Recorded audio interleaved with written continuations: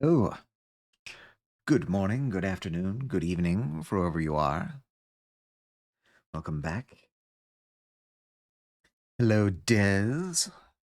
No, we've been talking already in chat, but hello properly from my voice to your ears. It's a lovely Saturday afternoon. I say lovely, it's 40 degrees Fahrenheit outside, but I have no idea what that is in Celsius. Maybe it sounds nicer. F2C 40 in Celsius. Nope, sounds like 4 degrees in Celsius. So we're in that kind of situation. Those sure are some chat rules. Which one are you referring to in particular? I basically just copy pasted my rules from the rules panel down in the thing. But hello, uh, Kana de Tachibana. That's a cool name. I like that. Do you mind if I call you Kana? Thank you for the first time chat. You got chat rules? I got chat rules. Yeah. Did you not have to agree to the chat rules to chat? Oh boy. That should have started a couple weeks ago. It's Japanese. I am French. I speak English. Don't ask. All right, cool. Kana, sounds good. Nice to have you here, Kana. We are here playing I Was a Teenage Exocolonist. A game which I have been thoroughly enjoying over the past few weeks. It's a sci-fi coming-of-age card-based game, which is always a little bit of a weird amalgam when I pitch it to people, but it's been really cool so far. Very cozy, very deep, very inclusive. Very many things. Atomica? Yes, Des. What is it? How can I help you? What the actual fuck is the first one? Well, I mean, so like the you've all heard of the golden rule, right? Do unto others as you would have them do unto you. Well, I mean, that's all well and good, but what if you don't value yourself very well? What if your standards for yourself and the other person's standard for themselves are a little bit different? You've got to account for that. So I say do unto others 20% better than you would have them do unto you to account for the subjective variance. Added math to it, now my brain hurt. Look, it doesn't need to be exactly 20%. It's the spirit of it. You know what I mean. Do unto others better than you would do unto yourself, in case the math is wrong. Also, we're getting solar energy on the new house. Ooh, very cool. Making a tank house. What is a tank house? You see my part of the house? Yeah, shoot it. What is a tank house?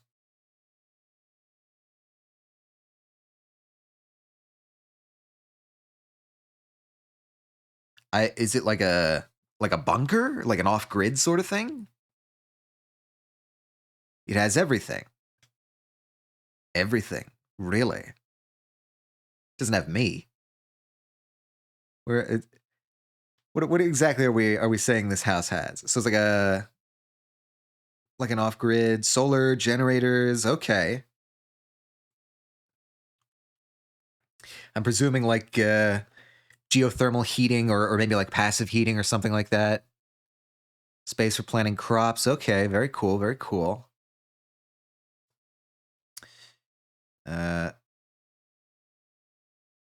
It is sort of zombie apocalypse vibes. The fiber optic Wi-Fi. Wow. 1 gigabit speed. Holy shit, you're upgrading to the Starship Enterprise over there. That's amazing to hear. Well, yeah, I certainly hope this is a longer term thing because this sounds like a really nice place.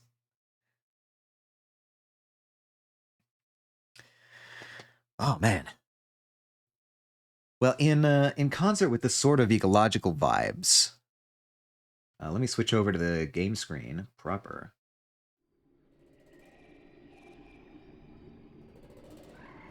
Oh, it didn't like that. Didn't like that button. That's strange. There we go. Okay. Do that behind the scenes. And I have 300 meg download speed. Takes like a full month to download Baldur's Gate 3. Dude, Baldur's Gate 3 is gigantic. Alright, let's see what this is. Ooh. Very modern, very sleek. Where's that red thing? I do like the energy of the single book laid horizontally on the shelf there. That is quite the energy. What is that red thing in the kitchen? Is that a window or is that a bag?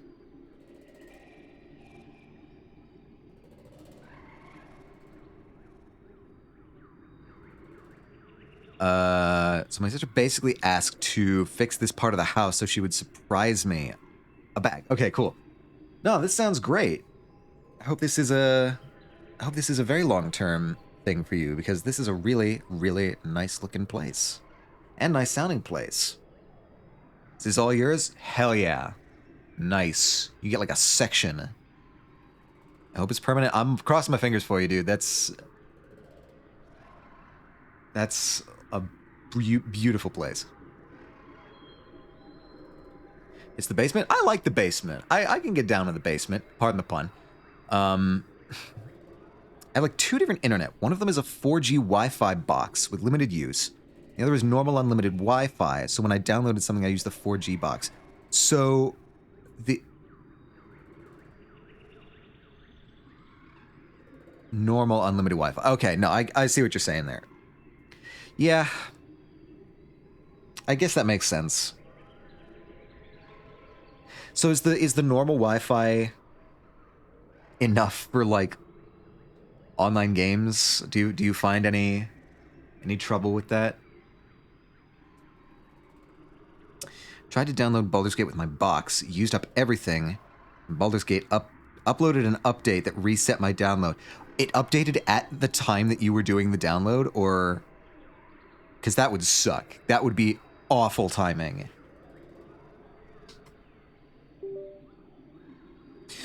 It's not gonna be given a positive Steam review for that update scheme. All right, so I was a teenage exocolonist. We are continuing. We just entered, what was it? 14, age 14, I think. We're very sullen, very broody, as 14-year-olds are wont to be. As I was downloading, I remember vividly the 99% on it. No!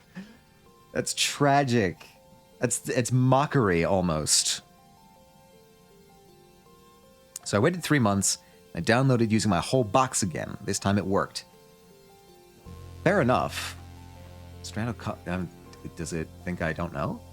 Does it think I don't know where I am? 100 gigabytes update. What? Is that... How big is the actual game? I don't remember. I have it downloaded. I just gave up and deleted the game. Yeah, no, I remember I have it downloaded, but I had to download it on an external SSD because it wouldn't fit on the drive of my computer. So... I definitely know it's a gigantic game. I don't have any dialogue around here, do I? I don't think I do. We go log hunting? Logs should glow. I'm not seeing any logs. I'm not seeing logs. Huh. Baldur's Gate is good. I sure would like it if I could actually play. Yeah, no, this is where I'd put all my Baldur's Gate memories, if I had them. I mean, it's just... I think it's just the fact that it's an absolutely massive game. There's no getting around it. What's out here? Whoa! VTube Elva? Hello! Welcome, welcome. Thank you for the follow. How are you doing this fine day? We're playing some science fiction coming of age story. Yeah, I know that. Oh God, every time I look at these things on the ground and I think they're logs because they are. Like the art is of logs, but they're not logs that I can pick up. They're not they're story logs, not gameplay logs. And this is my cross to bear. This is my chagrin. I remember playing the game with a friend. We had fun making our character based on exocolonist characters. Okay, so I assume it was exocolonist you found me through then. I have noticed that the fan base of this game is very dedicated. Like on Twitter, I've seen a lot of fan art. So it seems like a cool community. And I'm guessing that's how you found me. What? 2 days I got to play as Calm and my friend is Tangent. What classes did you pick for each of those? I'm curious. Because I can see... Okay. Real quick, excuse me, just double checking to make sure I remember everyone's names. Yeah, no, okay.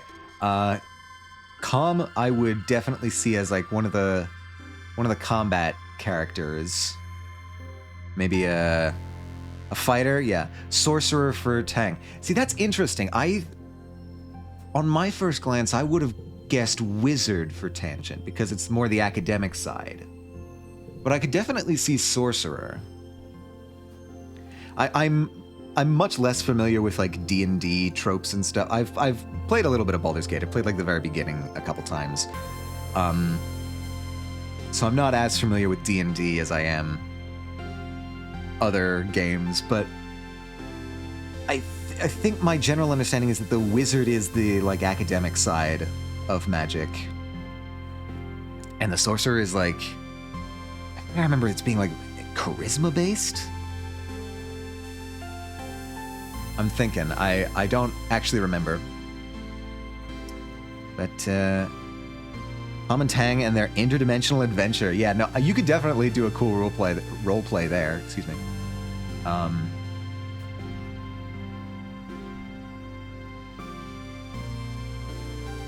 Tang fucked up in an experiment and got us on another world inside a Mind Flayer ship. I mean, it's occupational hazard with science, just sort of generic science. I don't think that that Tangent has a particular specialty, or at least not in my playthrough right now. I know there's a huge amount of variation in this game. Apparently I've already... Whoop! Astra? Astra, is that you? Estrada Riviera. And a subscription? What are you doing? What are you doing to me, man? You can't... Thank you so much. How are you? How are you? Congrats on the affiliate. Thank you very much. I appreciate it. How's things on your end? How's the NASA gig?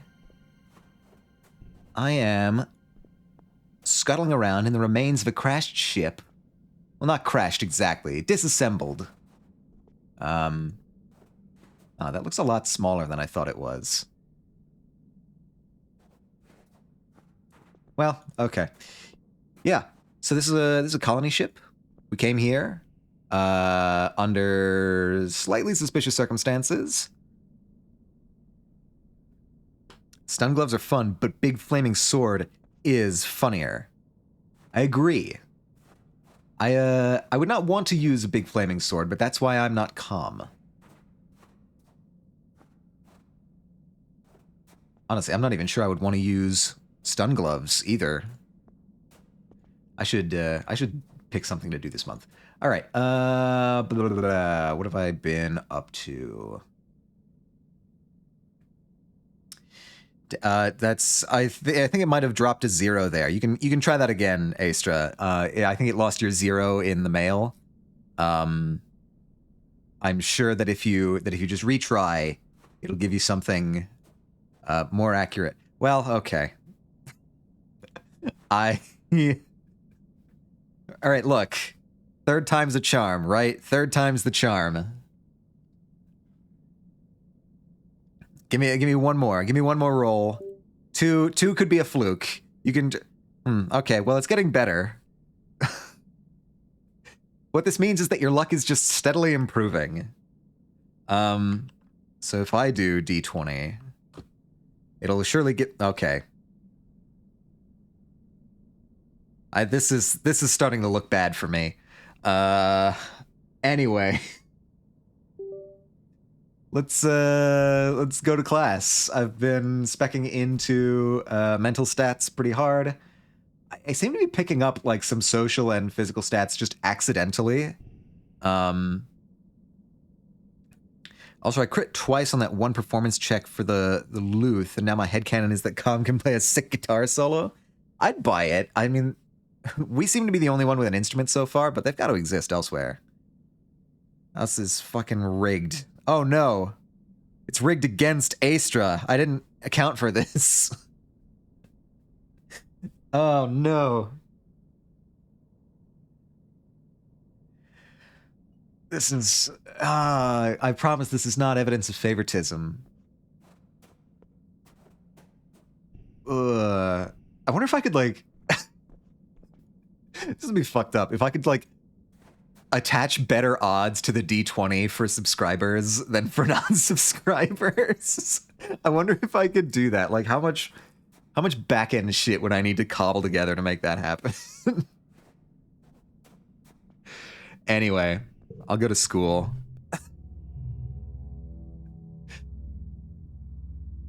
I gotta have some kind of bonus for the subscribers. It can't just be emotes, right? Yeah, okay, so you do keep improving. Like, every time you do better than the last time. Which is weird.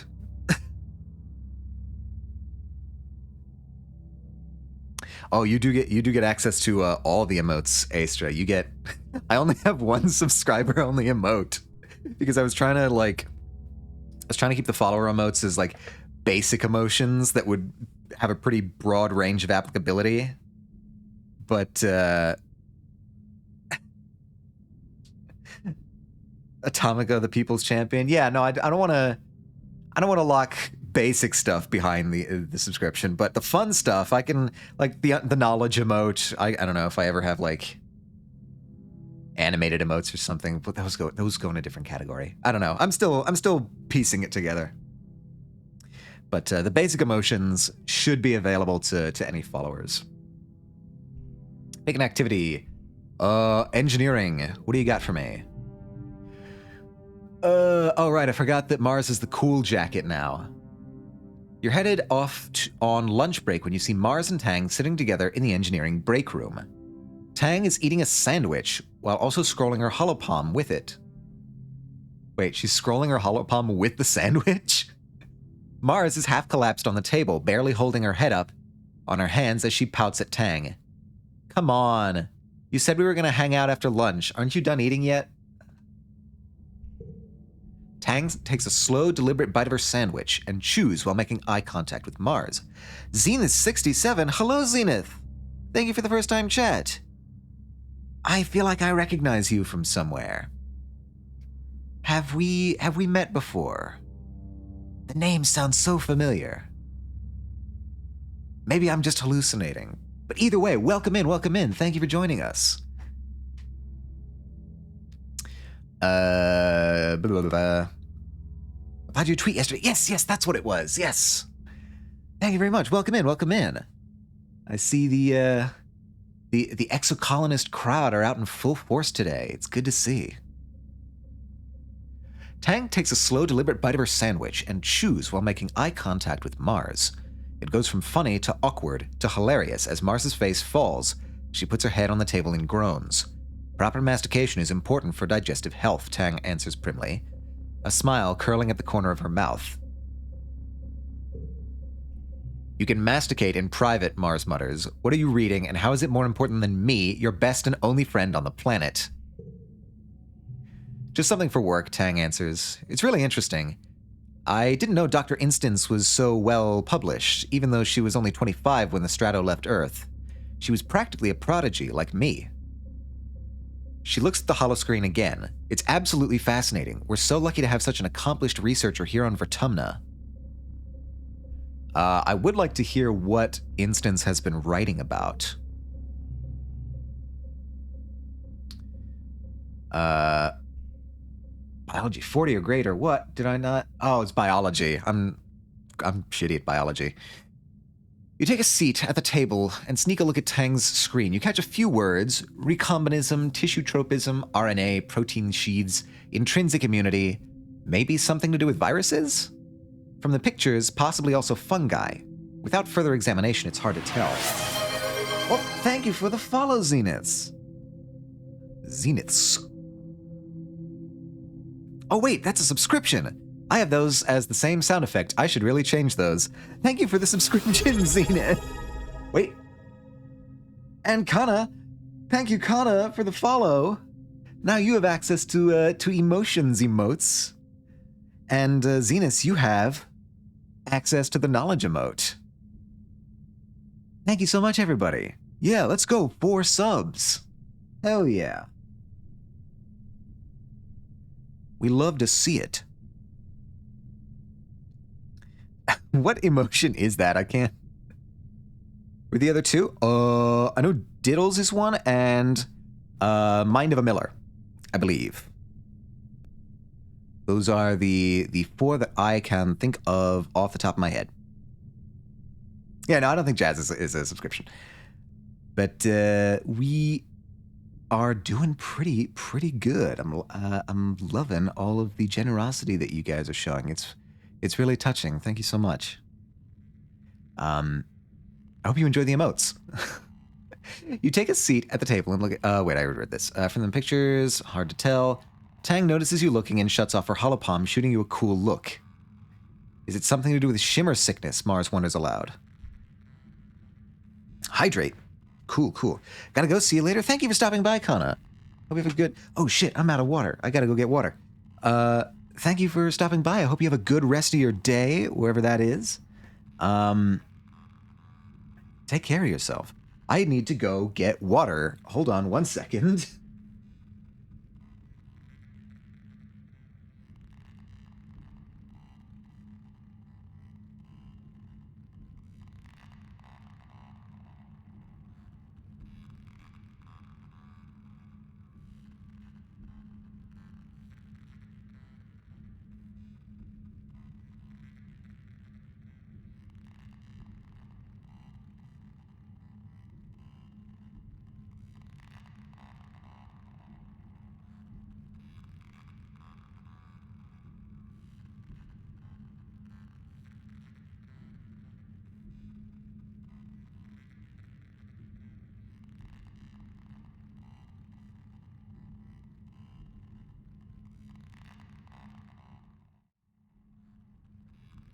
All right. Now I'm back with water. I am prepared.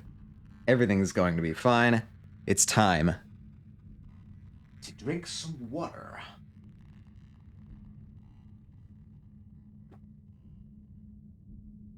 Ah. Lovely. Well, that's a cozy emote, Zenith. Zelda, hello. How are you doing today, Zelda? What's the sitch? How's it going? It's a Saturday morning for you. I hope you're enjoying your Saturday morning cartoons. Just woke up? Fantastic. We love to hear it. Get that sleep. All right, motorcycle outside my window. Don't look at me. I don't get it. Me neither, Marsad. I'm sure glad I didn't have to do all that egghead stuff. Sounds boring to be TBH. All right. Luckily, no one is making either of you read over my shoulder, Tang says, but takes another purposeful bite of her sandwich. You've been eating for like half an hour, Tang. Come on. Okay, is half an hour a long time to eat? Am I nuts? That feels like a normal amount of time to be eating. Please, can we do something fun before some rampaging Xeno eats us? We're both too pretty to die of boredom. Mars looks super cute even if she's mean. It's a cool fit, I won't front. The jacket is a little odd for my tastes, but the rest of the fit I think is pretty good.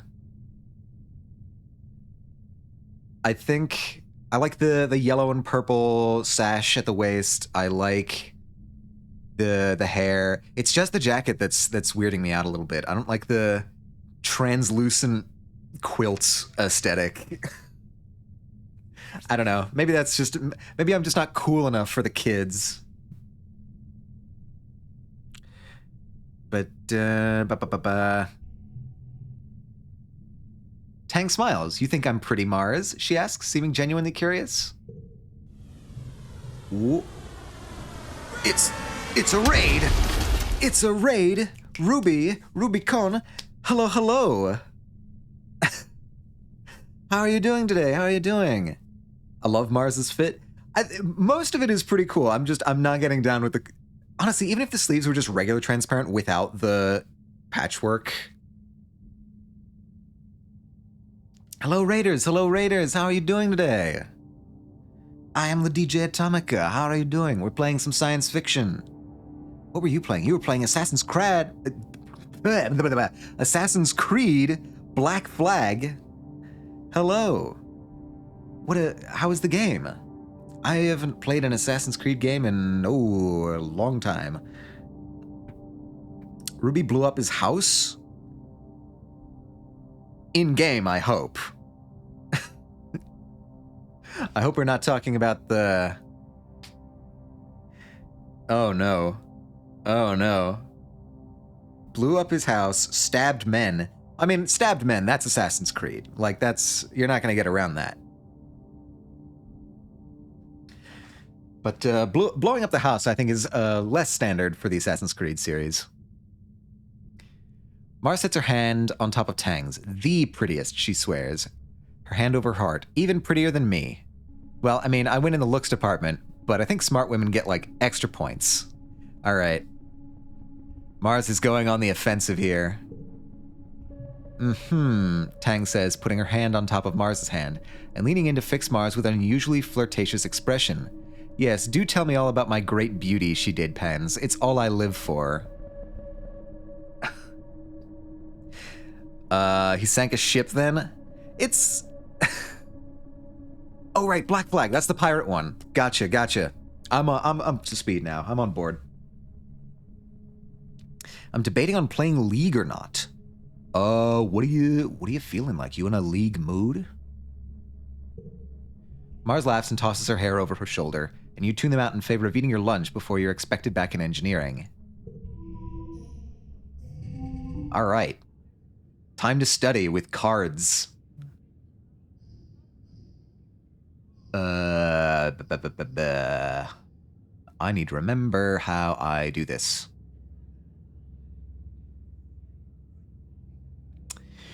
So that's gonna be like that. I can do... So, each gem on other cards. If I'm careful about this...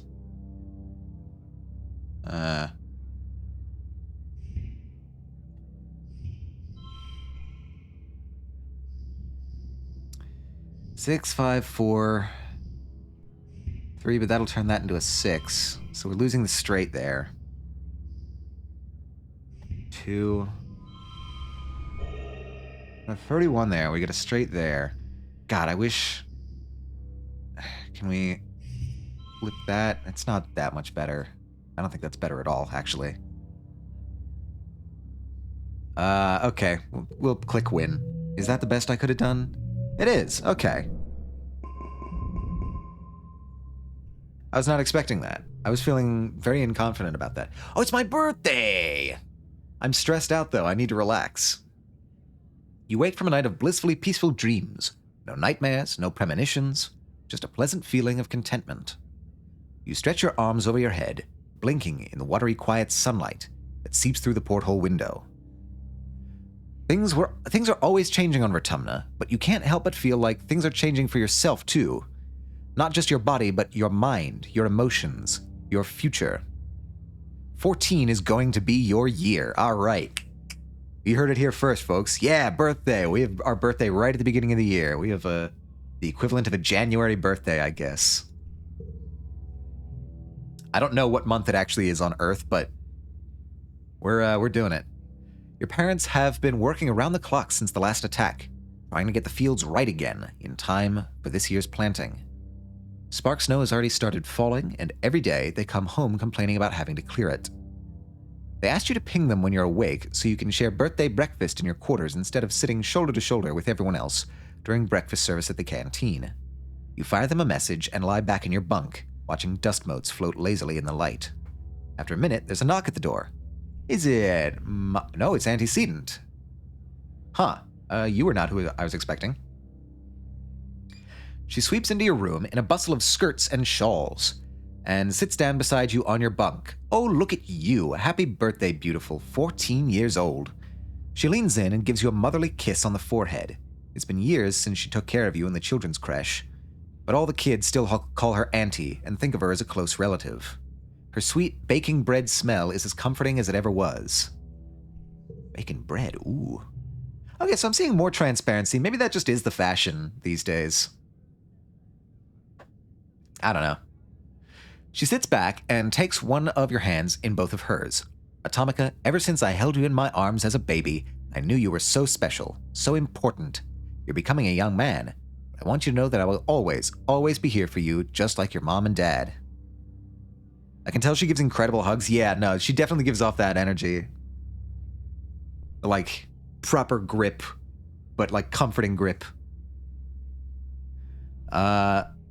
Smart for my age.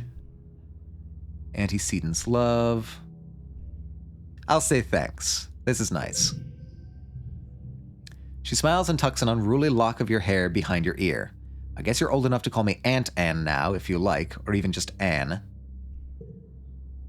Now come on in here. Give us a great big hug. You hug her, enveloping yourself in the warm and familiar softness of her. Over her shoulder, you see Anemone standing in the doorway. Well, her hair anyway. She's been growing it out, and there's no hiding it behind a corner. She skips into your quarters. Happy birthday, bud, she says, bouncing on your bunk. Way to get older. Enjoy being 2 years older than me for a few months. Oh, okay, it's the mismatch. I thought you were on your way to Medbay, Anne tells her, and Anemone shrugs. Anne turns to you. Annie is supposed to get her menstruation cessation implant today. Annie? Oh, she goes by Annie. Interesting. Anemone? Anemone? I don't... Huh. I mean, I can see it, but I don't know if it's the most direct nickname. Whatever.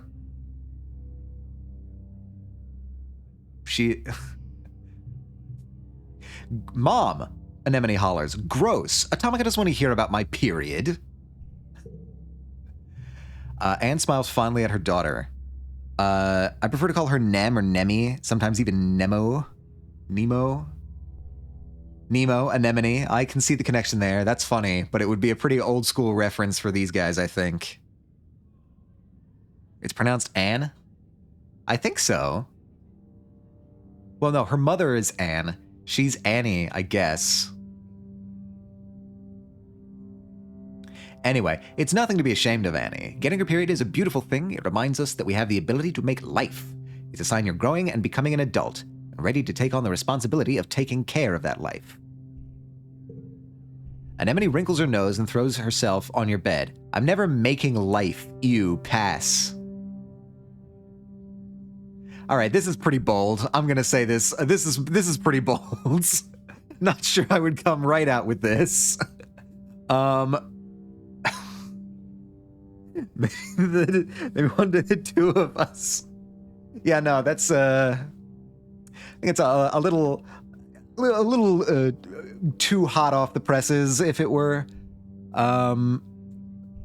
Grossaroonie sounds like a pasta. In front of her mom, too. That's a level of audacity that I can't even fathom. What's the matter, scared?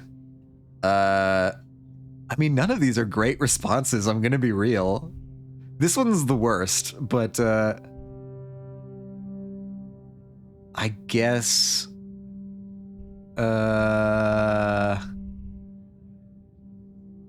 option 3, I am not I am not doing that in front of the mom. That is, God, can you imagine how embarrassing that would be if, like, someone in front, like, if you're a teenager, somebody in front of your parent is just like, hey, you want to have kids someday? No. Gross-a-rooney, I feel like that could be interpreted as an insult of just like, oh, I would never want to have kids with you. Let's go with what's the matter, scared. That's an anemone thing to say. Die of embarrassment? No, like, that would be awful. Like, how do you even navigate that? No, Anemone exclaims, punching you in the arm. No, of course not. It just super sucks that now everyone's talking about how I'm becoming a woman and how I'll finally look different than my brothers. Duh. She points at you. Don't you start too. I'll still kick your ass at sports ball, even with cramps. Yeah, you probably would. My physical skills are not great. Your parents finally arrive, still damp from the fields, and bringing in the smell of crisp, tangy snow on their clothes. Slay, Nemi. Absolutely. Absolutely slay queen. Sports... No, it's literally called sports ball in-game. It's so hilarious. The implication being that, like, it is the only sport. Like, there's no other sports. There's only sports ball. Your parents finally arrive, still damp from the fields, and bringing in the smell of crisp, tangy snow on their clothes.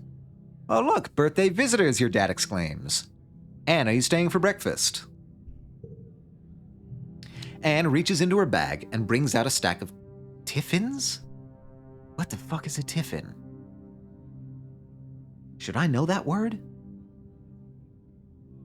No, thank you, but I brought your order with me from the kitchens, seeing as I was stopping by.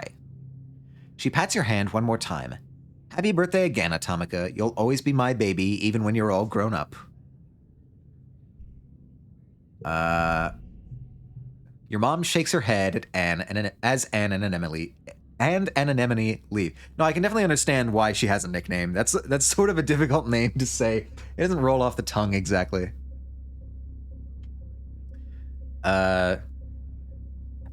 Oh, Anne, she laughs, sentimental to the core. She starts laying out the cutlery for breakfast, but I don't know how the colony would manage without her and the children's creche, she says and pokes a fork at you. Points a fork at you. Family is more than the people that birthed you, Atomica, and don't you forget it. I'll never forget it. I can't remember anything. I can't forget if I can't remember. Mid-quiet. Hell yeah, I need to rest. I need a break soon. But first...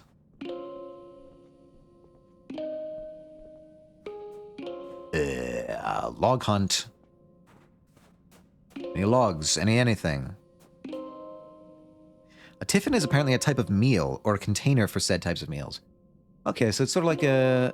How did I walk through my mom? Tiffin's an Indian way to say light lunch. Oh. I had a tiffin before this then. I had a breakfast sandwich for lunch. Don't think about it too hard. Cool. So, unbeknownst to me, I was just simply getting in the role of playing this game.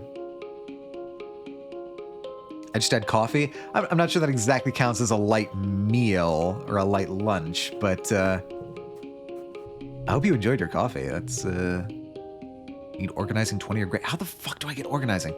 I guess I would need the other job. Jazzmanian, welcome, welcome. How are you doing today? Last seen playing Frog Detective 1, The Haunted Island.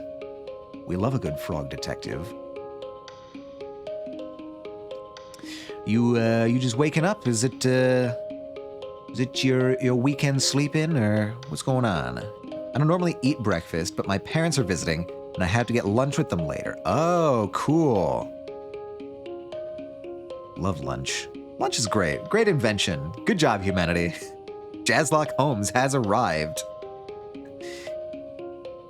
Yes, yes, yes. Everybody is saying hello. Hello, Jazz. I'm relaxing in the lounge. You spend several hours of a day obsessively checking the local holonet for updates. With so few people in the colonies, social media can be very dead. It feels like you're talking to yourself sometimes. Woke up and waited until 11:45 and fell asleep again. No, it's one of those days. It seems to be the consensus around Discord is that, like, everybody's tired. It's a tired day. You try to start a few conversations, but most people are busy at work or school. We took the month off. Minus 100 stress. Hell yeah.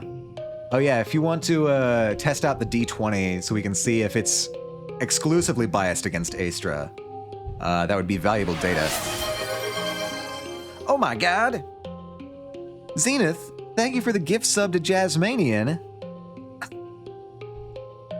Thank you so much, I really appreciate it. I was also up late because friend watched along last night. Oh yeah, cool.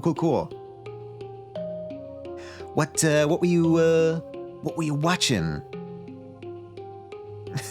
Jazzmanian rolls a 20. God damn, Astra, did you like insult the dice at some point? Oh hey, my thing isn't reacting anymore. God, this PNG. PNGY. We watched nitpicked the Netflix Avatar the whole time. Yeah, I've been hearing unfortunate things about it. I've seen some clips of it. Like, all right, let's see if I can run this program again. Yes, Jazz gets the knowledge emotes, yeah. Oh, sorry about that. The disconcerting fly-in. Sure, MV7. All right, there we go. It's bad. Yes, there is a D20 command. Made it until like episode 4. That's rough. But better than the movie. Okay, like that's a low bar, but fair enough. We'll accept better than the movie. It's not like absolute garbage, but it's not like I would recommend it to anyone to watch. Yeah, so like as an example, like the actors I've seen so far have been pretty good. Especially Aang. The actor who's playing Aang, the kid they've got to play Aang, is great. I love him. The thing that, yeah, since we're all big Avatar fans, like it's just sort of why. The thing that I saw that really sort of raised red flags for me was the conversation early on between Zuko and Iroh when they're deciding like how to pursue the Avatar now that they know he's back. No wing staff? Bro's just flying? What? That's a crime. I hadn't seen that yet. The thing that gets me is they're having this conversation and Zuko is telling Iroh that, like, I have to catch the Avatar to restore my honor. But, like, Iroh is one of the only people who would already know that about Zuko. And Zuko is telling him that. The original Avatar was such a great example of naturalistic exposition where it's just characters telling each other, like talking to each other as if they were people in the world who knew things about their world. And it was just this really nice, natural way to get exposition across. But this was just so clunky. Like, it's Iroh. He was in the room when it happened. He knows the situation. Why are you telling him? Oh, hello, Echo. It's like a lot happening in a single episode. Yeah, no, I've seen that as well. I mean, there's a lot of story to get through in Avatar. And condensing it down to 8 episodes, even hour-long episodes, is pretty rough. It's time to practice your single ladies dance. How do you know I've not already been practicing? How do you know that's not what I do when I get out of bed in the morning? I practice single ladies. I'm okay with the genocide explanation. Big festival all gathers. Pacing isn't great and there's no breather at all. That's true. I also noticed that there's like less comedy. Avatar was really great at balancing comedy and drama.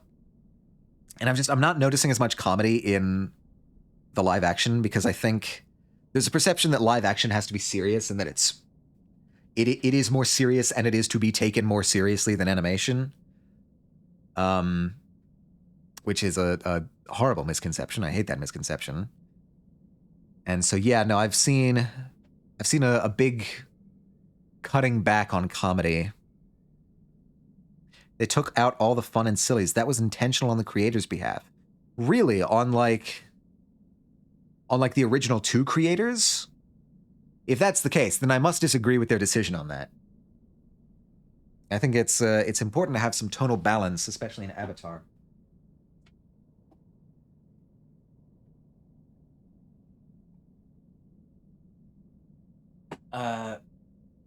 No, the Netflix creator, the original 2 left. Yeah, no, I had heard that, so that was among the many reasons. Okay, no, I can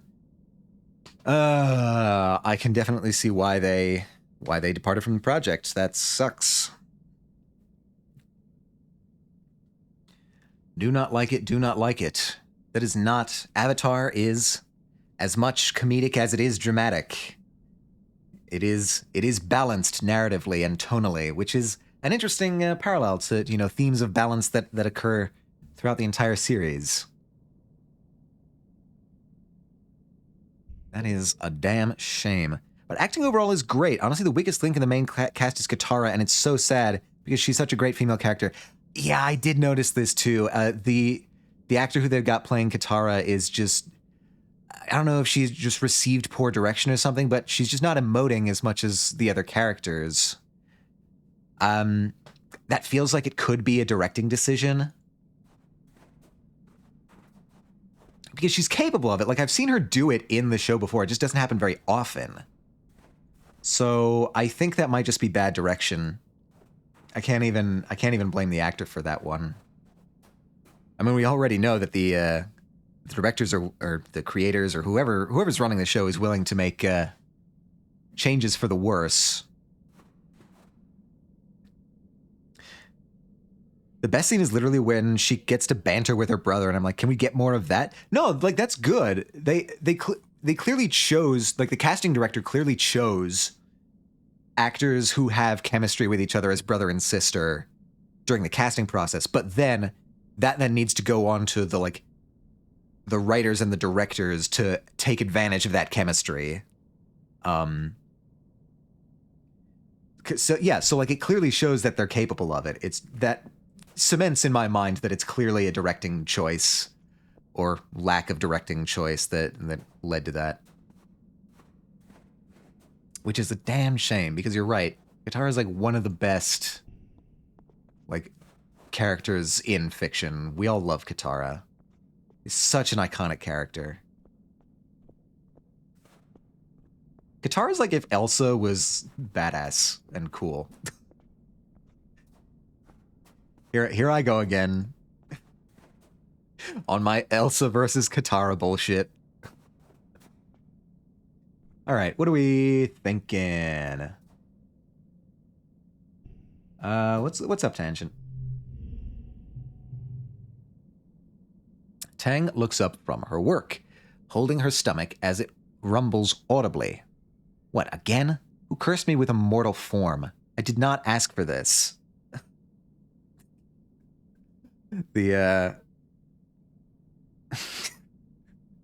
I can't get over the little, globules, the little round guys. That was a choice made out of pure expediency, but I kind of like it. I'm kind of happy I went with that. Also, yeah, organization is through the Depot Mars area. Ah, gotcha. That also makes sense. It's like a political thing. She reaches into her bag and pulls out a protein bar.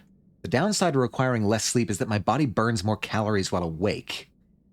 My caloric intake is much higher, similar to that of a bodybuilder, which is fitting as I do have the strongest brain in the colony. That's fair. That tracks, metabolically speaking. I can get down with that. Waiting for the MWC emote? Oh my god, wait. Wait. I do have an MWC emote that I made a long time ago for Panda's Discord server. Wait a minute. No, like if you go into Panda's Discord server right now, you'll be able to see an emote called Envy. And oops, I still have that open. Where is you? Where is you? The emotes. Yeah, no, it should be like right up top. There's an emote called Envy, which is like 2 eyes looking over the crest of a Miracle Whip chicken. I wonder. Do you think I could just use that one? I did make it, but I made it for pandas. I'll ask him later. I'll ask him if I can use that. If not, then I'll just make a ball of Miracle Whip chicken. Need a squish emote for the stress balls. Yeah, unfortunately, animation is a bit beyond my capabilities at this point. So I'm going to need to, at the very least, contract that out. Or learn how to do animation. It's the Rayman looking face. Yeah, that's the one. That's 2 eyes, like, peering over a Miracle Whip chicken. I even included the oregano in the details. Not that you can see that on the Discord. The emote is too small. All right, so I'm officially a teenager. Should I start flirting? Is this a good time for flirting? I mean, I suppose if you have to ask, the answer's probably no.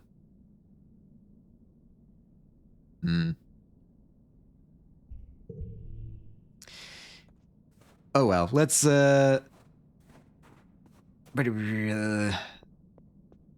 have flirted before. I'm not trying to go the anemone route this time. I'm trying to go the tangent route.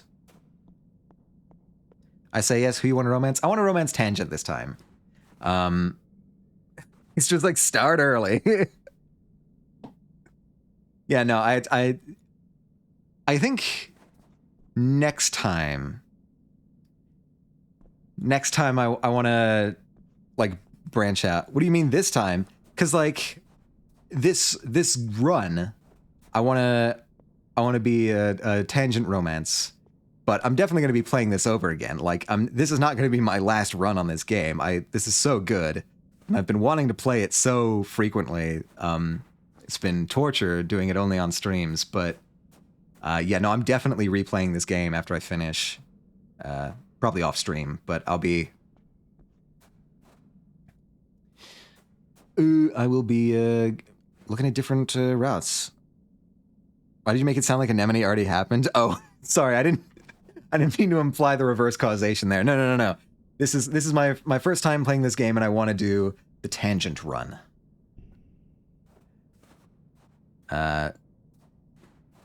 Maybe next time will be an Anemone.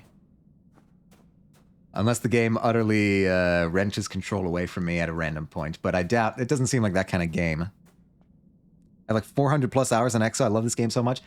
Hell yeah. It's really nice because it's essentially a story-based game, but the little addition of the card games for the skill checks is such a nice like change of pace. I really like it. And it's just generally well designed and it looks cool. All right, so I say yes.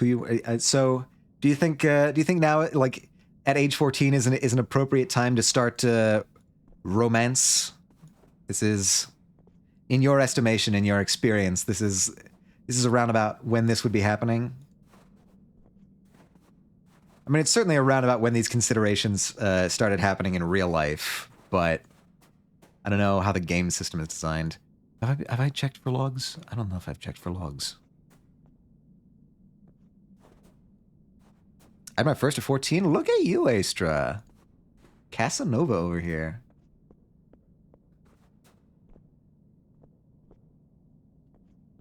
All right, let's... Tang is a little tricky at first, though. Got to break down the wall. Yeah, all right, so...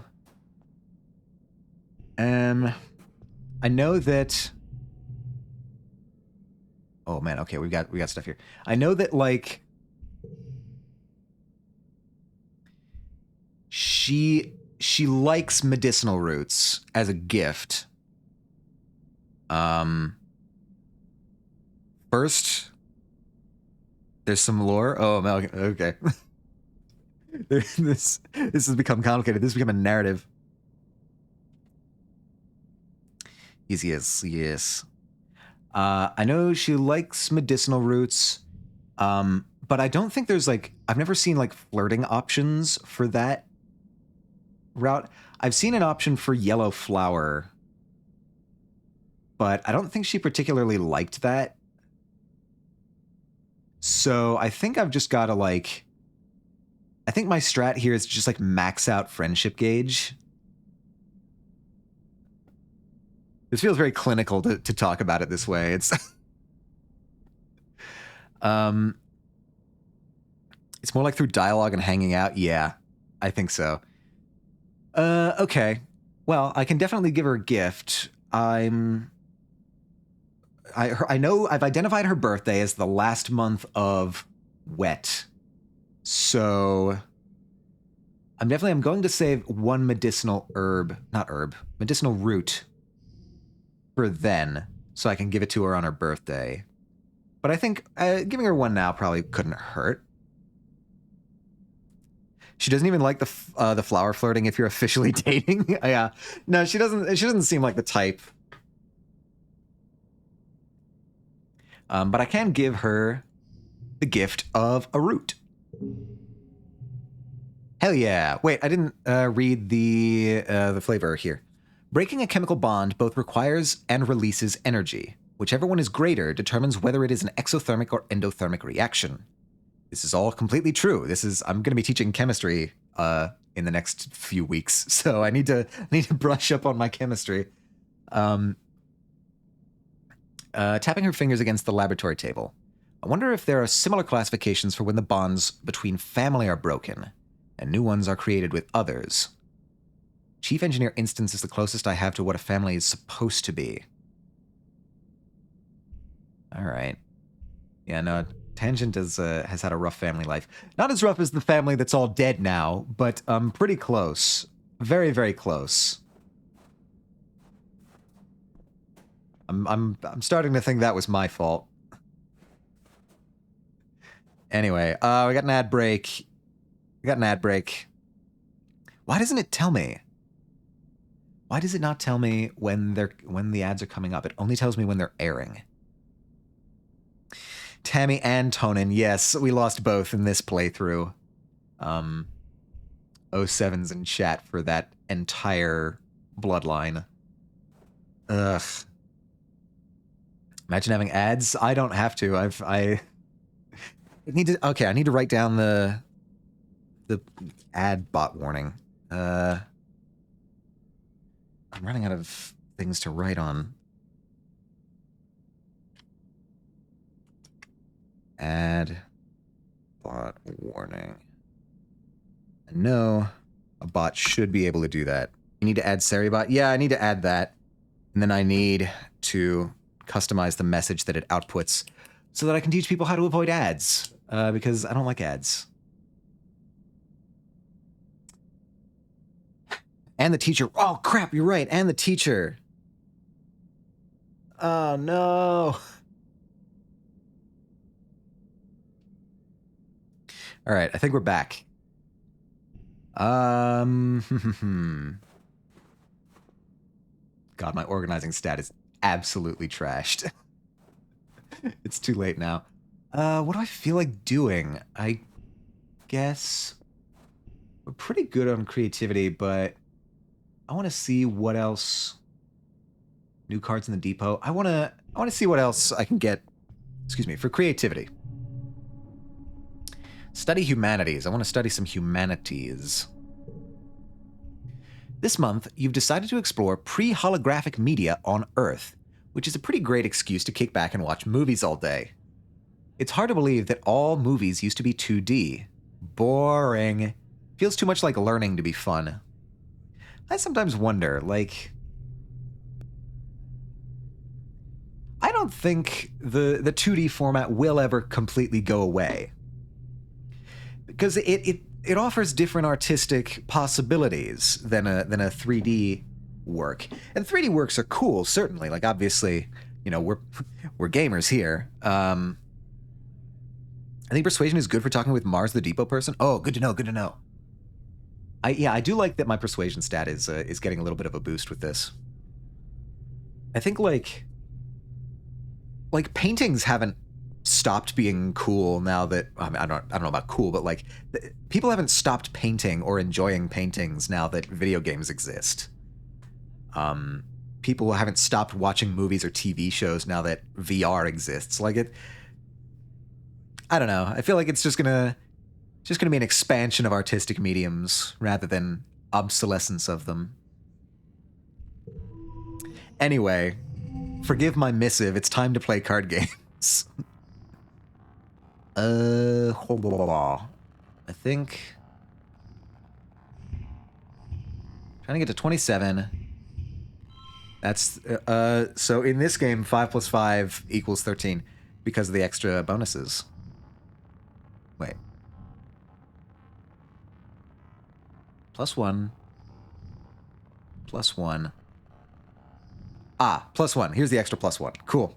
I was like, wait a minute.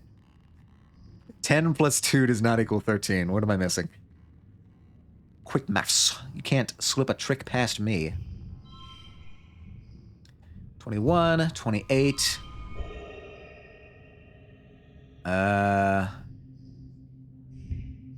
33. Holy moly. Look at all that. That's the ticket right there. Super goal is 32, and I beat that as well. Hell yeah, I'm so humanities. I'm such a humanity. Breakfast time, BRB. Have a good breakfast. What are you thinking of having? I'll ask you when you get back. I am curious what everybody's having for breakfast. I had a really delicious breakfast sandwich today. I got a hamburger bun. I grilled up some sliced turkey. I got a over medium egg, some Swiss cheese, and some sriracha mayonnaise. It was a really nice breakfast sandwich. Oh, log! My favorite. These logs, I've been told that they're important. Sounds so delicious. Yeah, no, it's really easy to whip together, which is nice. Breakfast sandwiches in general are like, they really... Dad has dialogue, yeah. I'm just doing the log hunt. I always do the log hunt before I do dialogue. The ratio of like effort to taste for breakfast sandwiches are like it's so good for so little effort. I think I should have said taste to effort ratio, but hey Dad, what you got? What you got? Making sure you don't miss it again. No, I get you. Thank you for pointing it out. Don't stop pointing out things that you think I missed, because the odds are good that I missed. You can hear your dad sneeze all the way from engineering. It's explosive, like he's trying to scare away predators. Oh, that's right, it's pollen season. Is that actually, I forget? Yeah, pollen season. He's wiping his nose as you approach on a handkerchief blotted with shimmering pink.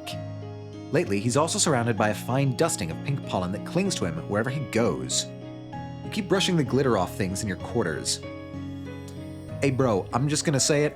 Where's your fucking respirator? Are you wearing your respirator?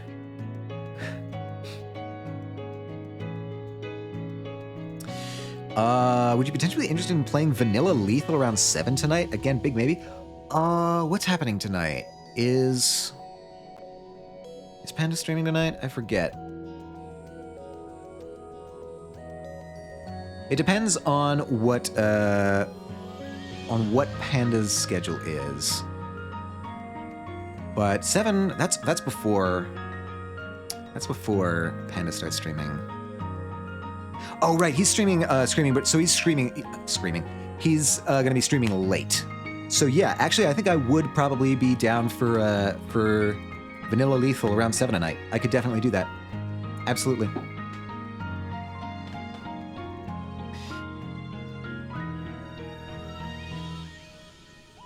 Fantastic. Sounds like a plan. Keep you updated in DMs? Cool. Yeah, no, this guy needs his respirator yesterday. He needs it like 3 years ago is when he needs it. He's one of the, please tell me our dad isn't an anti-masker. He gives you a hug and brushes pollen off your shoulder, laughing self-consciously. You haven't heard him laugh much lately. He's been working hard trying to improve the colony's food supply. He's showing signs of malnourishment too, though your mom is worse. You're worried for both of them. Your dad's skin is kind of shiny in patches. He sees you staring and rubs his hands over his arms. Sparkling dust poofs out of him in little clouds, scintillating in the light. Oh yeah, that's a new symptom, he says. Seems harmless though. Bro, the fungus is using you to reproduce. This is not normal. This is a medical emergency. We can't keep ignoring this.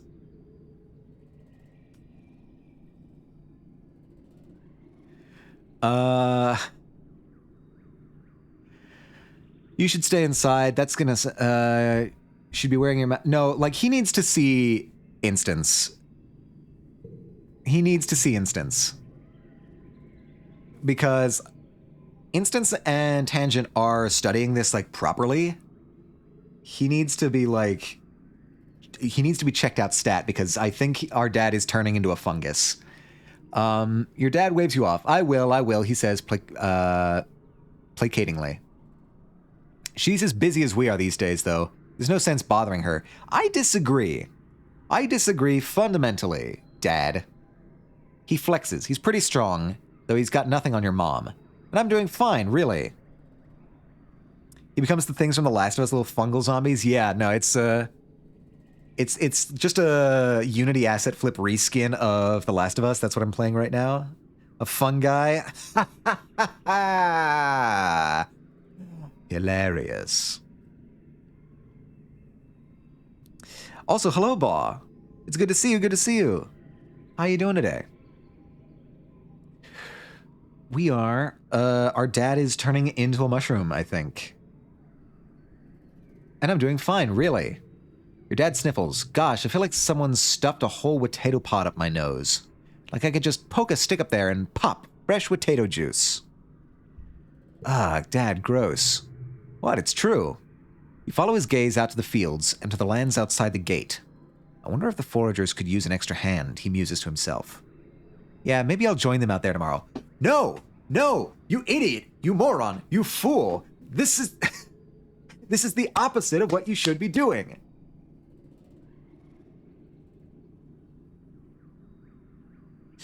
I cannot condone this. This is awful. Our dad is just like blatantly ignoring a very obvious... How is anybody taking any illness at all lightly here? We are in an alien... we are in an alien ecology. Our entire biome is like has developed along completely incompatible lines. How are you not outside in hazmat suits? I can't wait for you to get through the pollen plot line. I am getting bad vibes from the pollen plot line already. Pretty excited, waiting for sushi to arrive. Ooh. Hell yeah. I say hell yeah. I've never had sushi. I've always wanted to try sushi, but I'm always like, I don't want my first time trying sushi to be bad sushi, and I know it's really easy to get bad sushi. So I've just always like never pulled the trigger on actually trying sushi for the first time.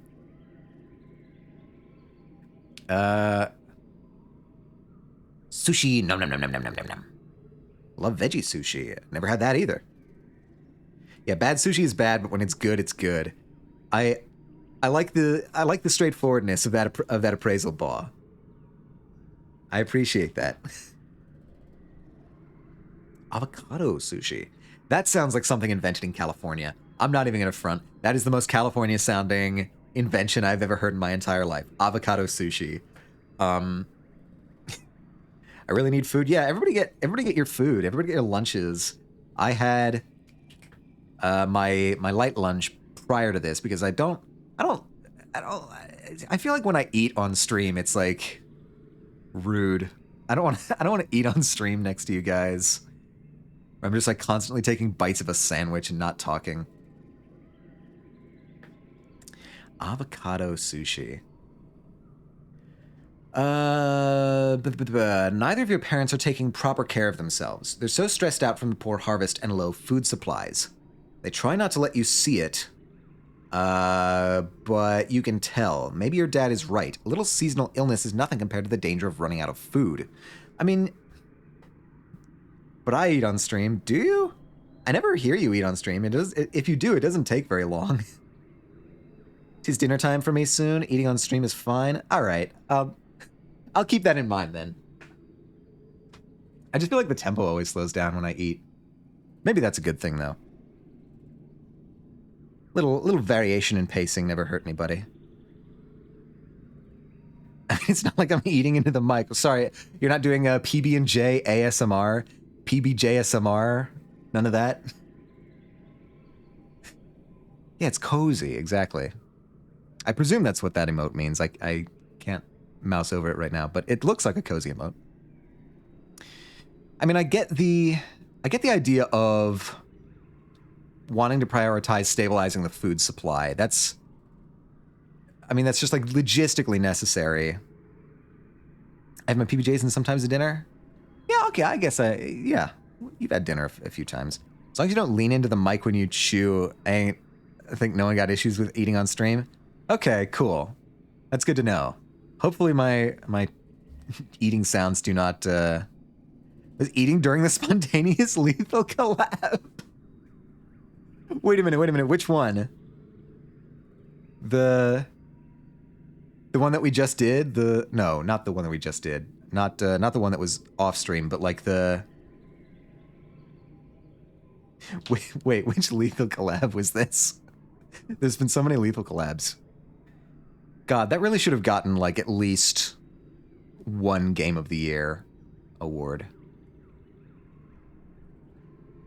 Did it get like one where I tried to push Jazz towards the giant, where everyone broke in my stream and chanted for lethal? Right. Yeah, no, okay, I get what you're saying. The one where you got swiped by the giant. I think it's because it released so late in the year. Yeah, like I know that the Steam Awards gave it like best with friends or whatever, or something like that. And I think that was probably like one of the most accurate awards that the Steam Awards gave out this year. Because like, goddamn, that's like...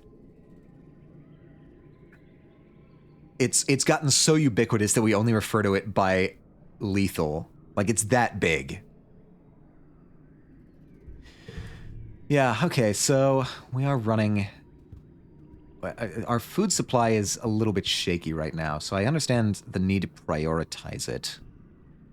But at the same time, I can't help but feel like we're getting turned into fungi.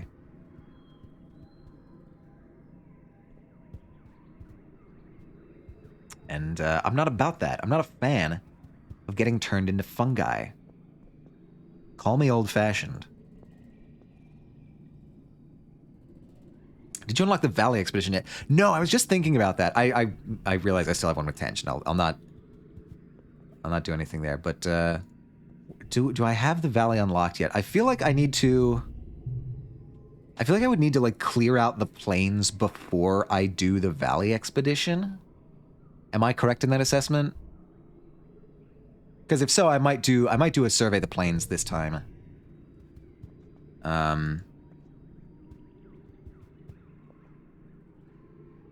Yeah, that's what I'm thinking. Hello, Tangent. You spot Tangent leaning against the wall outside engineering. She's yawning, rubbing her eyes, and staring off into space. You just got to explore and Utopia will tell you. You might need to do that. If you can't remember. Good for stats regardless. Yeah, no, So, Zenith, is it just sort of like doing a certain number of exploration missions unlocks new areas? Oh, Atomica, I was just taking a short break.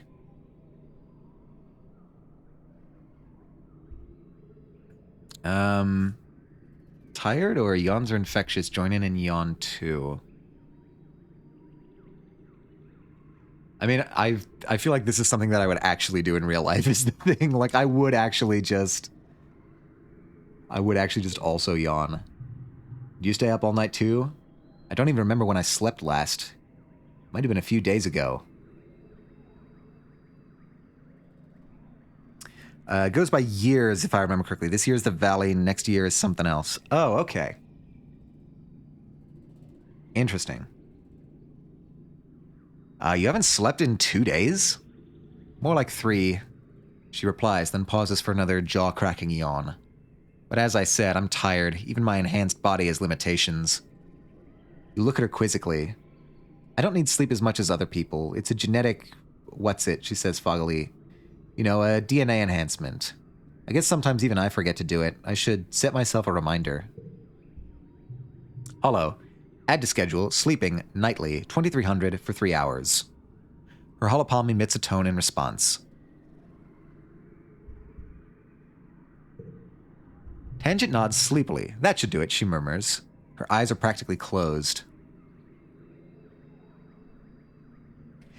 No, you need to fucking nap, girl. Tang follows you obediently into the engineering wing, too tired to protest. You slip in a medbay and grab a blanket and pillow off a shelf. By the time you return, Tang's already fallen asleep, curled up in an egg chair in the waiting area. You gently place the blanket over her, and she hums happily before going slack with much-needed sleep.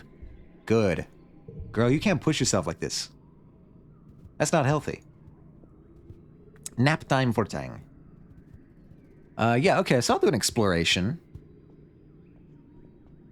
Why did I say it weird? Exploration. There we go. Let's do the plains. Woo, exploring. We love to see it. All right.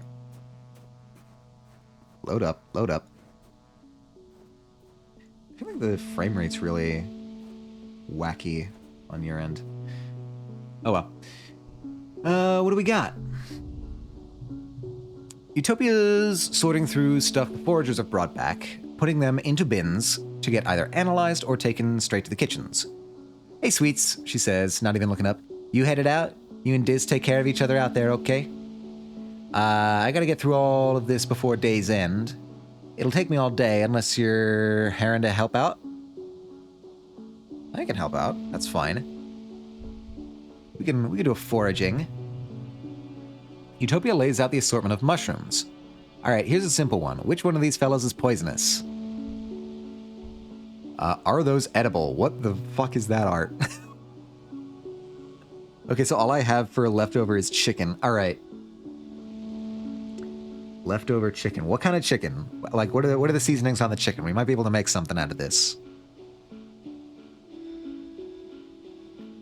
Perception 20 or greater. Oh, wow. I didn't know I had perception 20 or greater. Oh, fuck. Oh, fuck. What's, my fridge is empty? That's not a good thing. You gotta make your fridge not empty, Ruby. What do I eat? Well, I mean, not anything in your fridge, clearly. It's like your classic grilled chicken seasonings. There's a torta de asada. Ooh. Very nice. Yeah, I was thinking like maybe some kind of sandwich or wrap with the chicken. Like if you got any like extra bits and bobs, beans or cheese or something. I could make fried rice if you have leftover rice. Ooh. Noodles mixed with the chicken. These are all good options. Ball's providing a lot of really good culinary choices right now. They ate the rice leftover. Crimes, criminals. Get rid of the lot of them. I can't hear, but I just wanted to tell you I saw your live post and immediately wanted toast. The toast bug. Might order something hard debating. I mean, is there literally anything else besides chicken?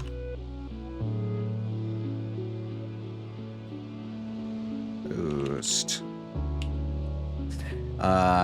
As a professional foodie and hobby chef, I know my stuff. Oh, that's really cool. I'm like, I don't know, I'm an okay hobbyist chef. I do like cooking, but I don't get the chance to do it very often. Just sort of the nature of the situation right now, but I do like cooking. It is a bit of a time investment, though. There's cinnamon swirl bread. Out of milk, but I made a cold brew. Okay.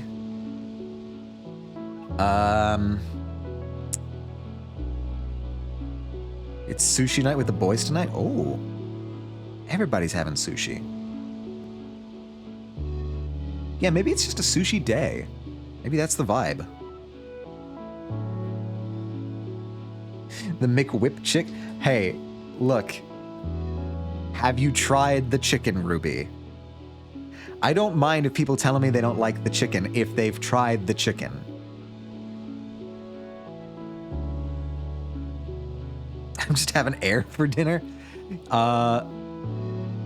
If you have chicken and Miracle Whip, I can recommend the recipe. Yeah, I'll pick the right ones. Mushrooms? You got this. You know what kind of mushrooms are served in the canteen, and it's easy to pick them out of the assortment. Hell yeah. Great work, Sweets, Utopia exclaims, a big smile on her face. You're a regular pig. Don't worry, that's a compliment. On Earth, they used to use pigs to sniff out buried mushrooms. Go out there and dig us up some, why don't you? Oh yes, Valley Unlock. Hell yeah. Finish up what you were doing on the survey team, come back next month, and I'll put you with the foragers. You'll be in the Valley of Vertigo. It's one of the best places to forage for wild berries and other edibles. Okay, cool. And we also, hopefully, we get to pick up a sample to use for the analysis of tangent and maybe also instance. I forget how closely together they're working on this, but is this Utopia romanceable? I have no idea. She is like probably twice my age. It might be exactly twice my age. What's the actual like what are the numbers here? I'm 14. She's 26. She is almost twice my age. So I don't think romanceable. Yes, but only under specific circumstances. Oh, interesting. I feel like that's the general addendum that you have to put at the end of every answer about this game. It's yes or no, but under specific circumstances. I also haven't had Wendy's in a century or ordered food. If you're in a Wendy's mood, that would also be interesting. Hot alien mommy. All right, calm yourselves, everyone. We have work to do here. We are 14 years old. Yeah, no, everything has to come with qualifications in this game. We got a log, though. 5 minutes and the sushi will be here. I shall feast to this stream. Hell yeah. That is some pretty rapid sushi, I gotta say. I don't know. Maybe it's just because I live out in the suburbs that it takes a while for everything to get to me if I order it, but that's pretty quick sushi. Hop on the sushi train, Jazz. Have you noticed Utopia's feet, by the way? Zenith, what a thing to ask someone.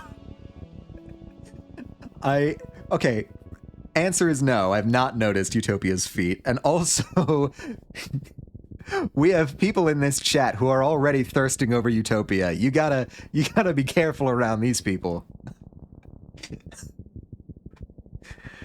I'm gonna text the roomies to see what they want to do because they're buying groceries. Yeah, that's a good idea. Oh, it took them like 20, 30 minutes. Promise it's not a feet fetish. Wait, okay, fine. I'll let that through. Allow.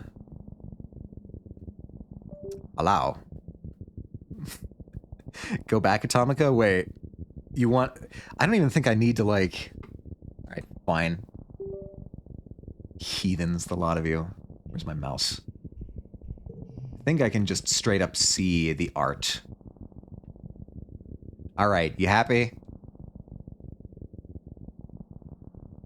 bunch of weirdos on here, on my Christian stream. Yeah, no, I've noticed, like, some, like, hybridization going on in the species. So I'm wondering what the lore reason is behind that. It can't all be genetic modifications, can it? I suppose it could be. Over a long enough period of time, it could be gene mods. Is it cat feet? It looks more like animal feet, yeah. It's sort of, you know, general non-human feet. It's her augment? Oh! Right, because anemone has the scales. Okay, so that makes sense. That fits lore-wise. It's a cloudy day. You hear the crash of thunder from somewhere nearby loud. Somewhere nearby, loud. Sounds like it's getting closer. Oh, I think that might be somebody walking. Suddenly, a massive, impossibly tall something punctures the low clouds and slams into the ground ahead of you. It's as tall as a skyscraper and a meter wide, covered with chitinous bone, like an insect. You think it might be a leg? Oh my god. And you found out Tang's augment. Yeah. I found Tang's augment pretty early, I think. Just by happenstance, I guess. Another crashes down, then another. The creature's body must be up in the clouds, so high you can't see anything but the legs. How are we just discovering this? After years on this planet, I feel like this sort of creature would have been pretty visible. Perception 50 or greater, I'm not there yet. Oh god, I'm so close. I'm so close to being able to do that check. What would that have gotten me? That's one big something. Cool. Excellent observation there, Atomica. You're in shock, and your body simultaneously screams at you to stand still and run. Run. You blindly pick a direction and scramble that way. You can sense a shadow descending from above you. Something suddenly hits you from the left, and you're flung sideways off your feet. A moment later, one of the massive legs slams down right where you'd been. Another second, and you'd have been flat as the grass underneath it. When you look at what hit you, you look up to what hit you, but it, or they, is already gone, having saved your life.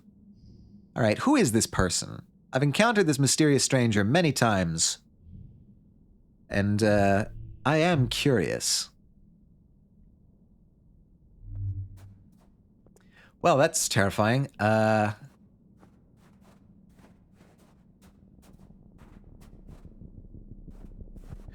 What do you got here? A mass of dead bushes blocks your way. Love it. Love the foliage here. They have pointy spines on the side, the size of short swords, but they look very, very sharp. Crawl through it? Absolutely not. I'm just gonna go around. Log.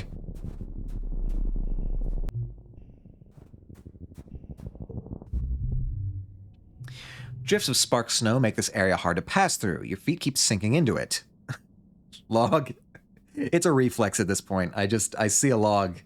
Must acquire log. Your feet keep sinking into it, and you have to get them free with every step. The only way forward here is to an especially deep area. Grab my exocolonist copy too. Every time she sees me playing this, she's just like, I'll play some exocolonist too.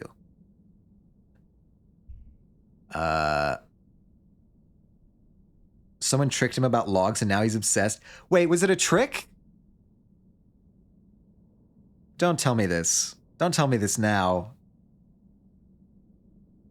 Have I been mistaken this entire time? Yeah, I have to start another run? Okay. You don't know. Got it. Great. I don't believe you. I think you know. I think you're trying to keep up the gambit.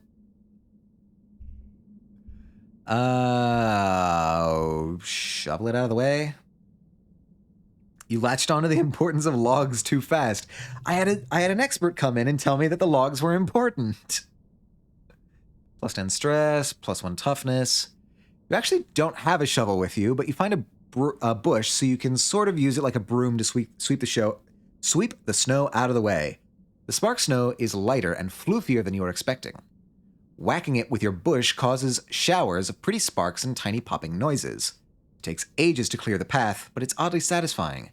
Hopefully, the next surveyor through will appreciate your hard work. I actually wrote out a guidebook for myself with everything about the game I could write. Logs are very handy. You could always stream Exocolonist, Jazz. You could do that.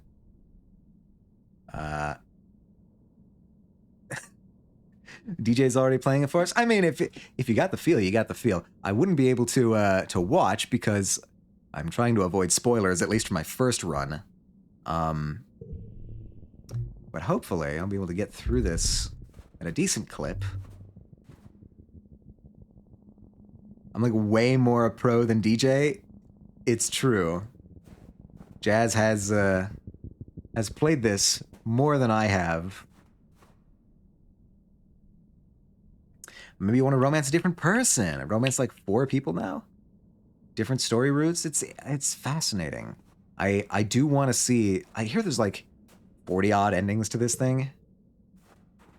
So yeah, I'll definitely be replaying this on my own time.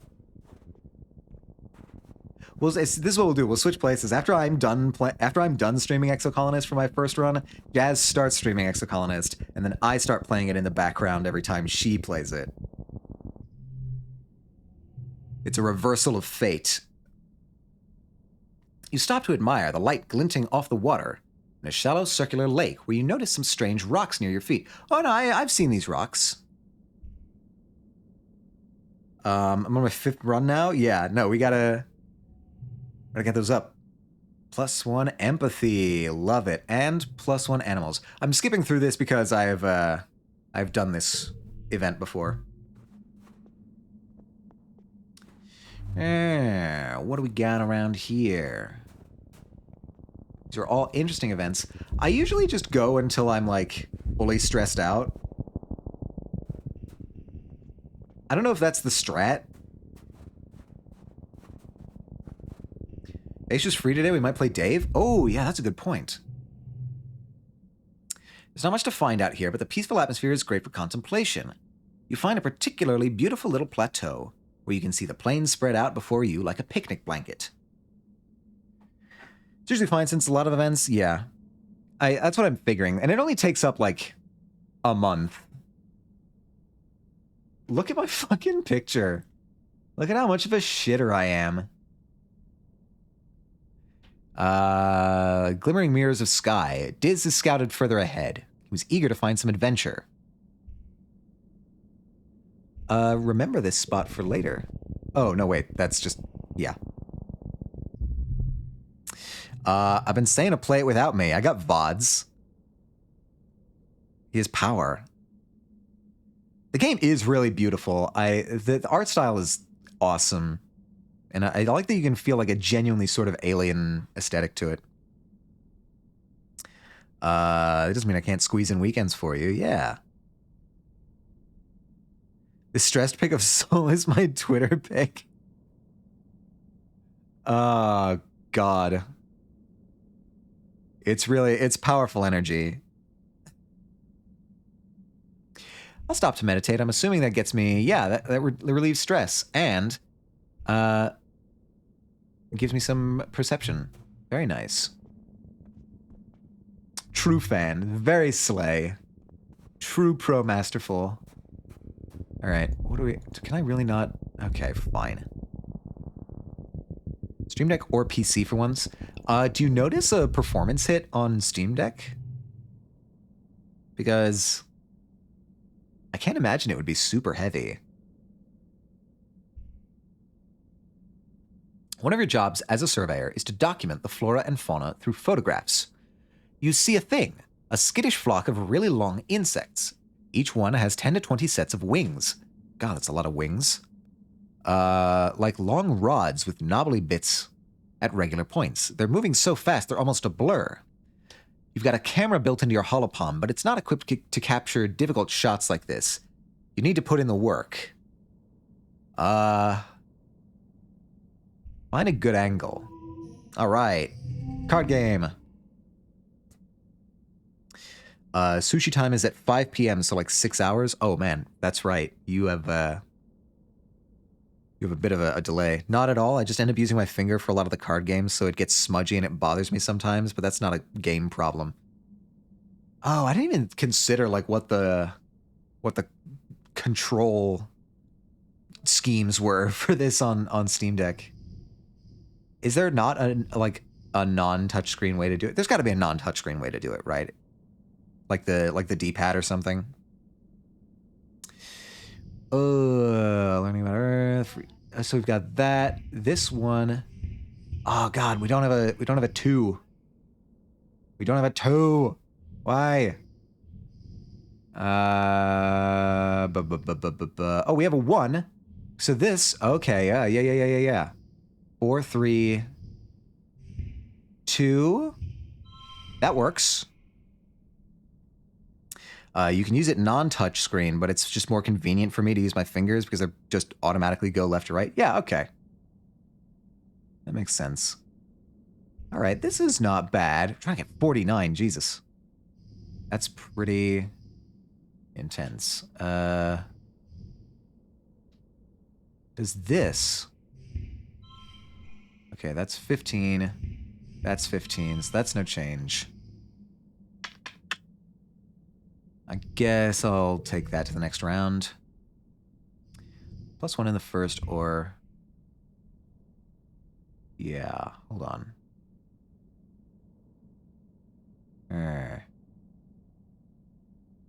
+2 in the first or last pane. So that's...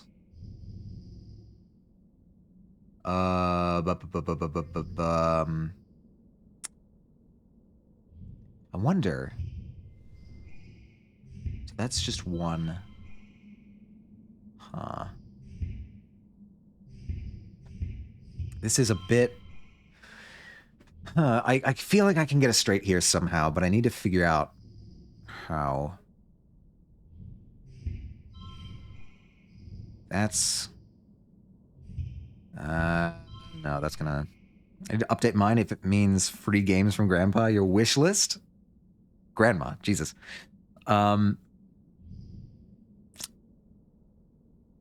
Diddles added Exocolonist to their wish list. Oh... Interesting. It appears that we might have made an impression on him. Steam games are the easiest for me to get. No, it's super convenient, especially like being in a game-centric community like this. It's fantastic gifts. This game itself was a gift.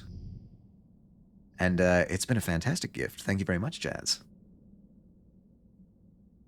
Biomutant is on there and the game is trash.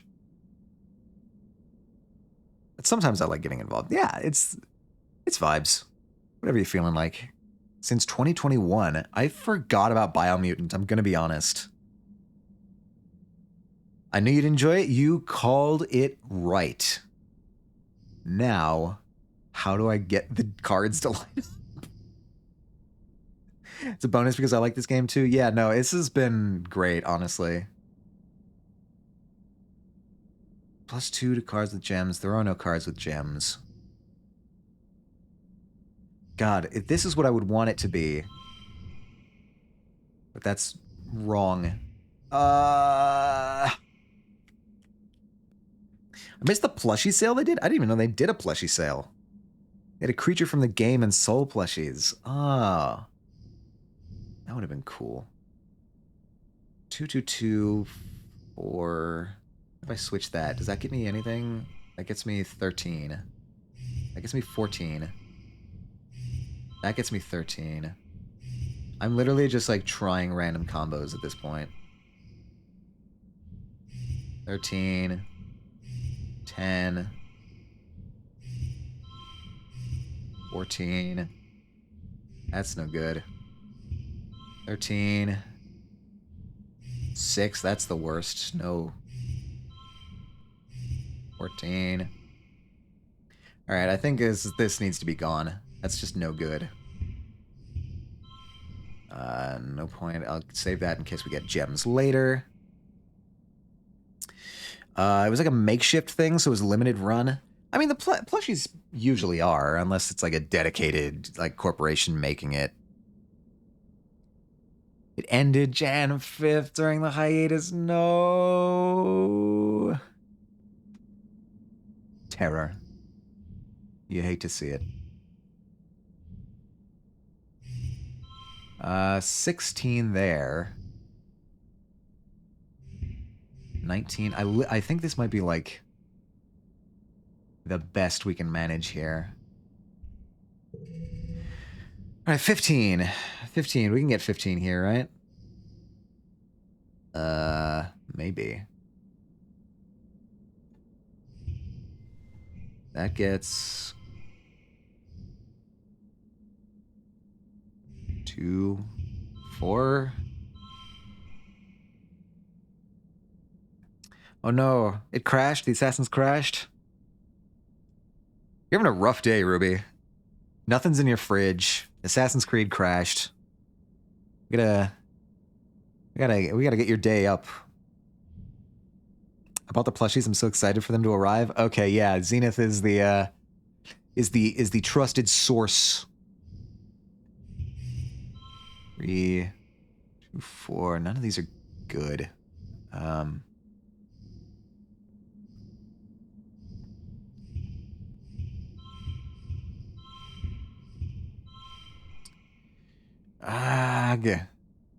Something is got to give.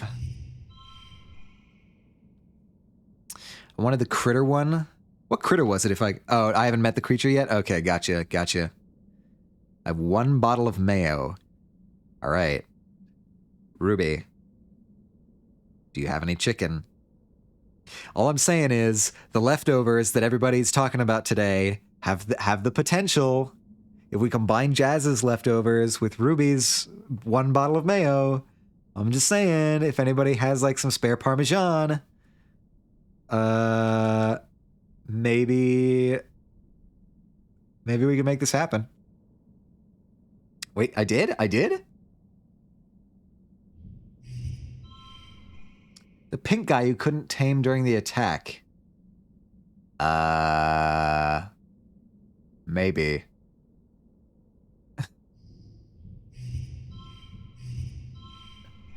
Just 3, 2, 4. None of these are matching up. So you released it. Right. Okay. Yeah.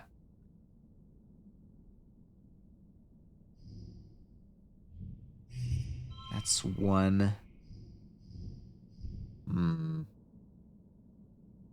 Raspberry ice cream to share. That's a significant upgrade, yeah. All right. That's that. I'm gonna go 1, 1, 2, 2, 4. Wait.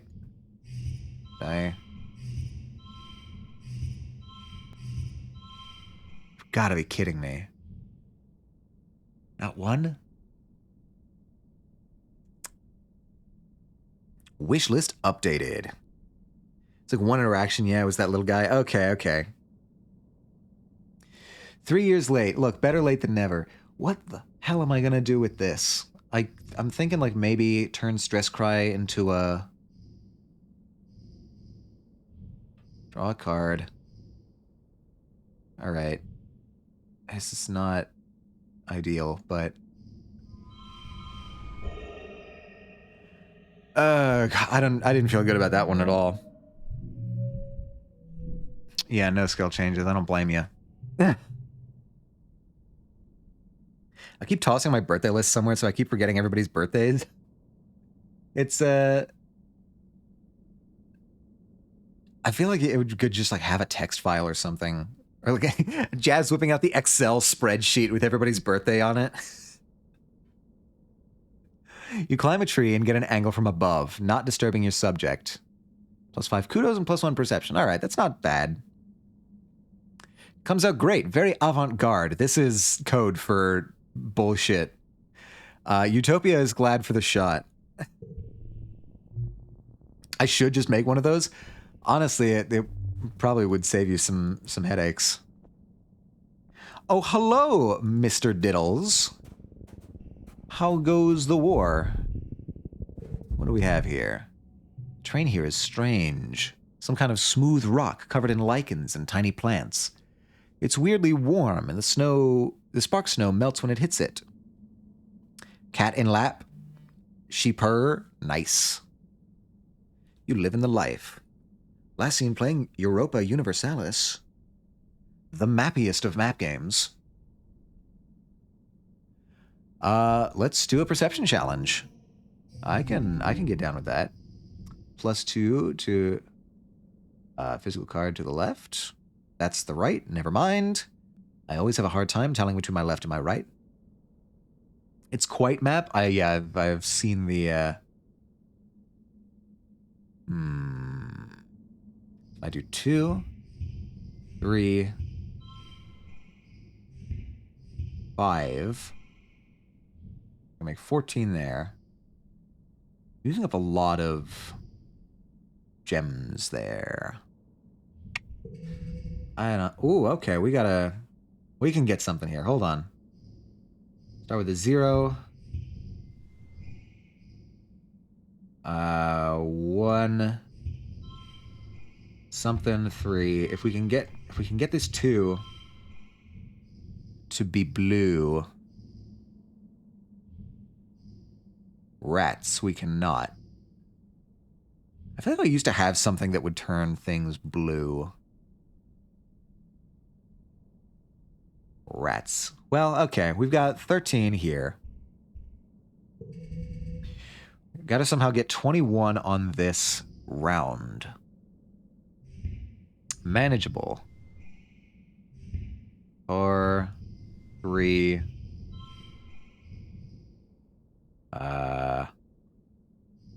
5. 21. Does that knock me down? No, that gets me 22. All right. That's messy. This entire thing has been messy. I'm not. After cautiously walking around it for only a few minutes and observing quietly, you realize the ground is alive. It's rumbling very slightly. Rumbling. Rumbling. What you thought was just a rock slowly opens. It's an eye. It stares at you dreamily, and you stare back, fascinated. This must be a very ancient creature. It's so vast, it's completely merged into the surroundings. There are even trees growing out of it. If this is like rolling dice, if you fail to reach the goal, do you fail the action? Yes. You can definitely fail these challenges. Maybe it's a dog. Maybe it's a dog. It's just a big old dog. Love this creature? Oh, cool. A little animal, like a moth with a huge webbed feet, lands between you and the massive eye and starts preening. The eye dilates to focus on the moth, then it slowly closes again in what you think might be contentment. After a minute, you feel a faint rumble under your feet, regular breathing in and out, snoring. You creep off the structure, careful not to wake it again. Okay, so did you do something in between this 12 and the last 12? Has it gone up or down? Or stayed the same? All right. Oh, crystal. And flower. So, it seems like the flower is not going to be useful for romance here, so I guess I'm just going to use that in card games. Gentle giant creature, yeah. Oh, we get one of these guys. You spot a familiar-looking fruit. Hey, you've seen this bush before. That's no rock underneath. It's all part of one creature. An arborescent photosynth, a bushbub. It pays you no attention, continuing to blend in with the rest of its surroundings like a boulder. Should I pick the fruit? You're not letting it get away with being delicious.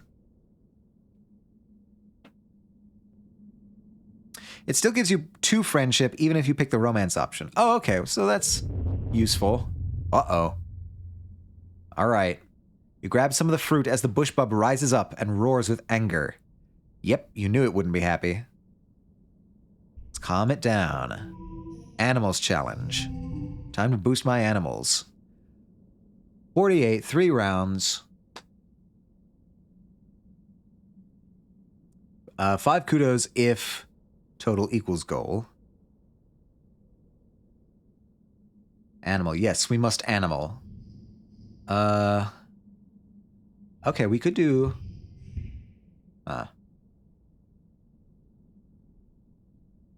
This is actually awkward. 3, 4... that's breaking that. So let's actually do that. That gives me 16. That gives me 15. So yeah, this is the one we want to go with. I think that's the best we can do with this. All right, 32 total. No other gems. No other gems.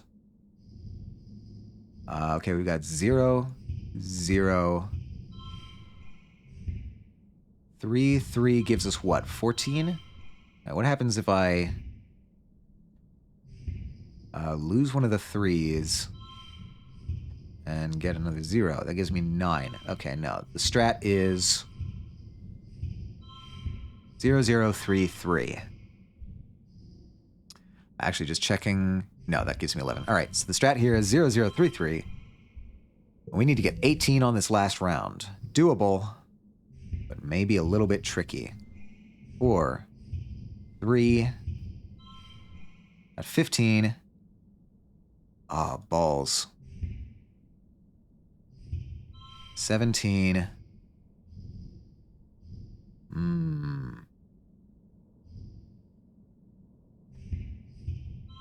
17, and then we could go...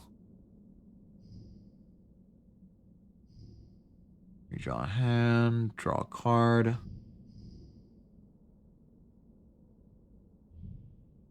Could get a decent thing out of that.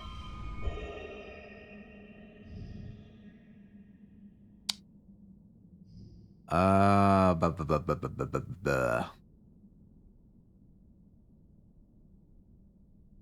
don't think we could do any. Could use a log and a 0 to make it 2. Yeah. I could have done that.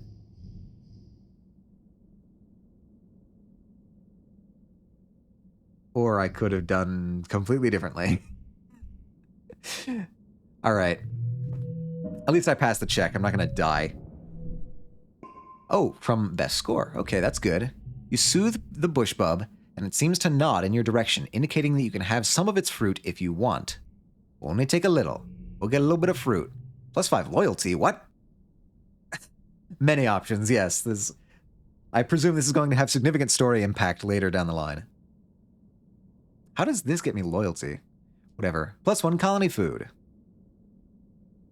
It lumbers off into the forest. You're too worn out and tired to continue? You have to go home now. I want to go home now. Yeah, this is pretty good. And we got some friendship with Diz. You're at lunch with your parents. Sliced soy cakes and watery broth again. Great. When they put down their cutlery and look at each other, then you. Honestly, I wish more of the creatures they described have art for them, but I understand any company thing. Yeah, there's only so much art you can put into a thing. Atomica, your mom says. There's something we should tell you. We've tried to shelter you from some things, but we think you should know about why we've been working so hard in geoponics. Yeah, it's because the food supply's fucked, right? There's a meeting after lunch, and I want you to come with us. Only art for 10 of them? Oh, I don't even know if I've gotten that many. I might still have some art in store for me. You follow your parents to the council room. Mars is also tagged along, and you take a seat with them as your mom and Auntie Anne stand to address the council. After Uticate officially calls the meeting, she gestures to your mom. I'm not going to mince words, your mom says firmly. All of our efforts to increase food production in geoponics have failed, especially given the failure of the pixie beans. The destruction of the fields during the last attack put the nail in our coffin. By the end of the year, the colony will run out of food. Yes, we also unlock the valley.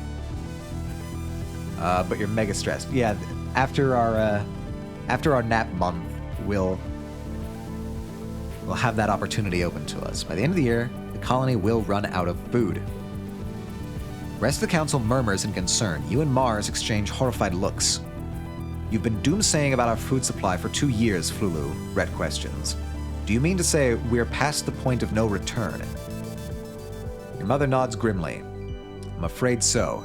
Even with rationing, without securing a Vertumnan food source, our supplies will run out by wet season. She gestures to Anne, whose face is grave. Anne and I have gone over the supplies and come up with food plans. We've crunched the numbers. Your mom sighs and spreads her hands. I'm sorry, geoponics should have been producing better by now. We should have been able to wean ourselves off soy rations. During wormhole transit, when we lost our hydroponics in the hull breach, I know I've said it so many times, but our crops just don't grow here. We need those algae tanks. We needed those algae tanks. We needed the microbial soil from Earth. Okay, all of these are fairly angry responses. I mean, fair enough, the food supply is... It's not...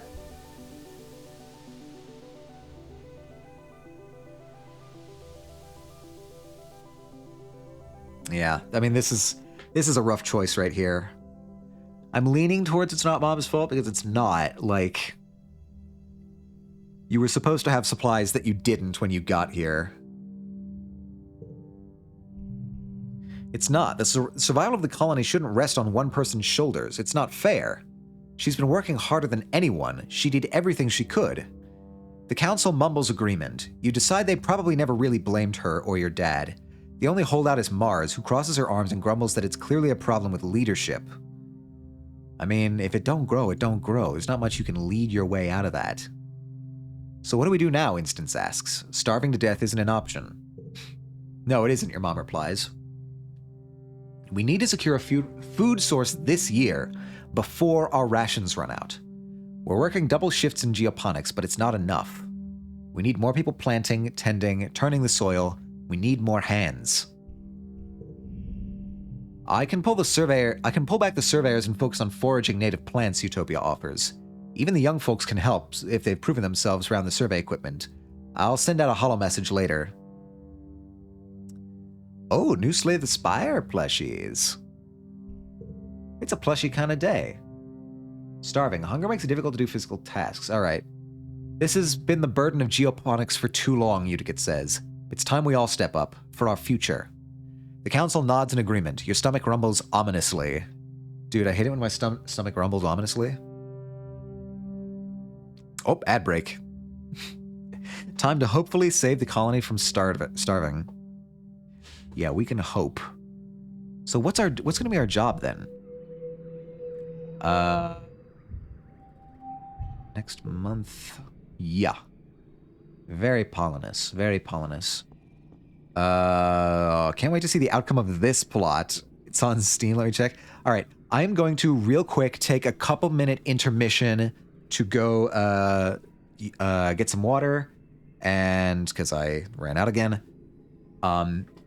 If you're watching, replenish your own water, get some foods, get some whatever you needs. I'll be back in like 2 minutes.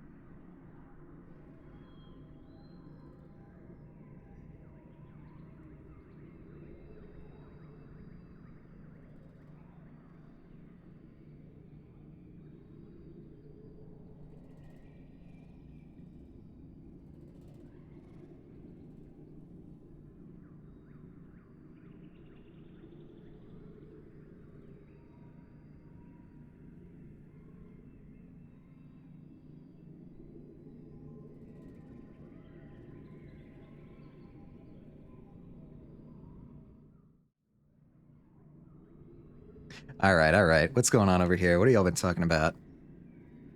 The outcome of this plot? Dance break. Oh, look at that. Look at that little moat. Loving the dances. Still deciding what run I want for Exocolonist, so take your time. Yeah, this is, God, this is such a dense game. It's so good. I don't know if I have a fave, considering my first run ended in failed romance. Oh, no. I will try. I will try to not fail. What do we have around the colony today? Oh, we have a lot of pollen is what we have. Can't imagine a lot of things would be breaking off and scattered about here. Nope, no logs. No dialogue either.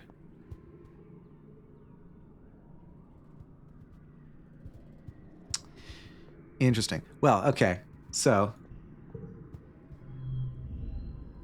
Vertumnalia isn't only about the harvest. Speaking as someone who's dominated the science fair 3 years running, canceling it just because of a bad harvest is pushing everyone who participates in the other events. I'm sorry, I think I've been the one who's been winning the science fair. I don't want to spoil much since DJ's early on. Yeah, I appreciate the discretion. Once I get through one run of this game, it's gonna be spoiler city all over the place. But for now, I'm trying to maintain the surprise. I thought I won the science fair like 3 years running. Oh well. Here, I have something for you. She likes the flowers, I think. Yeah, she likes yellow flowers. It's just not her favorite. So, in the hopes of preserving the medicinal roots, I will... My DM's next round. I did not kill the family. Oh, you're a Mars shooter. Okay. I gotta say, I have not been vibing with Mars so far. Yeah, no, Mars is not my favorite. It would be so great to not kill the family next time. That would be wonderful. Yeah, okay, I'll give you a flower. I suppose this might be of scientific interest. Yes, I shall have to look at this under a microscope. +2 friendship with tangent. Yeah, no, this is not the vibe. She does not like this. Eat the flower. She gets better when you increase friendship. If it's low, she's always kind of rude. Yeah, I can see it. Mars bars. Ooh, that sounds tasty. Yeah, no, I don't think flirting is the way to go with the flower. I think. Thank you. She nods, almost as an afterthought. I think.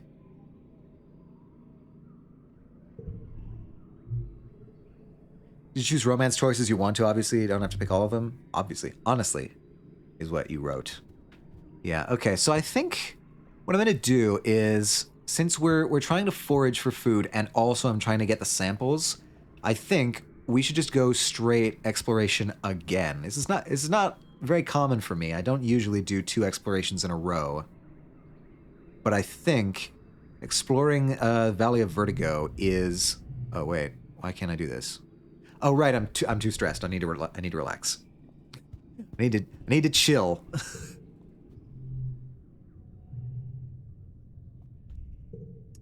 Relax in the lounge. It's hard to concentrate on relaxing when you're hungry.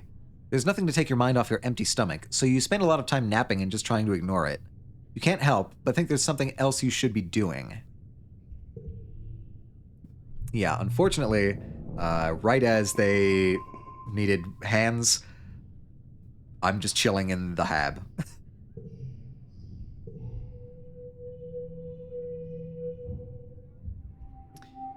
Late pollen. Alright, so things should be calming down, pollen-wise. Hunger-wise, we're still in very deep trouble. So, what do we have? You guys got any loot? Any logs? Anything?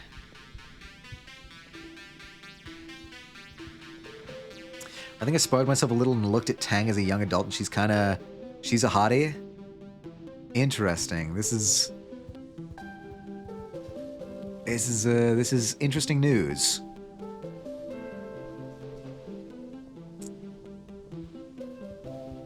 Let's okay, now I can go out, right? Hello? There we go. Forage in the valley, +2 perception and +2 biology. What were the others? Perception in animals and bravery. Okay. I think I found out which job I wanted and which person to romance for the new route. Okay, cool. You plan this all in advance?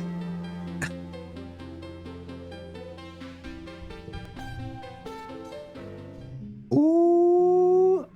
Oh, look, already an egg. This is great. We can scramble that.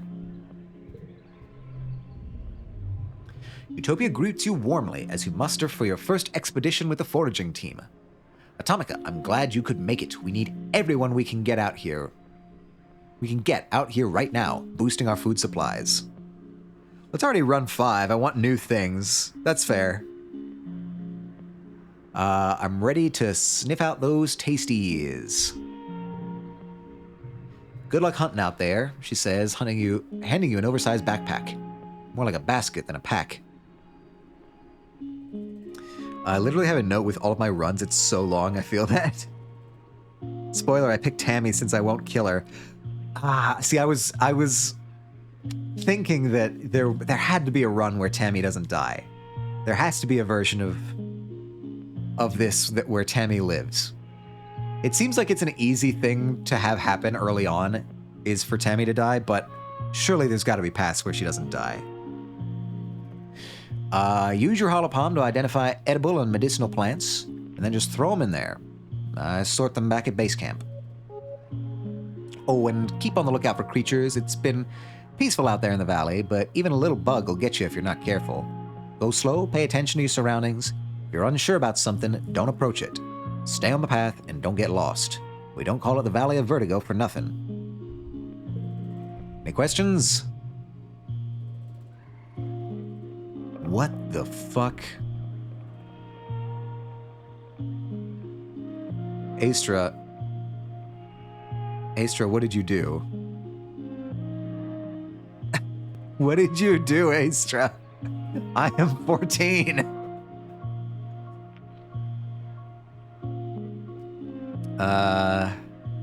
Will Diz be with me this time? What sort of things should I collect? Is it dangerous out there? What's a fine lady like you doing in a... Or nope, I'm good. What sort of things should I collect? Just gotta use your holopalm to determine if something is edible. There's a whole category on your holopalm, including photographs and scientific names. It's mostly plants, though there are some minerals and other things that don't look edible at first glance. I say flirt? Dang it. Ruby. We're not doing it. We're not gonna attempt to riz this person who's twice our age. There's a lot out there we haven't found yet. Document anything you find that looks like it could be useful, but don't put anything in your mouth until you check with me first, even if it looks edible. It might be a lookalike. And the plants are sneaky. Even the plants are sneaky. You're about to leave when Utopia snaps her fingers. Hold up, Atomica. We're also investigating some species we might domesticate. Those we'll want to tag and capture. Ideally, we're looking for herbivorous creatures that already live in herds, and either produce something edible or reproduce quick enough that we can slaughter them for meat. If you see anything that fits the bill, tag them and bring them back. All right. We have a mission now. Search and identify. That is not traversable. Creature time. Yeah, let's hit it. I'm also looking for samples, apparently. Samples of the pollen. God, this is so dense. Oh, hello, egg. Egg. All right. I presume I can't wander that far from the path here. I need a new Sol name. Oh, yeah. Choosing a new run. What are we feeling? What direction are we looking for? Something about the ground here draws your attention. It's oddly lumpy? What's up with that? Oh, Solaris. Never mind. Ah. That's pretty cool. Scope it out. Perception challenge.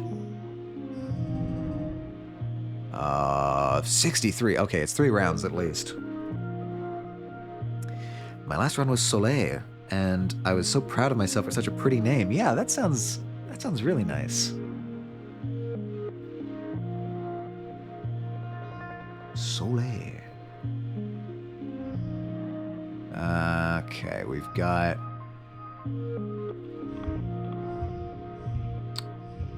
five.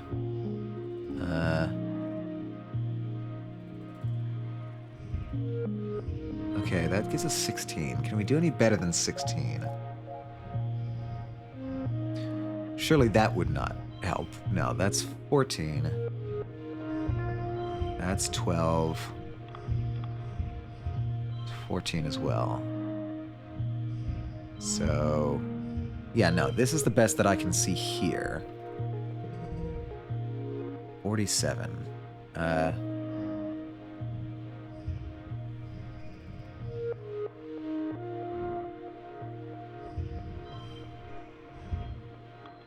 16. 26. All right, we can knock 26 out there. 2, 3, 4, 5. Oh, we got a nice straight there as well. That's pretty slick.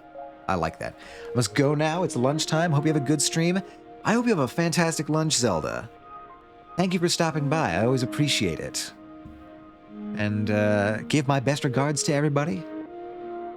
Oh, I forgot about food. Yeah, no, you got too distracted by the exocolonist. 21. Okay. We might be able to get 21 on this round. Or...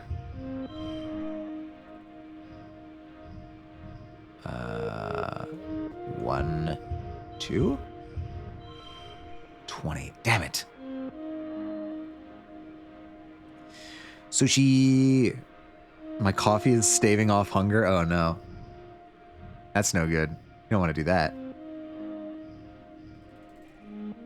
Gotta eat, girl. Okay, so if I rearrange these... Yeah. 22. Yeah, we can hit that. Perfect. Actually, could I... That's 20.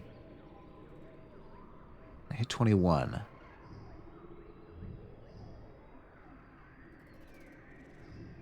I don't think I can, actually. Oh, wait a minute. Yeah. I can hit 21. I can hit 21. That's +5 kudos for me. Hey, I can finally begin to afford shit in the shop. Whoa, it's a potato minefield. Underground, the recent rain has swelled the young melons to bursting. You'd better watch your step, or you'll end up knee-deep in potato juice. The good news is they're tasty. Hell yeah. Forage one of these suckers. +1 colony food, and +5 kudos. It's so dang heavy, the calorie-to-weight ratio isn't optimal. Most are too young, but you find a ripe one, dig it up, and roll it back to the depot. Hell yeah, and we can replace our egg. So that was basically a wash. Egg-wise, an egg wash. Oh, hello there. Who are you? I don't think we've met before. Look at this little guy. A bit disconcerting that he's also growing a mushroom out of him, but a curious Ricky blocks your path. It's acting strange. It keeps scurrying up trees and hanging upside down to get a different angle to look at you, then dropping down when you try to pass underneath. It may be small, but it's at least attempting to be intimidating. That must mean something. It's Ricky, yeah. It's cute. Bravery challenge? I guess we can approach it. This is who you missed out on? No! That's no good. Yeah, no, this definitely has the most plushy energy out of everything I've seen so far. If this has the highest value, it does not.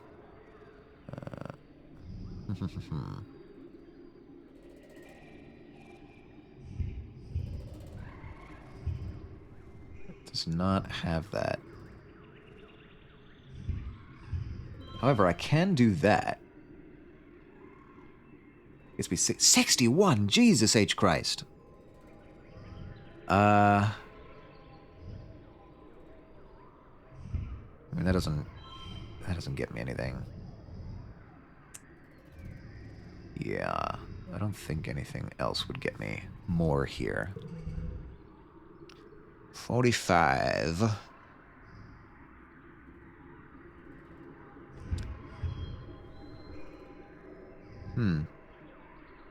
From battle condition, card becomes 3. Oh, interesting. Well, okay, I can do that. I can do that, which is not optimal. 2, 3. Yeah, the Valley is hard challenges to be worth it, though. Yeah, I'm noticing some of these are pretty steep curves of difficulty. All right, so how can I mess with these? That's 20. That would knock me down to 19. 18, 19. I'm kind of just like fucking around with 20, 20. I think 20 is probably the best that I can get from these 4 cards, at least. That's just going to be a 3, so that wouldn't really improve anything there.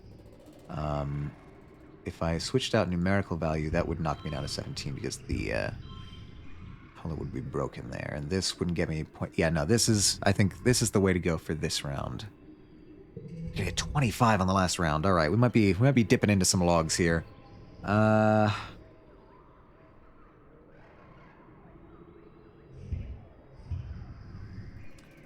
we got 1, 2. Well, that's already 3. That's a bit of a waste. 1, 2, 3, 4. I do this? 23. Damn. All right.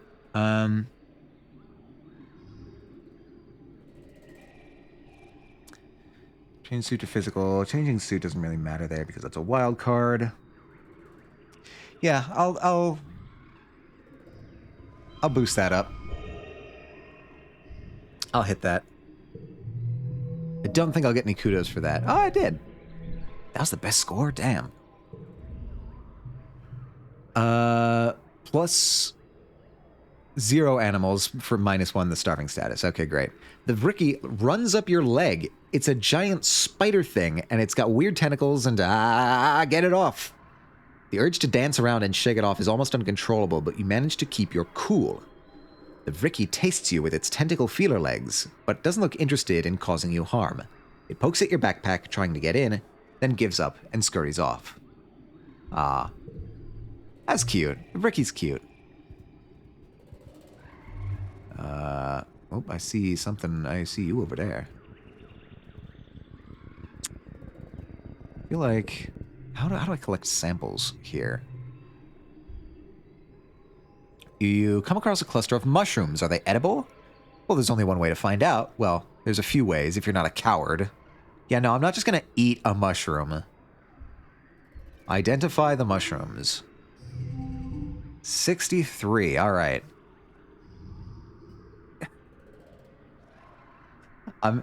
Look, I know very few things about mushroom foraging, but the one thing I know is to never trust anything that you forage in mushrooms unless you have like a proper expert double check anything for you. My mushroom? Well, maybe it'll be my mushroom now.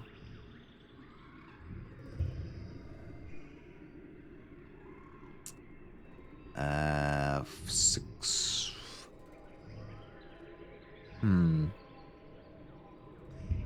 Or I could do a +1. That would mess up the suit. Can I do better than this? And so 19, that keeps us at 19. That gets us to 17. Either of these will work.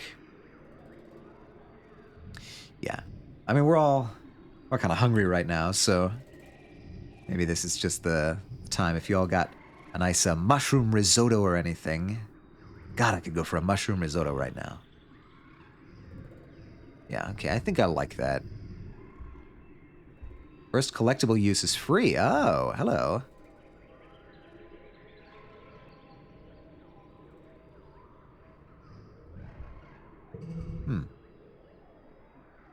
That could be useful. 6, 4, 1, 1. All right, that gets us 19.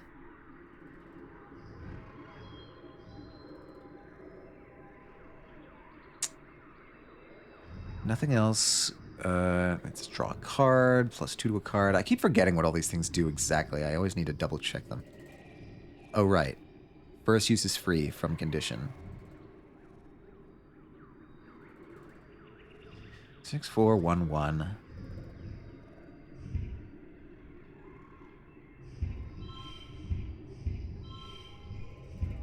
That gives me 24. That's pretty nice.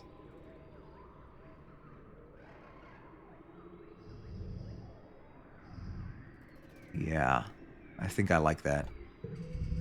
Or 20. We can get 20 on this. We can do it. Ba-bam. Already up to 11. That's not really important.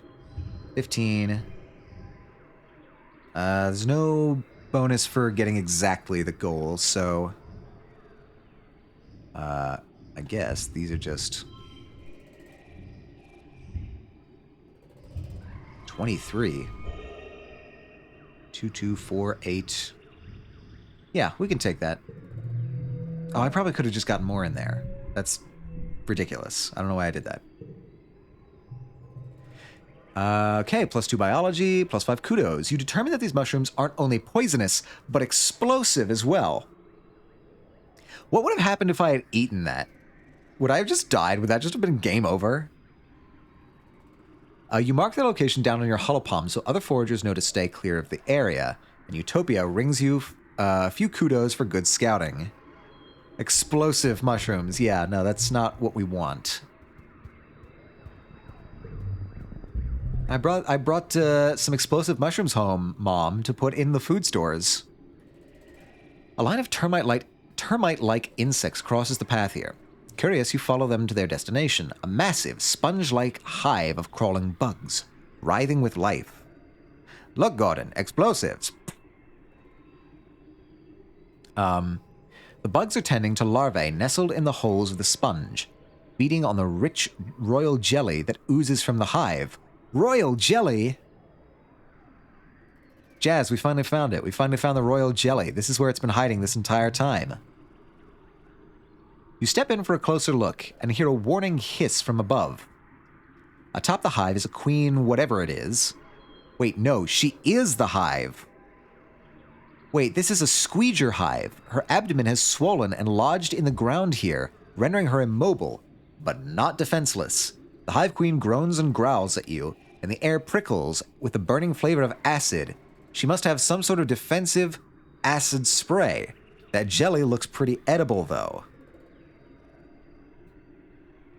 Royal Jelly! I should play some Slime Rancher again. Slime Rancher was cool. It was a nice chill game. The word is also not great. All right, an animals challenge. Let's do it. 79. Oyo boyo. All right, this might be where we need to, like, start laying on the logs. Okay, cool.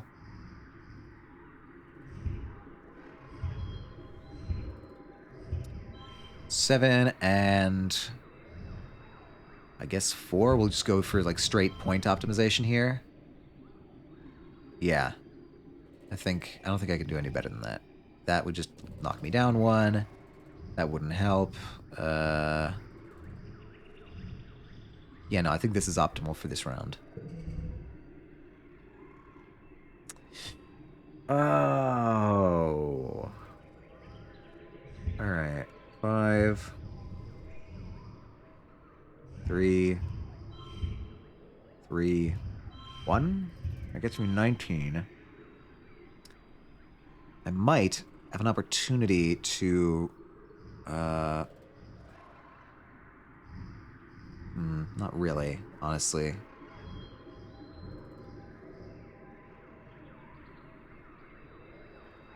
That would get me 5. I'll throw that in. 1, 3, 5, 5. Actually, if I use another log, I could get 2 pair here, which would be cool. Let's try it. 2 of a kind, 2 of a kind. Okay, so 2 pair is not recognized in the cards, but we got 24 here. That's acceptable. 185 stress to push through. Jesus. No other gems on this here card. Bam, bam, bam.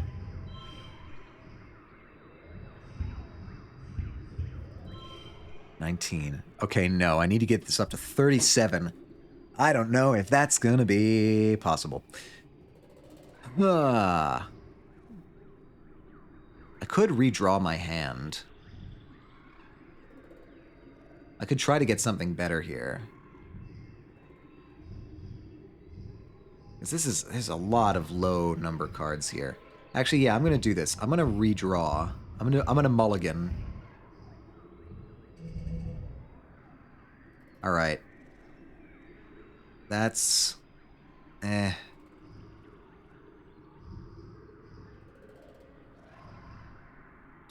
All right, so I could do that, that. I'd still need to boost a fair portion of these. Get to 21. I need 37. I need like 18. I need like 18 more in value here. What low cards you got? Yeah, no, it's not great. Chaotic Crescendo. Hello, hello. How are you doing today? I think it's log time. I think it's log time. How's things going? We are currently playing I Was a Teenage Exocolonist, and we are failing at an animals challenge, so we're just going to start throwing logs at the problem. But how are you doing today? Did you have work today? I forget. We have 8 logs, so we have a total of 16 possible points we can throw on this. Can I be smarter about this? Did every Saturday. Okay, that's what I thought. It's good to see you. It's good to see you, though. Oh, yeah. Also, the colony's food supplies are dwindling, and we might starve by the end of the year. We need... If we can be clever about this, we might be able to get some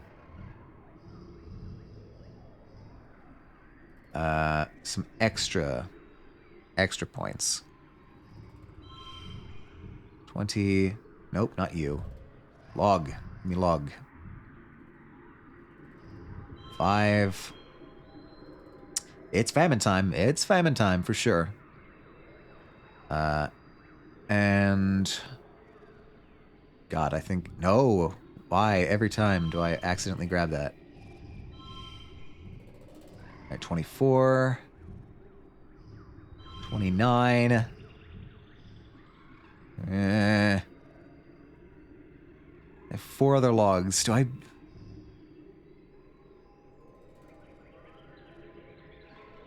Oh, what I could do. Okay, I can get +1 to you, and then I can. I wish I could just like change those. 5, 4, 5, 4, 3. I can get that there. God, I still need like 8 more, 8 more points. God, this is rough. Draw a card. +2 to card. I have 4 of those. I have enough points. Lord all mercy. Is that for a flush of 3? A flush of 2? Wait, why is it not recognizing... Why is it not recognizing that as a... straight? This is ragged. Oh, fuck it. I'm gonna dump logs on everything. Can I switch you? That gets me 31. 33. Has to go the other way? Okay, so it's only ascending. That's disappointing. Actually, I suppose I could have... Wow, okay. Too late now. I could have reversed the order of that. It's fine.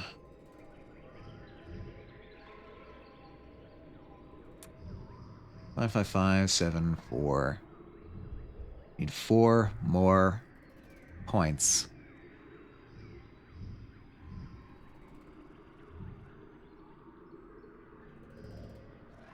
+1. Change card suit to physical.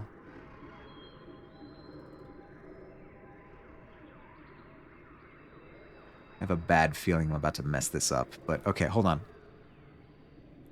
+1 to change suit to physical, so I could change, like, this one to physical. And give it a +1. So this could become a red 6. I cannot put that in between there because that would just change that from a 6 to a... Yeah, no, because this one will always be the one next to it.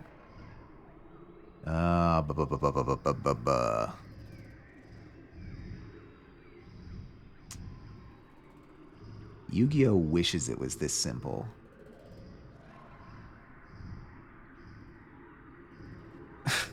I don't know if y'all have ever, like, read a Yu-Gi-Oh! Card, but it's an absolute wall of text of, like, very specific rules. Yu-Gi-Oh's rule set has become absolutely overstuffed.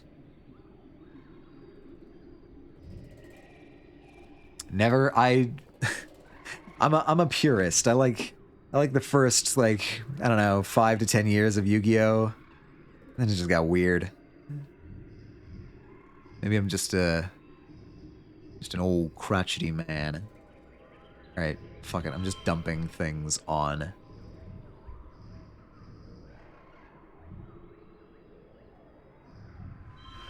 Ugh. Just made it. We burned through all of our logs, but we just made it. Ugh. It's a 1999 Pokemon show kid too. Yeah. The Pokemon was also right place, right time as well. God, this was... Oh, the logs saved us. All my... See, people mocked me about collecting all the logs. But it saved us. +5 stress, +5 kudos, +1 colony food, +0 animals, and the card called Milking the Squeeger. Lovely. You get in there and squeeze out some jelly from the Hive Queen's many holes, somehow managing not to get sprayed too badly by her acid. Some lands on your arm and the back of your hand and sizzles briefly, but you keep her calm long enough to escape with your bounty. Hate it. Don't like it. This art is not great either.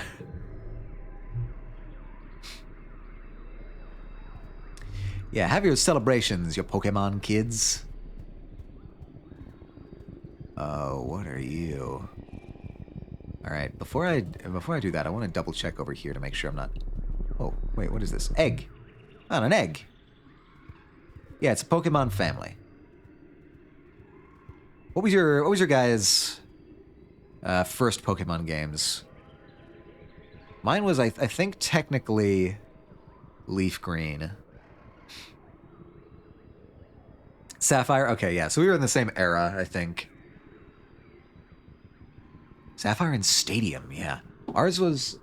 I personally had Leaf Green, but we sort of collectively also had Colosseum for the GameCube. And God, what a game that was. What's going on there? What are you doing? Diamond was also really good. Stadium and Coliseum are actually first. Yeah, Coliseum, I don't know what it was. I think we got Coliseum at like used at GameStop or something like that. Coliseum was our... Yeah, no. Coliseum was like the game that we played most often on the GameCube. The GameCube was basically our Pokemon Coliseum machine growing up. And nobody does, Jazz. It's fine. It's really cool, but it hits a pacing wall really hard partway through where you have to go through this, I don't know, this like 20-odd battle long sequence, and it was rough. A dense cloud of pollen makes it hard to see your hand in front of your face here. It's a good thing you have a helmet with a filter. It's not perfect though, and it doesn't help visibility. Difficulty as Spike as a kid, shit sucks. No, it was rough. Mount Battle, man, I do not want to go through Mount Battle again. I just take a sip of water here. Ah. Lovely. I played a ton of GameCube things, thanks to siblings. But we were one controller short, so we always took turns, and we got another until we got another console. Nothing but respect for Miraby in this house. Absolutely. Miraby, I have my criticisms of Coliseum, but Miraby is not one of them. We're all just kids, so none of us knew how to progress Coliseum after, like, the first battle. It was also, like, sort of, like, weirdly... Like, you had to do this very, like, specific sequence of actions to, like, progress the plot in Coliseum. It was very strange.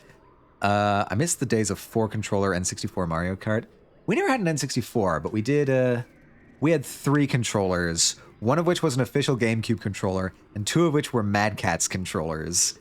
And one of them was, like, significantly smaller than the other, and the other was, like, significantly bigger than the GameCube controller. They were 3 completely... disproportionately sized controllers for the GameCube. I always wanted the smallest one because I thought it was most comfortable in my tiny kid hands. My cousins had the N64, so that's how we played it. Mario 64 and Pokemon Snap, my beloved. Yeah, no, we basically never interacted with the N64. We had a cousin who had an N64, and we would occasionally play that, but God, the N64 controller was not designed for human hands. I don't know what the hell kind of alien species the N64 controller was designed for. Like 3-armed glass hand species, I have to imagine. Kirby 64 Crystal Shards. I do remember playing Kirby 64 Crystal Shards briefly, so I have some memory of that. Banjo-Kazooie and Tooie, yep. It's such a funny shape. Funny is one word to describe it. Agonizing, torturous, I would describe another. We had the Walmart GameCube controllers. It's true. That's probably exactly where they came from.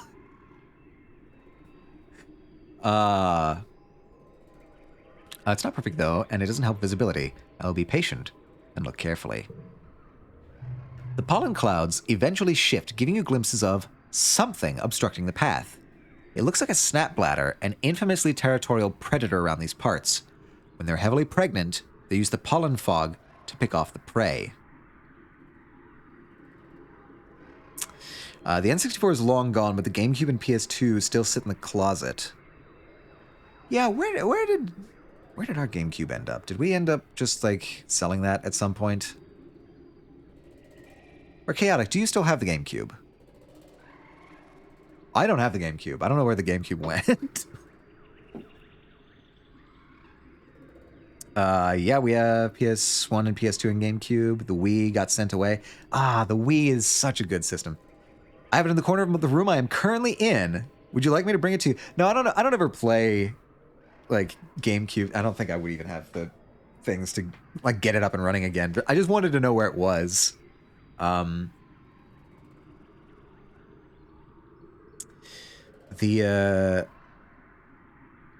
game library that we had was very small. We had Spider-Man, Coliseum, Family. Yes, this is my younger sister. Chaotic Crescendo is my younger sister. Exactly, yes. It's like a Roomba, the GameCube is family. Exactly. GameCube, we have a special place in our heart for the GameCube. We had the, like, Spider-Man movie tie-in game. We had Coliseum. We had Smash Brothers Melee. We had, like, some weird, like, Yu-Gi-Oh! Spin-off game that I never played because it was absurdly difficult. Pretty sure that was it, mostly. GameCube brought me Ty the Tasmanian Tiger. I don't know that one. Monkey Ball, of course. How could I forget about Monkey Ball?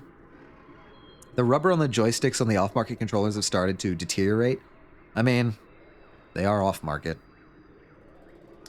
Special edition Zelda collection with Ocarina Majora's 1 and 2, 4-in-1 disc. Oh, that's quite the package.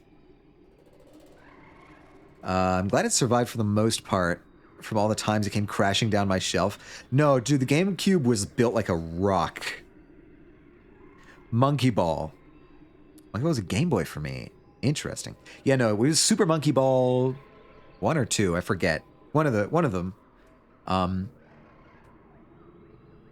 Yeah, Monkey Ball was such a weird but fun game. It was my Roman Empire. They it was our Mount Everest.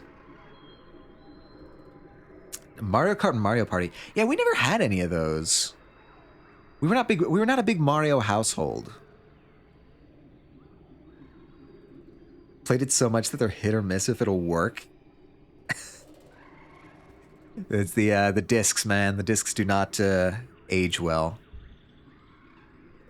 Could I get a pollen sample from this guy? I'm going to carefully avoid the creature. You pass through the cloud unharmed, staying out of reach of the bloated snap bladder. It snicks its snappers in your direction, but it is much too heavy with spawn to chase you. The SpongeBob Battle for Bikini Bottom. Oh, okay. I don't know anything about SpongeBob. Sad the day GTA 3 couldn't read anymore. Oh. GTA 3 was on the GameCube? I never knew that. The GameCube always surprises me. They had an insane library of third-party games.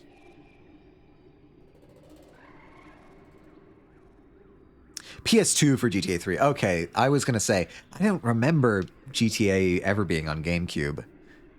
But I could have been wrong.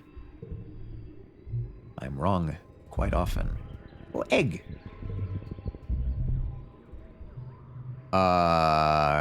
Middle is, well, you can only describe it as a pedestal.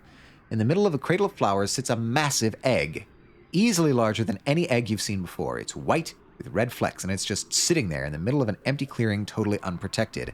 I'm going to leave this for now because I kind of want to figure... Oh. Oh, that's just gone.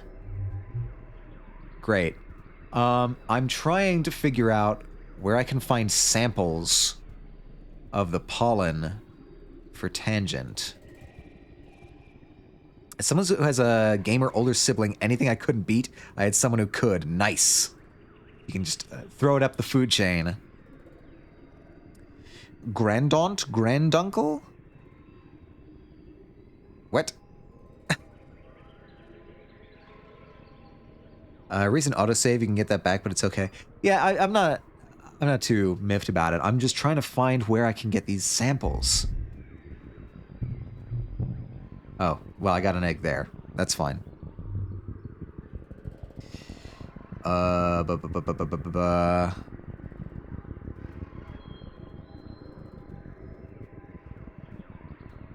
Jazz's sibling. Got it, yeah. I feel like one of these is going to be like collecting samples for Tangent's work, but I can't tell which one it's going to be ahead of time. Maybe an exclamation point? If there isn't any, then just keep running around. Yeah, exclamation point might be what I'm looking for.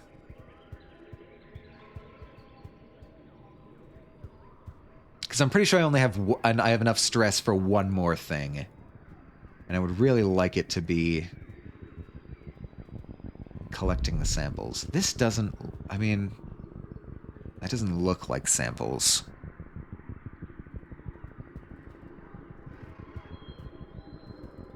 No, there's no other way I can go here.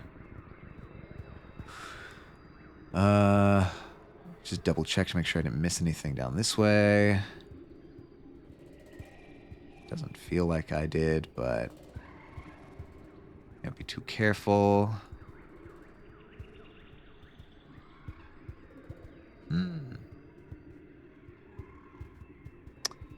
No, okay, this is back towards the entrance.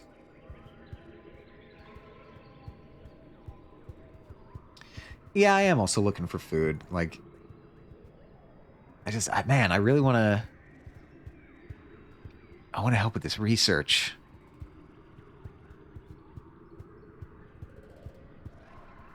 Anyway, okay, so there's that thing over there. I'm thinking that's probably not the samples. So... Is that one there? It's probably deeper in, isn't it?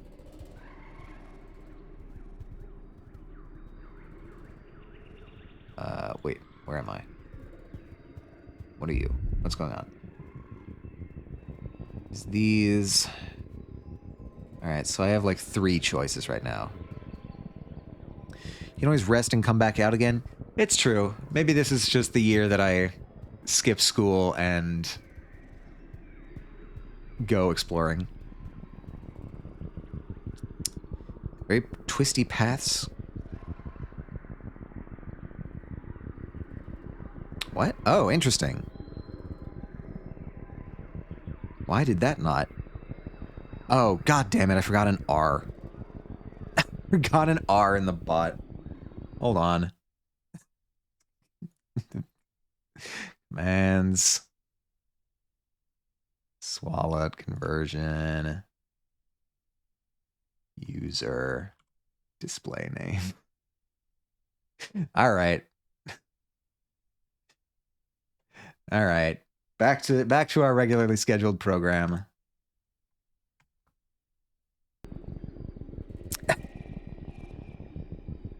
There's an R after display? Wait. Oh, man. Fucking... I messed it up twice. Swallow out conversion. Display name. User display name. Cool. Now, it should be fine.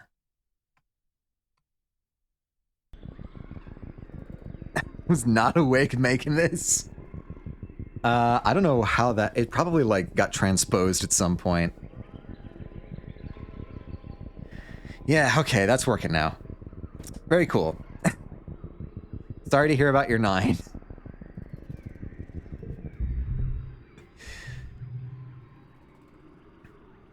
Yeah, there we go. 1.03-ish swallots tall. An absolutely enormous tree forms part of the path here.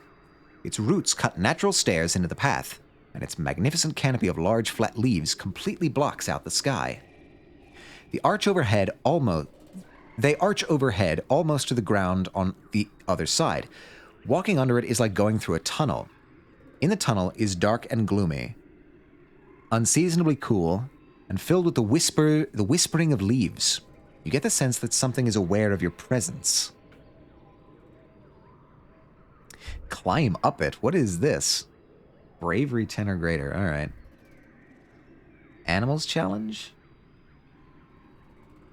Walk under it or climb up it.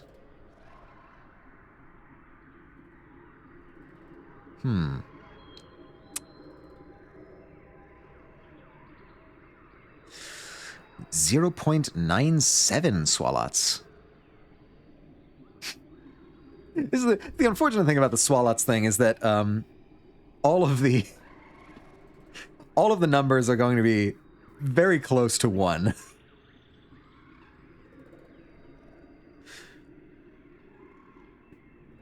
Oh man, she's broken out Tassi's chunkla, not even her own chunkla. This is dangerous territory you're in here.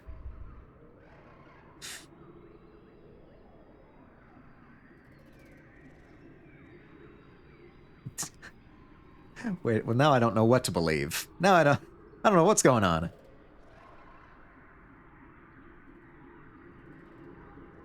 Yeah, you can see they're all like very close to 1 because a unit of swalot is a lot of inches. So it covers a pretty broad range. Swalots are huge.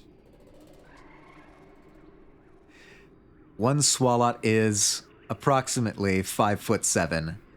So, yeah.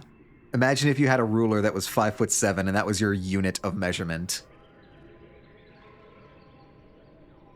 I'm gonna walk under it.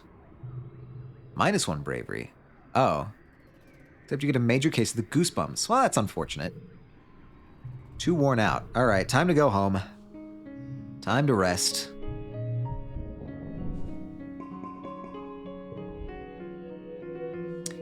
We're heading into early dust. Summertime. Look at everyone. Look at all these folks. You got dialogue for me? You don't got any dialogue for me. Oh, I got a yellow flower. I picked that up completely accidentally.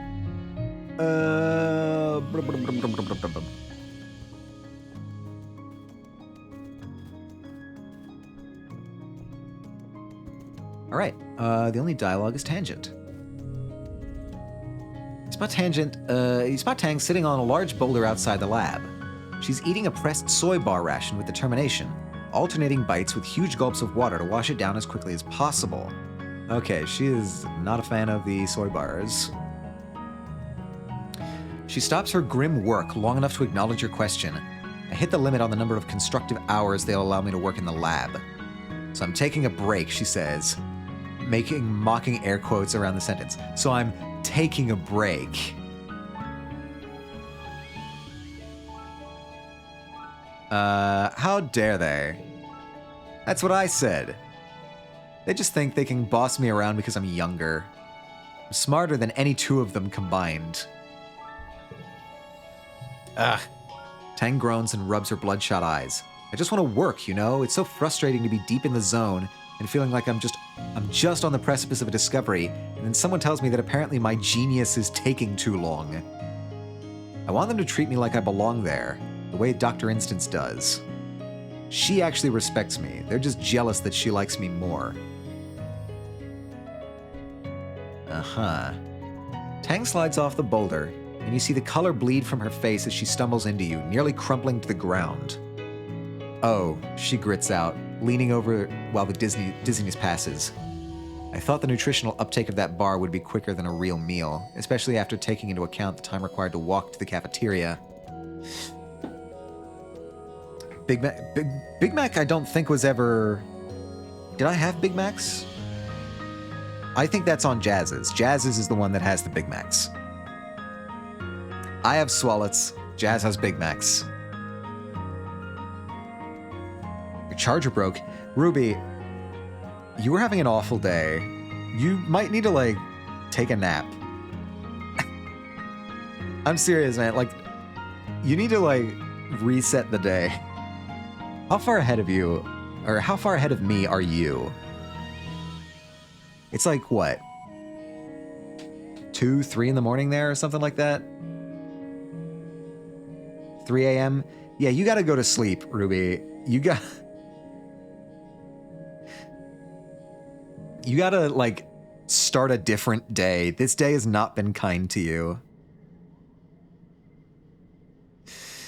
I don't even eat Big Macs. How did the Big Mac thing happen? I think that was a May thing. Sounds like we're hungry. Swallow up Big Mac. She trails off, realizing she's clutching your jacket, and pushes you away. My apologies. I am, regrettably, it seems, only human. Tang scrubs her hands on her face. Ugh, sometimes it feels like I'm a prisoner in my own body. Like I can feel myself trapped in it. The stinking, sweating bag of meat and bad impulses, stuck with the burden of keeping it alive every day for the rest of my life, and her voice breaks. Are you crying? Well, I'm not gonna, like, draw attention to it. Tang takes a few seconds to compose herself, blotting her eyes daintily with her knuckles. It's just this resentment for my physical form. It reminds me of when I was little, and an instance used the gene tech to give me this body. The right body. Only this body's wrong too, she adds quietly. It's right in a lot of ways, but it's still imperfect. It's still human. If I were an AI...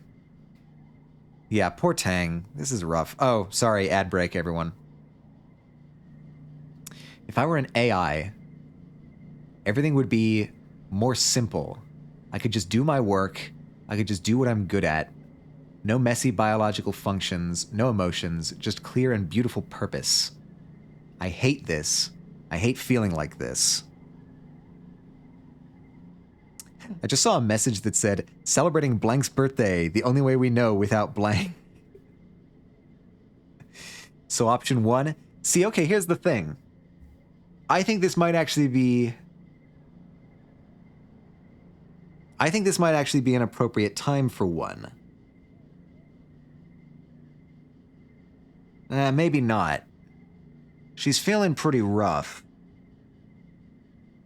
It's definitely between 1 or 2, I'm thinking.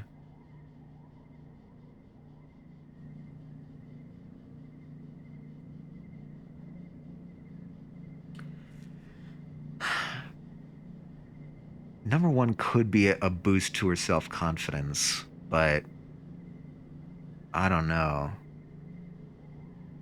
Bro, doesn't know when to flirt, when to not flirt. Well, yeah, how do you think I am in real life? I'm debating shit. Just take the step. This feels like the right moment.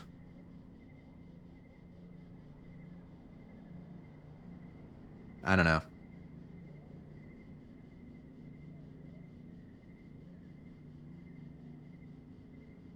Fuck it, we ball. Nope. She did not like that. How nice for you. You're right. People finding me attractive makes everything all better. Never mind. I wouldn't expect you to understand the pain of being trapped in your own body. All right. She wipes her eyes and straightens her jacket, then takes a deep breath and holds it for 10 seconds, her eyes closed. By the time she opens them again, she looks ready to go back to work as if nothing has happened. You admire Tangent's determination, but sometimes you think it might come at a price. Learned Tangent more. does that mean? Tangent more.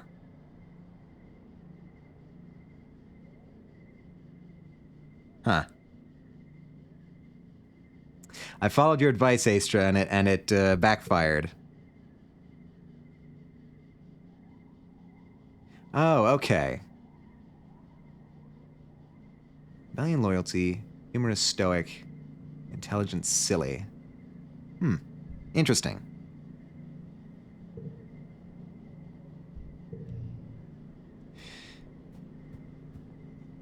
Okay. Well, that didn't go well. I guess. I mean, we're stressed out. We need to do the relaxing this month anyway.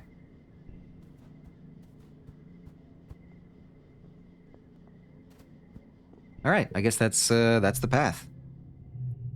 Backfired. Yeah. No, she did not like. She did not like the flirting. You sit at the window and watch people hard at work in geoponics. You feel a little guilty putting your feet up when everyone else is working so hard. But who could blame you? The famine has you so stressed out. She did not appreciate that, no. Maybe you could help out next week. Or you could join a foraging team and try to bring back some food, but next month. You can't summon the energy to do that right now. Alright, I don't see any reason to get rid of those. Ah, Vertumnalia.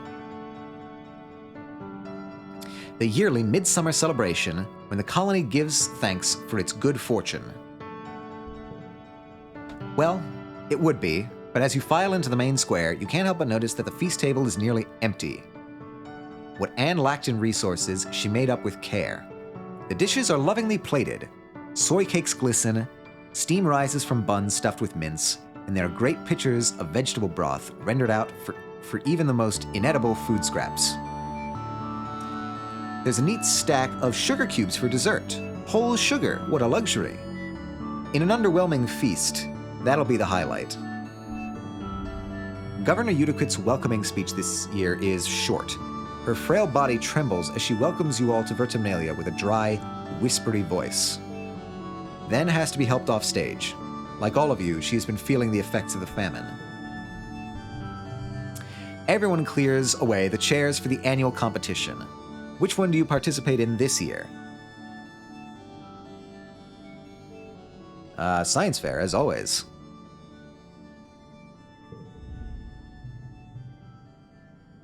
Tang has reworked her project from last year. You remember it. Something terribly complicated about cell division in Vertumnan species. Plant, animal, and fungus alike. She melted down when Dr. Instance pressed her on something, but this year she's all business. Back and better than ever. She has not only corrected her error, but has added a ton more complexity and depth to her analysis. Instance listens intently and congratulates her on a marvelous comeback. You're up next. All right. I get the feeling this is going to be a tricky one. 56. Oh, okay. We got bonuses. This card becomes 3. Okay. That's fine. Need to get to 40. I mean, that's already 3. It would be a waste to put a 3 there. We could get you. That's 18.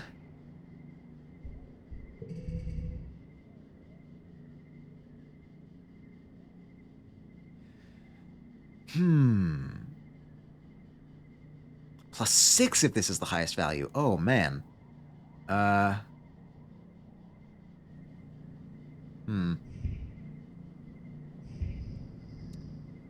Alright, we can save that and see if that...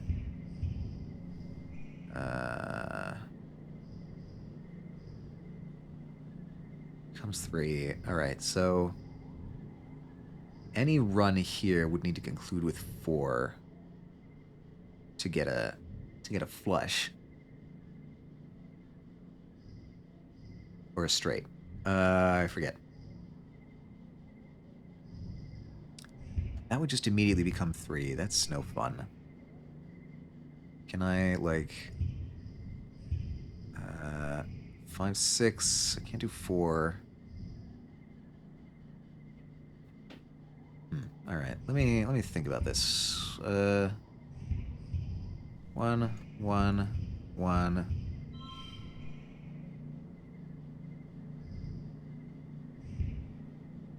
3. No, not quite.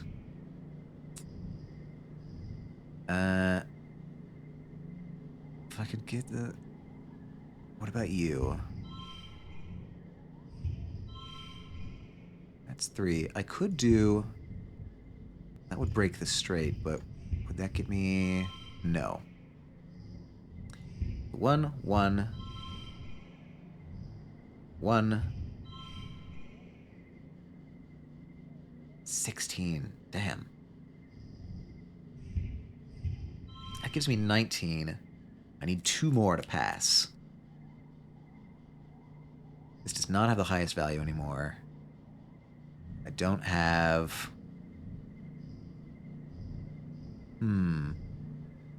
I don't have any more logs.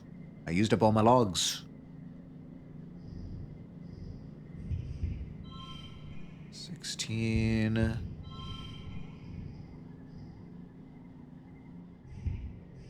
Okay, that's 18.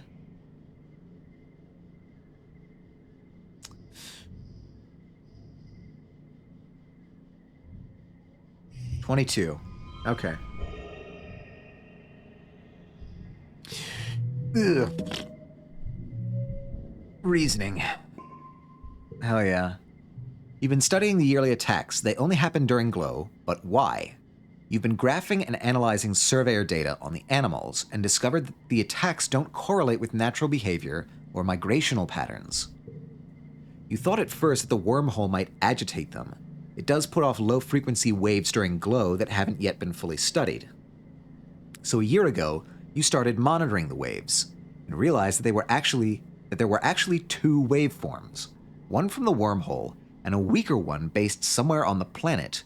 During glow, when the vibrations from the wormhole are present, they seem to activate something in the planet's frequency, making it stronger and more complex. These frequencies run right through the colony like targeted beams, drawing animal migrations closer. It's as if something is summoning the animals. The judges are amazed. This is a huge breakthrough, and it all happened just because you wanted to win a science fair. You have a lot of work to do to be able to use this theory for forecasting the next attack, but Rhett is excited to study this further. You win the science fair hands down. All right. Colony defense. Oh, I haven't seen that stat before. Science fair champion, and I'm popular now. Look at how popular I am. I'd never noticed how many flags there are. That's an enormous number of flags. All right, that's actually like super valuable research. Okay, so what I'm getting from that is that it might be the planet itself, or like the ecosystem itself, that is consciously sending the organisms to attack us. Tangent brought up this before, that it's almost like provoking an immune response. After the festivities, the whole colony takes a few days off for a break. Well, except for geoponics and the foragers and the kitchens and everyone who uses the break from their usual work to help out in the places that didn't close. Okay, it's not really a break, but you try to take it easy anyway. All right. Mid-dust. What do we have here? Any logs? Anything?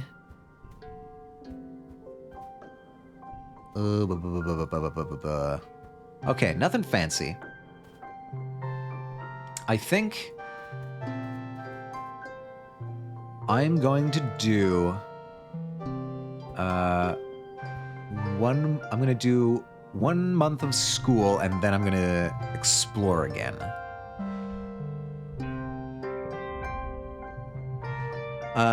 Tank flags you down in the hallway. Oh, Atomica, do you have a moment? You go out on expeditions sometimes, right? At least far more than I do, or would ever wish to, so would you mind doing me a favor? Of course. It's a small thing, really, and I understand it's not terribly dangerous either. I simply need you to bring me some hop-eye eggs the next time you come across a nest out there. I could ask Dis, but, well...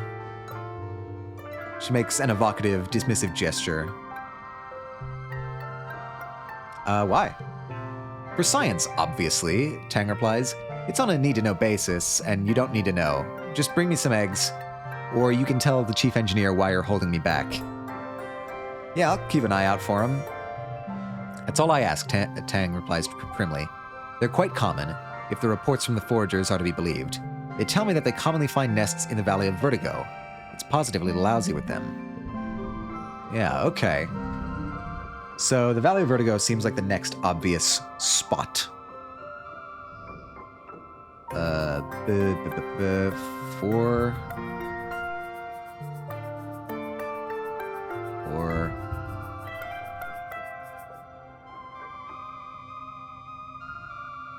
3, 2, 1? How's that?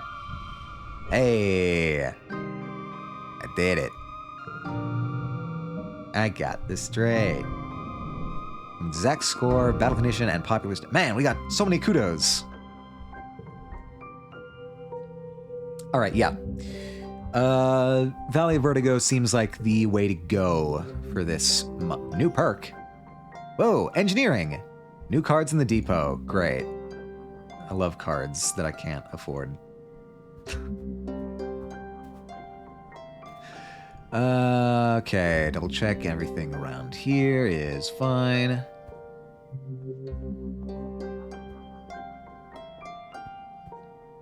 Huh. Okay. I don't think I missed anything. The gadgets are so OP. Okay, I'll take a look at them. What do they got? What do they have for us?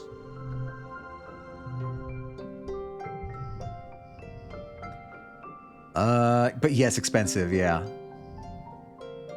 What are these? Alright, Emoji Proji? What? +10 to all social skills, +2 to social challenges. That's pretty intense, actually. Vert Space Helmet, +10 reasoning, +2 to all mental flushes. Brain Trainer, +15 to all skills. Wow. That's pretty good. Hollow Eye Display, +30 engineering, first collectible use is free. Oh. Whoa, that would be pretty good. The Hollow Eye Display looks good. Draw 1 extra card. Superhero Cape, +30 bravery. 2 times bonus for straights. And Vintage Focus Device. That's that is just a fidget spinner. Brain Trainer is cool. I think like +15 to all skills is a pretty killer boost, but as I'm speccing pretty high into engineering, +30 engineering, would that even... I don't even think that I... Yeah, that would get me almost all the way to full engineering.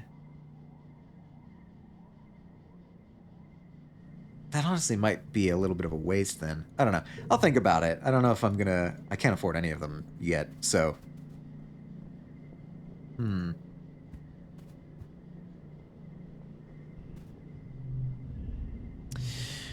Forage in the Valley.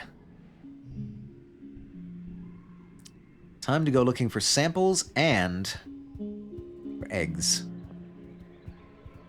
If you get there all the way, you don't really have to go back to class then. Yeah, that's true. At least not for engineering.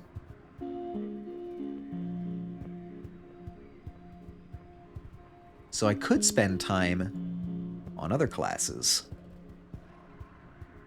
Okay. I'm seeing some possibilities here. All right, what are you? You found a trivet, a large, tasty plant, kind of. You've heard it's sort of like an animal too. Like a lot of creatures on Vertumna, it kind of defies classification.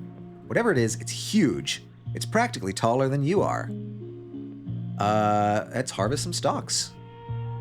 The freshest and youngest looking shoots. The plant shudders. We can analyze. +5 kudos if total equals goal. Okay. Oh, right. We're out here. Everything's hard.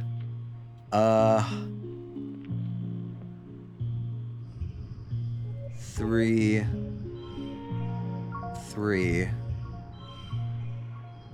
Yeah. We're gonna get through it. It's gonna be fine. Okay, so that's 16. What about you? That is also 16. I feel like I want to save the 5 for later.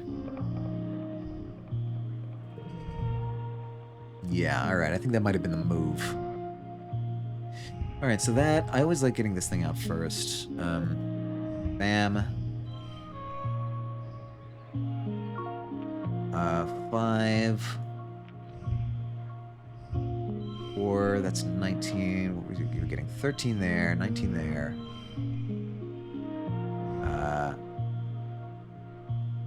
That gets 21.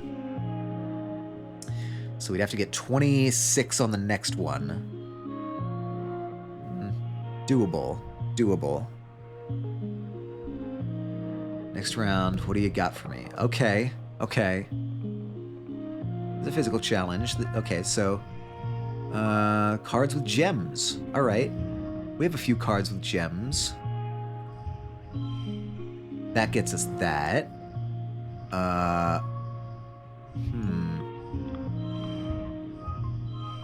24? Ah. Okay, we're close. We're close. What can we... +1 and change, card, suit to social. Change suit to physical. I think I'm going to egg this one. 26. +5 kudos if total equals goal. Hallelujah. Look at that. 12 whole kudos. Yeah, this plant is alive and sentient, like an animal.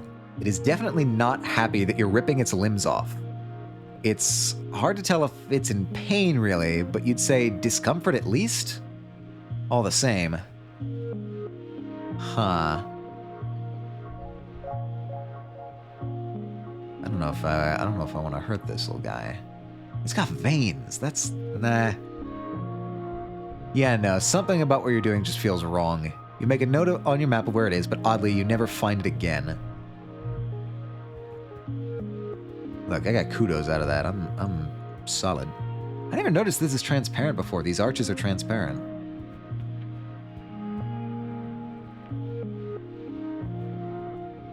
Interesting. Oh, hey, little guy. You spot a hop-eye nest, just like Tangent asked you to find. There are 9 eggs inside, all packaged up in what looks like a delicate spun glass cocoon. You don't see the parents. Well, we gotta steal some eggs. You break a little hole in the cocoon and put 3 of the eggs in your bag. They're a little gooey. You hope they don't break. You turn to leave and come face to face with an adult hop-eye. Understandably, it looks spittin' mad. It drums its powerful foot on the ground in warning. 4 more pop out of the undergrowth and start hissing at you. You should have known these sociable little creatures raise their young communally. Well. Don't have combat, don't have animals. The pink one is cute. They're all cute. Throw the eggs away and run. No, just run. 30 stress. 2 of them chase you and beat your calves with their big feet. You stumble, but eventually scrabble away with your stolen eggs. You're going to have some serious bruises. You'll have to bring the eggs back to instance when you return. Okay. Bring the eggs back to instance. I guess that's, Wait, can I go this way? I cannot. I would die for them? Yeah, the creature design in this game is pretty cool. I felt like I wanted to go up, honestly. We've seen only a few of them. Oh, hello. You spent some time working in geoponics, though you know your way around a plant or two. Walking through the area, you notice something different about it. The bare ground feels bouncy, like a trampoline, and the plants all look weirdly stunted. Not a lot can stifle nature here, so it's honestly a little weird that there's no grasses or mosses growing here. Notice the strange spongy soil. Notice the unusual biodiversity. Oh, I have more than 20? Huh. Unusual biodiversity. Or spongy soil. The biodiversity is interesting to me. All the plants in this clearing are oddly stunted, and there are a few grasses or weeds, as though something has sucked all the nutrients out of the soil. Or wait, is this even soil? You kneel and take a closer look. More like a kind of dense moss or coral, maybe. You press a hand into the moist, squashy substance. Ew. It smells sweet and starchy, like cake. It blankets the ground here in a thick sponge-like layer, swallowing up everything it touches. Gross. But it smells so good. You dig a large chunk of the sponge cake up to bring back to geoponics. Further analysis is needed, but you have a good feeling about this one. Hell yeah. Also, a flower. Oh, yep, okay. Your path is blocked by a massive 8-legged xenofauna, something between a spider, a squid, and a bear. It's in a rage, grunting furiously and bashing itself against trees and rocks at random. You duck and hide as it glares in your direction, its breath heaving and dozens of eyes gleaming with madness. Yeah, no, it's the same pink and purple you recognize from the multi-legged Brickie that live in the area, but so much larger. Could this be a related species? I feel like if I watch this, I'm going to get stressed. I'm already at 90. I want to look around a little bit more.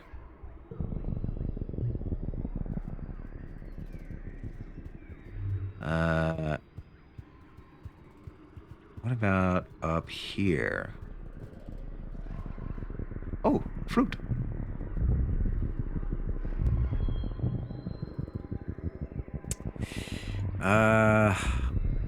These are all question marks, not exclamation points. So I'm thinking that whatever samples I was supposed to collect out here for Tangent are not here.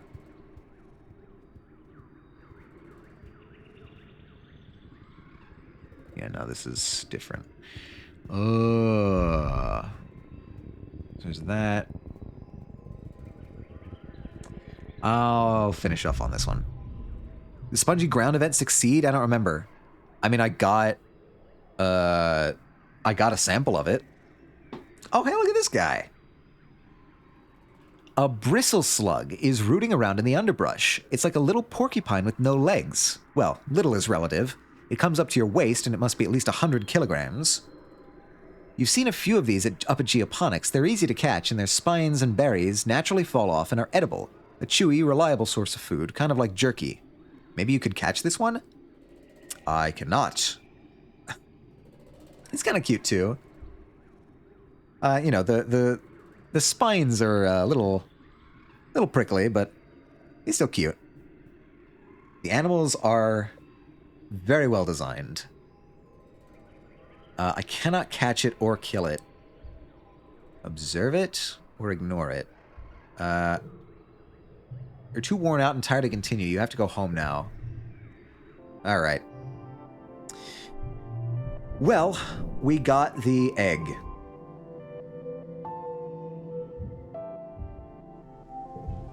Oh, yep, it's raining. It's wet. We give the egg to Instance, I guess. Would she just be at engineering?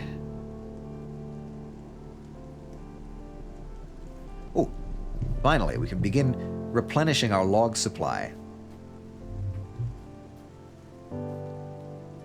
Oh crap, we do need time off. Can we give this to Instance, though? Yeah, no, we cannot. If you want to check to see how your food status is in command, you can see both food and defense for the colony. Oh. I was wondering where that stat was.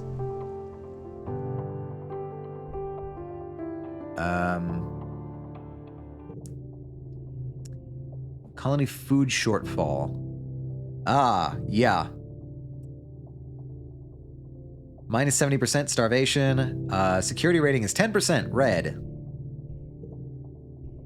That's, That's not great.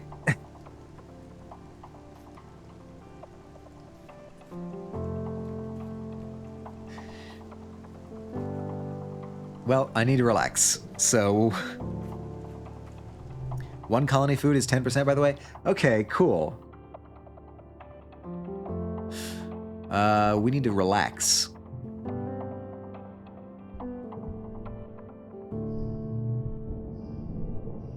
Keep my memories. You find Tangent in engineering and sat down the bag of squelchy, goopy hop-eye eggs. Her eyes go wide. You found them, she exclaims. That's wonderful. I was beginning to think you'd forgotten all about my request. She reaches for the eggs, but stops. Wait, what is that sound? Are they... They are. You hear a wet cracking sound coming from the bag. You're about to witness the miracle of life, Vertumnan style. What do you do? This is going to be interesting. You pull out your holopalm and prepare to take notes. Why miss this opportunity? You and Tang watch in wonder as the gel-like shell of the largest hop-eye egg splits like a ripe melon in the sun, spilling out a tiny, squirming pink baby and a small puddle of amniotic fluid. You watch the last two eggs intently, but through the clear eggshells, you can't see any movements inside at all, not even a heartbeat. It's okay, Tang says. We only need one. The tiny hop-eye is on its feet, foot, within minutes, taking cautious little hops on the sleek surface of the lab bench. Magnificent, Tangent says, keeping the palm-sized hop-eye from falling off the table. I expected them to be helpless at birth, like kittens or birds, not already moving around like an ungulate. Incredible. I can't wait to study it. Hop-eye, gain 1 less stress, +1 bonus to pairs. Animals. No, let Tangent have a pet. Loyalty, +1 help Tangent, +20 kudos. Wow. Perfect, Tangent says. Let me get a specimen container for it. She leaves you with the tiny, clumsy thing, which chirps and blinks at you unevenly with its 4 eyes. Well, whatever Tang and the Doctor instance are going to do with it, it's probably for the greater good of the colony. Yeah, no, this is going to be a lab rat. Yeah, a pet. Exactly.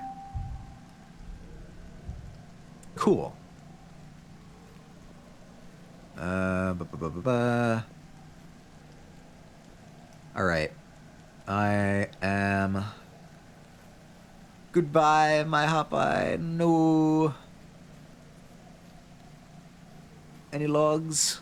Any logs to quench our sorrows? No, no logs. It's rainy, there's no logs. The hop-eye's being run experiments on. It's a depressing month. But next month is Tangent's birthday and we get to give her a gift. So, what should we do here? I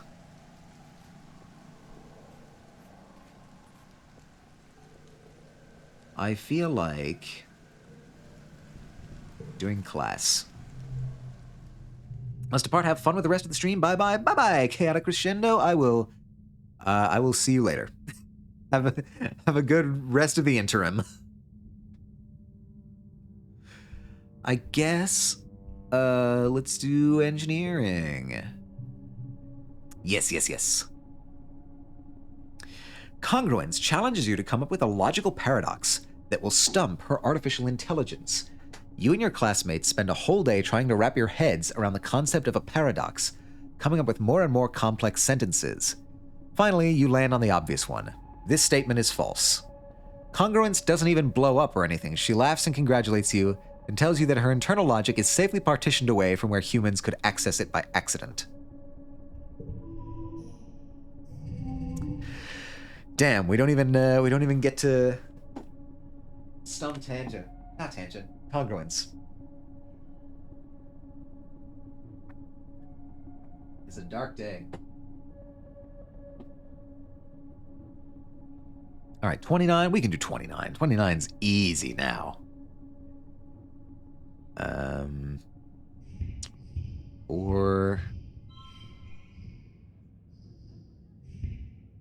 3, 3. Makes me 26. I can do... Do any of these have gems? None of these have gems. We can do that. +2 to pairs. Oh, cool. Very nice.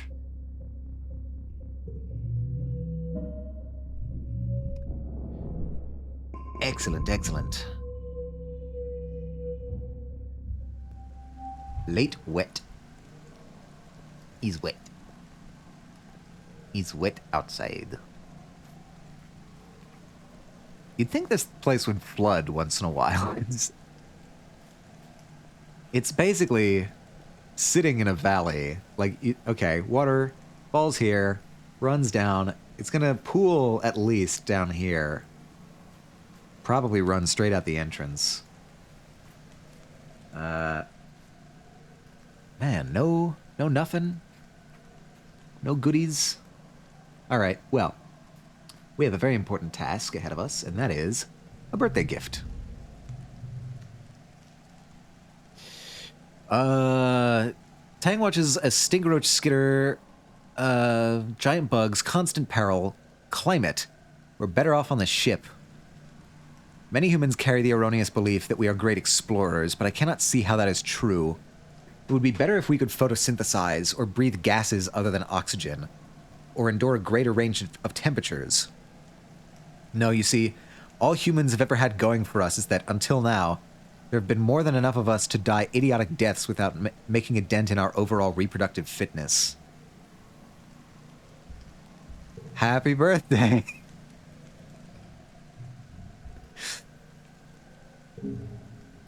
It seems you've remembered my birthday, Tang says, taking the roots and turning them over in her hands. Her lip curls in distaste at the dirt that still clings to them. How thoughtful of you. I have much to do today, but I'll set these roots aside to analyze later. She turns to walk away, but remembers herself. Thank you, she adds, almost as an afterthought. Cool. Happy birthday. Wait, what? I thought I just talked to you.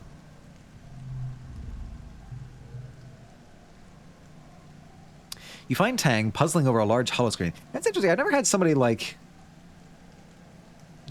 develop dialogue after the fact. Making notes on her hollow eye and frowning over them, as you approach, she gestures to wipe the holoscreen clean and start again. Ugh, she sighs, taking a break to rub her temples. Okay, Tang, come on, think. You come up beside her and she startles. Oh, Atomica, hello. I'm in the middle of running simulations on genetic diversity over the next few generations. You're welcome to see it. It will affect all of us, most likely. Okay, sure, what do you got? Tang pulls out the next genogram simulation, a family tree encompassing all people in the colony, their familiar relationships, and genetic conditions. She scrutinizes it with a frown. We have an unusually high amount of hereditary heart disease, no matter how you slice it. Luck of the draw, we've lost quite a bit more genetic diversity than the original geneticists of the Vertumna Project anticipated, and that's not even counting those unwilling or unable to reproduce. You get dialogue from time to time as well as friendship points. You must have hit a new heart. Oh, cool. Did I? Let's see. I should be able to check that.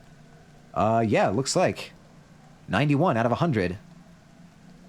Cool beans. She crosses her arms. It's possible to steer the ship out of it, so to speak.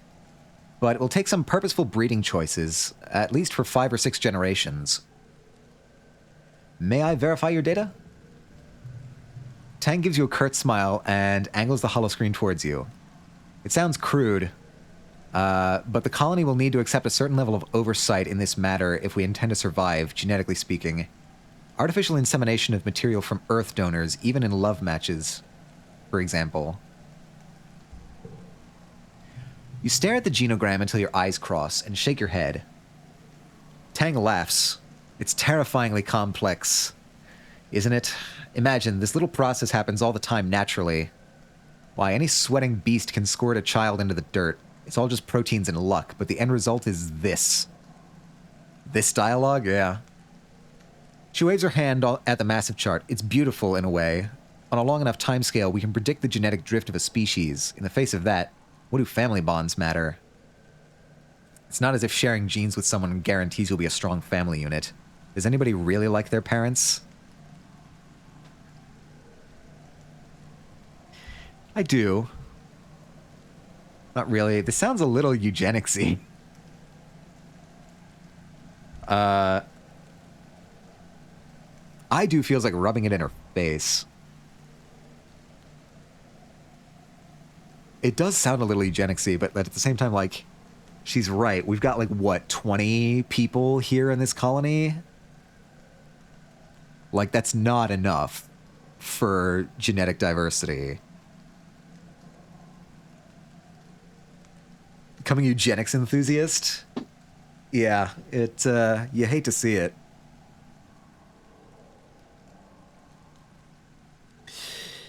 There's kids too. There are kids, but like, just of the people here. This is okay. 1, 2, 3, 4, 5, 6, 7, 8, 9, 10, 11, 12, 13, 14, 15, 16, 17, 18, 19, 20, 21, 22, 23, 24, 25, 26. That's 26, not counting deaths.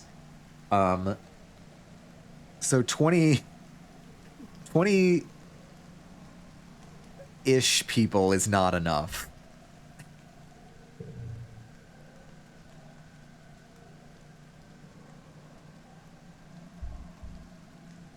Let's see what she says about this. Tang looks affronted. You... what? Atomica, surely there's a middle ground between eugenics and everyone dying of preventable genetic diseases. Especially in these first critical generations. There's other colonists you don't meet. I don't know how many, but still more than you can see. Alright, so it's like implied in the background that there's other people. I guess. You don't have to guess. I know. That's literally what I'm here for. Alright, Tangent. As for my own family, I feel no allegiance to any of them based on blood. If I had no family at all, that would be acceptable. This feels like a very delicate question right here. I don't know.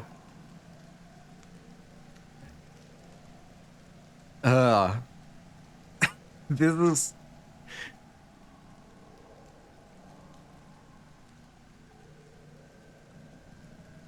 Because I know she misses her mother a little bit.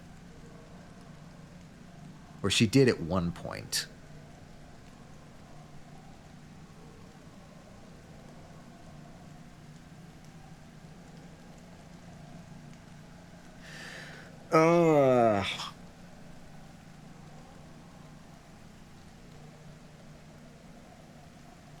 Maybe that's changed. Should I ask? I should ask. You mean the depressed drunk who died when I was a kid? No, not at all. If it wasn't for Chief Steward Anne, I probably wouldn't even still be alive. Oh, I can ask both. Cool. Ugh, I'm ashamed we're even related. All he does is mope around the colony all day, crying and moaning about how nobody likes him. Do you want kids someday? Tang looks thoughtfully at the genogram. Truthfully, I'm not entirely certain I can bear children. There must be limits to my gen-engineered body. I certainly didn't experience puberty to the extent that Mars did, for example. Besides, children would only distract me from my work. The chief engineer never had children, after all. I think that's admirable. I'm always conflicted when approaching the tangent conversations. Tang's glaze flicks over to where Chief Engineer Instance is, talking to one of the other lab assistants. In some ways, I'm the child she never had, and she is the mother I wished I did have. Right, like I'm going for the tangent route here, so I'm like hyper pondering over every decision, second guessing myself always. We became close when we started my gender affirmation process. It was so obvious then that we were kindred spirits. As I would come in for checkups and observation, we talked about the science behind the process. Of course, I showed an interest in it, and Instance fostered that in me. She supported me. Tang looks down at the ground, unlike my own mother, who by that point had ceased to find joy in almost anything. What would I be without Instance? The only things I have in my life are what she gave me. Not just this body, but my passion, my hard work, my achievements. Without her, I would have nothing. I owe her everything. She sounds really important to you. She is, more than anyone. Now, if you'll excuse me, I have our legacy to plan. Okay.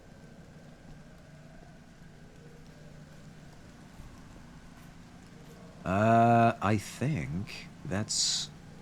There's no logs. We can finish up this year and then call it a stream.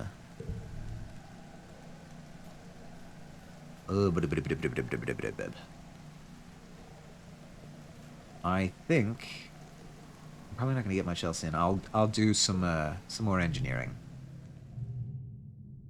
Up to 70. That's pretty good. Study engineering. This month, you explore making electronic music and learn a lot about manipulating the frequency and pitch of a sound to make unusual and sometimes pleasant results. It's kind of amazing that music is just physics. You share your creations on the HoloNet for people to download. It's nice to have something new to listen to. Okay, cool. Not exactly what I expected when I selected engineering, but fair play. Science fair champion.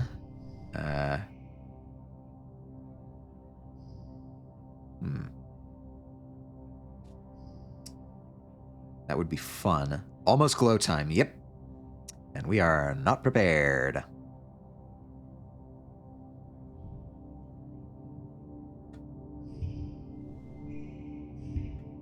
Three, that's Okay, what I'm gonna do is I'm gonna do 5, 4, 6, 6, 1. Oh,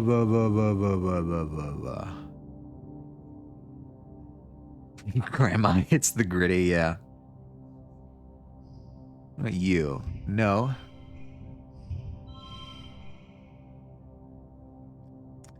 Can I get this to equal total goal? That's 20. That gets me all the way down to 17. I'll be honest, I don't even know what the gritty is. 28. I need to, like... Do we have any, like, knockdown cards? 25. 24. That's the ticket. It's a dance, look it up. I know it's a dance, I just...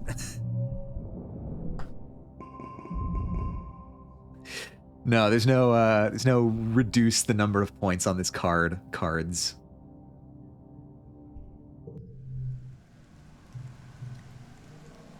It's been 3 seasons of heavy food rationing, getting more and more strict as the year dragged on and the fields continued to struggle.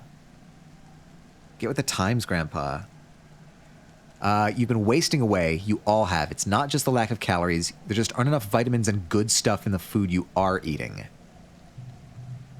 Your muscles ache all the time. Whoop, uh-oh. Sometimes you feel strangely euphoric, filled with an inexplicable energy, but often it feels like there are weights tied to your shoulders, pulling you down. You don't have the energy to do it anymore. Even the prospect of getting up to find food feels like too much effort. Better just to lie down and accept it. Despite being so tired, you can't fall asleep. You spend entire days in a dazed fog. Last week, you were brushing your teeth when you noticed that some of your teeth were wiggling. You brushed and watched all of your teeth begin to fall out of your mouth, clinking into the sink like pebbles and washing down the drain. Horrified, you started screaming, only to snap out of it and realize you'd been staring at yourself in the mirror the whole time, lost in a hallucination. Your friends stop working and retreat to their quarters. You lie to each other on the holonaut, all saying you're okay, just taking it easy, waiting for the harvest. Well, the harvest came and went, as meager as ever. Your mother still hasn't given up, and never rests, never stops working, as much as your dad begs her to. She must be sleeping in geoponics, because you hardly ever see her in the family quarters anymore. From where you lie nestled in a bed in your cozy fugue, it all seems like far, far too much effort to bother with. We gotta get out of bed. Oh, we try, but end up collapsing off your bunk. You barely have the energy to climb back up into bed. You don't feel pain or fear, just a strange urge to lie there and stare at a poster of a pink cat on the wall, which you do for hours. Oh, there's my pink cat poster. You're pretty sure that behind those yellow disc's eyes, it's trying to tell you something about the nature of the universe, the cycles of space and time. Have you been here before? Or is this the first time? This is the first time, actually. Okay. Your mom comes to your bedside and tries to feed you some of her rations. She looks like hell, sallow-eyed and gaunt, but she refuses to stop working. She says she can't keep the rations down anyway. They upset her stomach. Please, Atomica, please eat. I will take the food.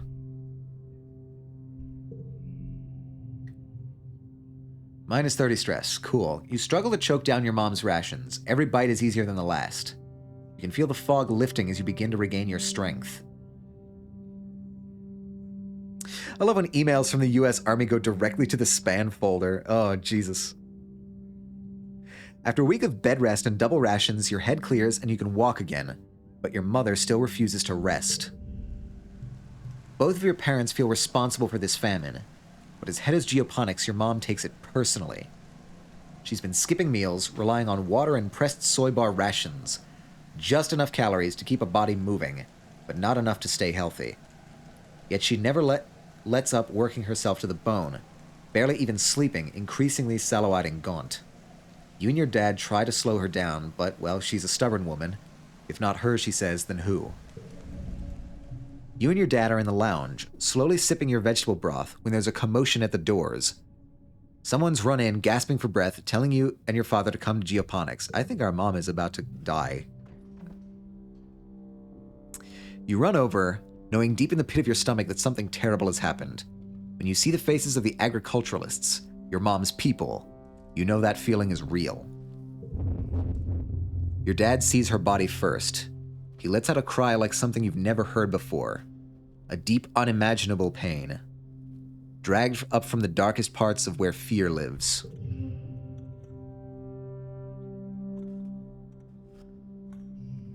I do believe our mom is dead. Your dad falls to his knees beside the frail body of your mother. He pulls her into his arms and sobs, wretched and agonized.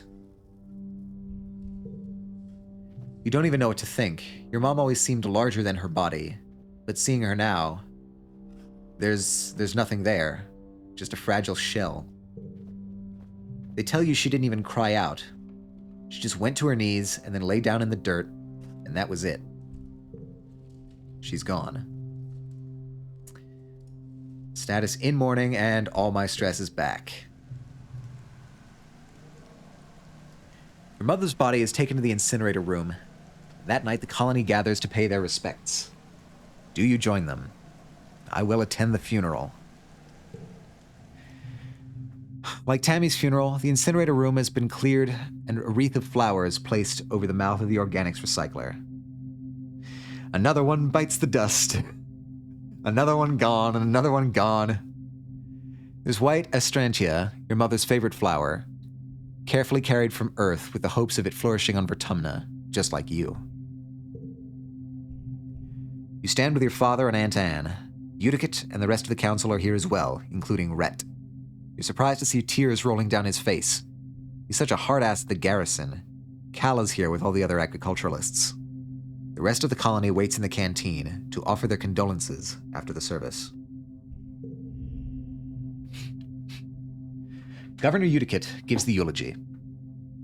As a colony, we share our blessings. However, today, in sad company, we gather to share the burden of our grief.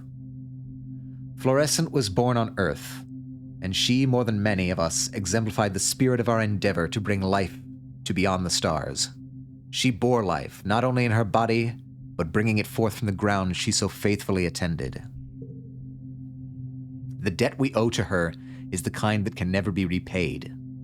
It is with a deep and unbearable grief that we must continue on without her, in awe and respect for her sacrifice, the depth of which was never expected of her, but which she did not expect of anyone else.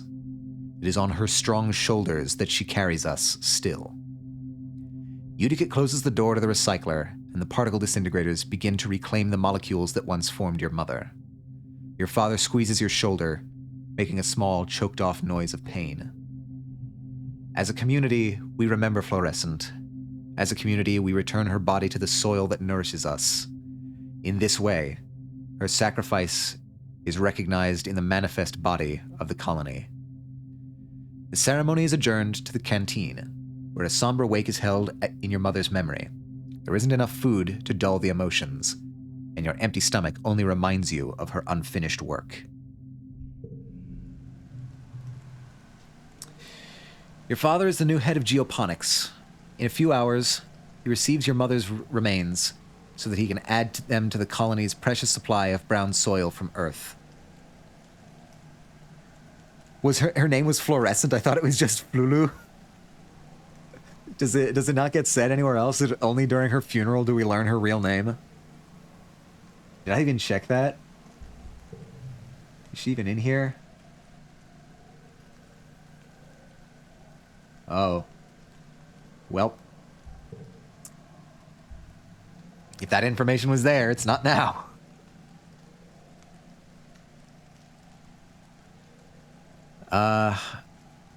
You touch the cool lid of the container, marveling that your mother could fit in such a small box. You don't have to be okay, your dad says quietly. His voice is thick with emotion. I know I'm not.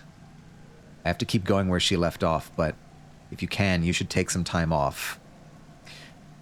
The kill total rises. We're up to 4. I don't really want to take the month off. Your mom wouldn't want you to be weak. She toiled too hard for you to sit around feeling sorry for yourself while there was work to be done. A few days after the funeral, surveyors return with an unexpected bounty from the Valley of Vertigo. It's enough to survive for another month. Until the new year, maybe, if you keep rationing. The colony will continue to limp along, but without your mother.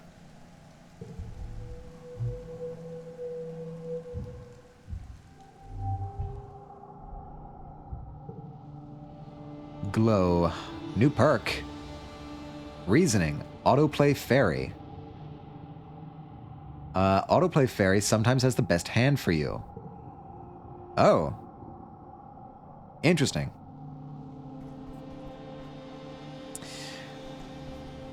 '07's in chat from Mom.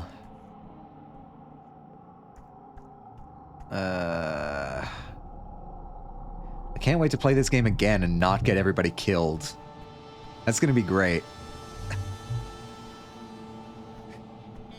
Need to take some time off, yeah. You have anything to say? I can't believe your mom's gone. She was like super tough. So much cooler than my mom. Alright, Nemi. Let's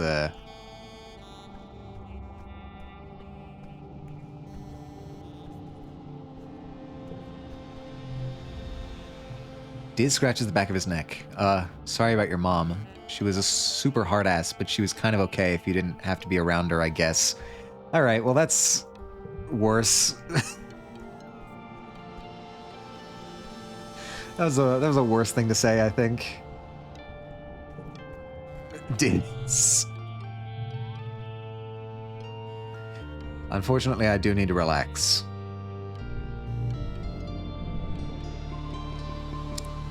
Nope. Oh, okay, I'm all fine. Look at me now. The roar wakes you. It would wake the dead. It shakes the walls, rumbles through the ship's hull, and makes your heart skip a beat. You're paralyzed by a sudden clench of fear in your gut. Through your porthole window, you hear metal screeching and people shouting. Then another roar, guttural and rumbling, like the sound of a mountain collapsing. It's time. It's glow time. Something enormous is out there. Run out to face it. I mean, we're down a person. We need all the help we can get. You don't know what gives you the courage, but you run out into the fields to face the horrible creature face to... Ah. Right. It has no face. I mean, it has eyes. It has a mouth. It's kind of got a face. In place of a face, or even a head, its body just unzips, revealing a mass of writhing pink tentacles and blinking eyes pocked with jagged asymmetrical teeth. It stands on 4 enormously powerful legs, each as wide across as tree trunks. Clinging to its back and its thick, slug-like tail are clumps of lichen that grow faintly in the night. The creature is nearly twice the height of a greenhouse. It's standing on top of a flattened one, the wreckage of lattice and plants all around. Flickers of light from plas rifles and stun gloves light it from underneath. The stench of ozone is thick in the air. Just a little stompy boy. Not very little, but stompy. You see Anemone and her brother Calm darting in and around its legs with their twin shocks of red hair. The faceless creature lurches into another greenhouse, oblivious to the soldiers trying to herd it away. The monster left a trail of destruction from where it smashed through the walls. Smaller creatures are pouring in through the gap and heading towards... They're heading straight to command. You watch helplessly as the hordes of animals storm command, sneaking through torn-away panels and smashing through windows. It's too far away to hear the screams, but Governor Uticate is inside. You have to do something. The ad break ends in 30 seconds. God damn it. Twitch.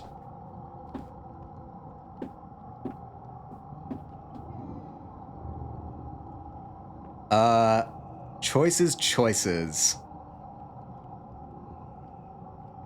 Look.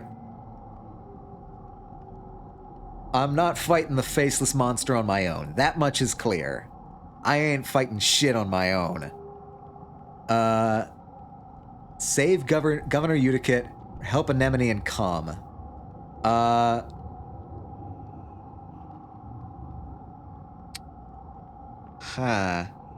I am leaning towards Anemone and Calm because I feel like even if we were to, like, save Uticate, this thing is big and powerful enough that it could wreck the entire colony anyway.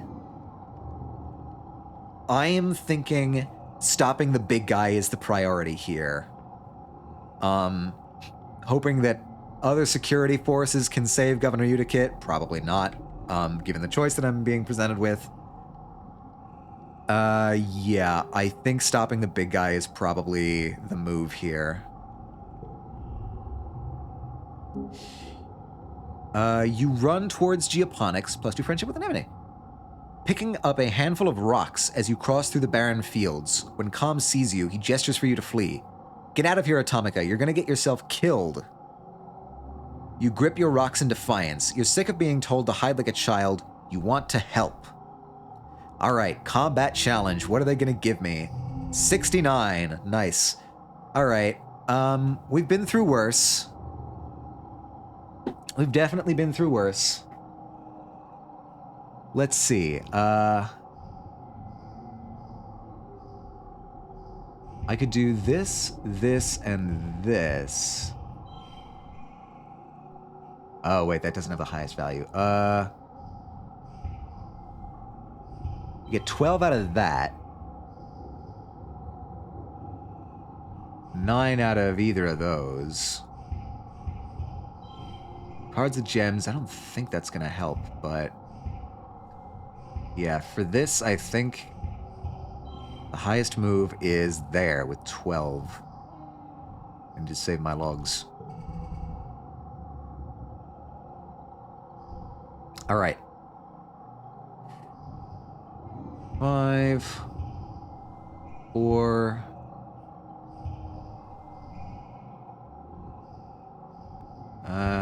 3... 3? That gets us 21. Wait, was it not already 21? Okay, that's 21. I can't imagine any of these. Wait, huh? Are you... why are you like that? What am I missing?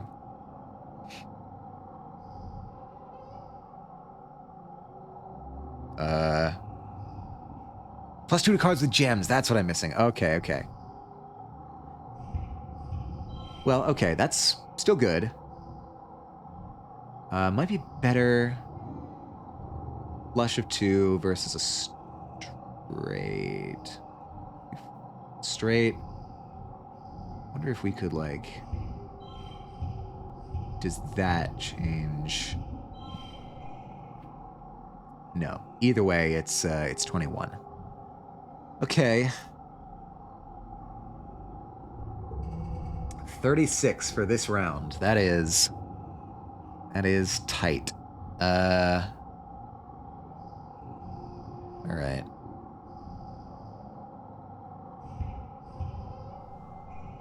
How's the game going? The game is going all right. Our mother is dead.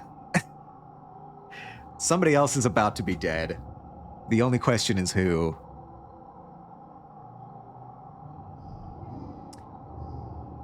And +1 for each gem on other cards. We got that. We got a 5 here.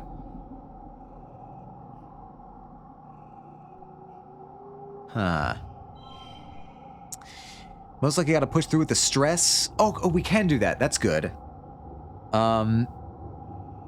All right. Well, my mother is dead. Don't forget items too. Yeah, I want to see if I can do this without going through stress. That would be great. I mean, stress is the only price for, you know, saving the village would be a good price to pay. Find a slightly better hand. Slightly better hand. Interesting. I do have the autoplay fairy perk.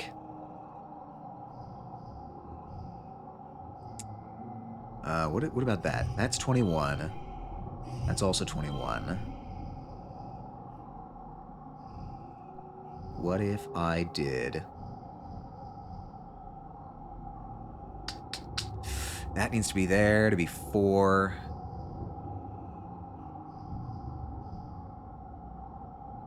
That gets us 23. Can we get up to 36 somewhere?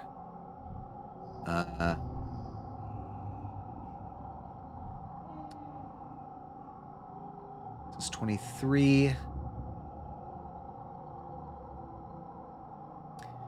That would replace that. That would become 1. That would become 3. But this would also get +1. You would get. No, this is an improvement. 31. All right. We're 5 short.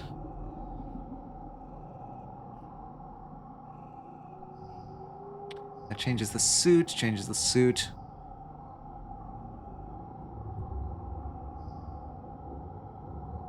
What could we do? Could redraw the hand, but I assume that means I would also get rid of these. Could draw a card.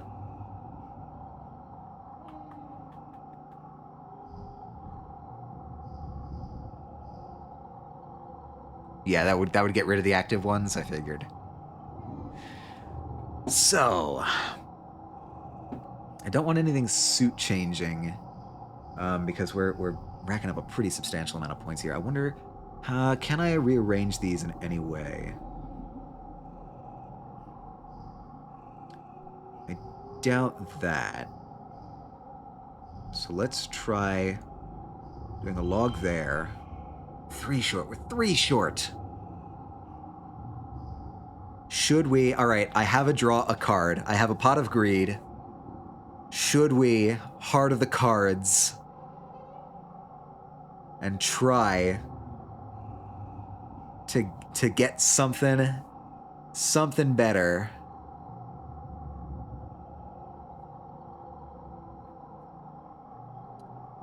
Should have drew first. Yeah. But it's too late for that now. All right, fuck it. Heart of the Cards. What would the number be if you made it 3, 4, 5, 5, 4? Let's see. 35.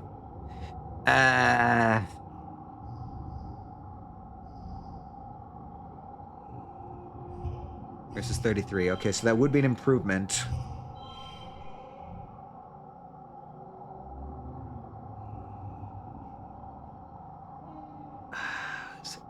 Anything else I can...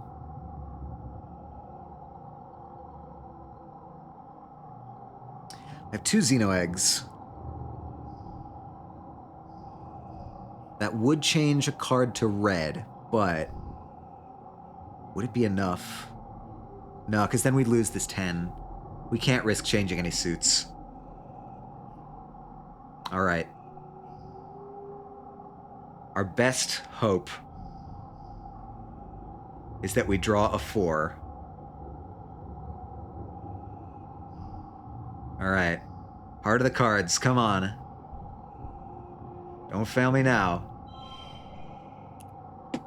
Yes. Okay.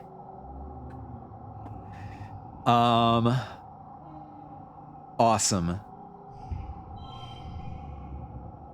So, what we can do here is that 36 plus 5 kudos if total equals goal. Fuck yes. We hit it. We nailed it. Win. Not bad. All right. I'm feeling pretty good about that one. That was total luck.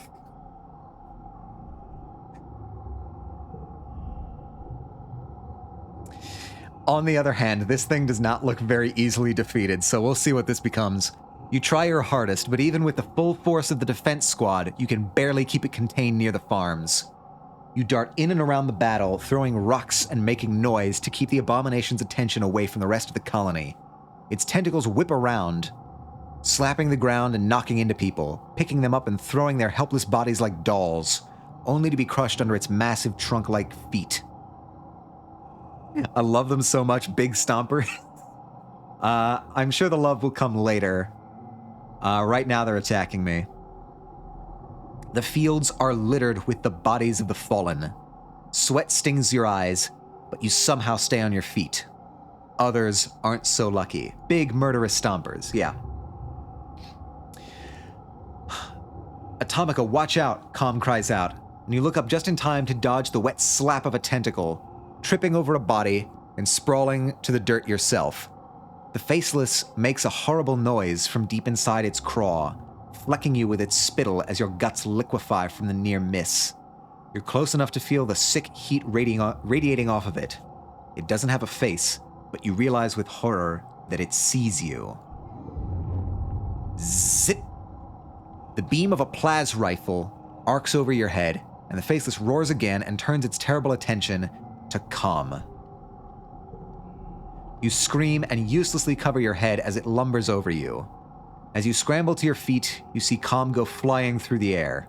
He lands a few meters away with a sickeningly wet crunch.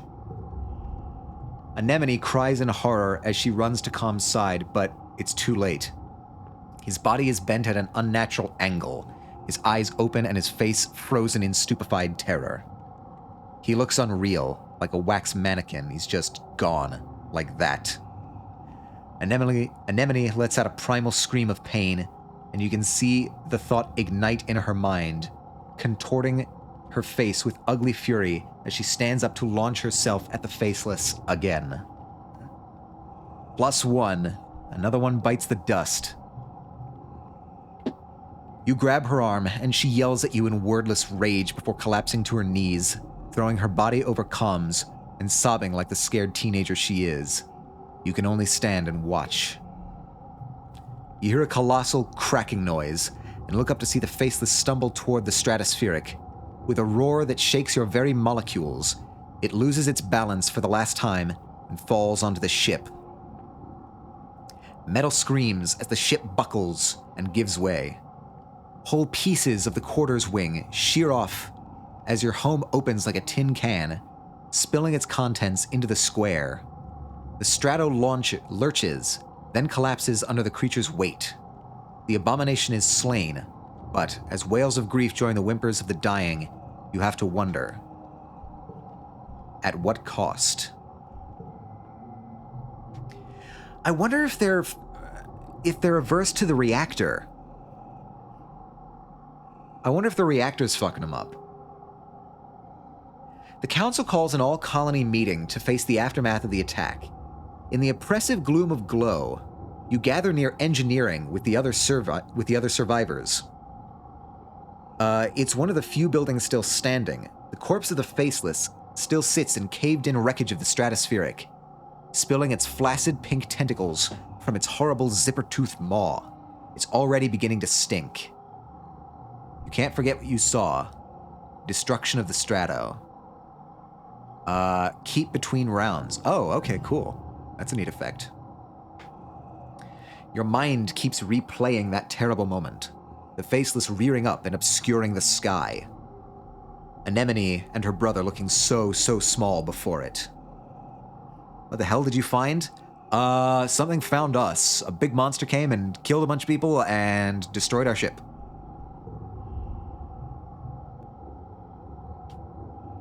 Governor Uticate was killed by the smaller creatures that swarmed command during their attack. In her absence, Seek addressed the colony. Stream is still going, almost done. We're finishing up this year, and then we're going to be raiding out. But welcome back, Zelda. How was your lunch? Breakfast? Lunch. How was your food? What'd you have?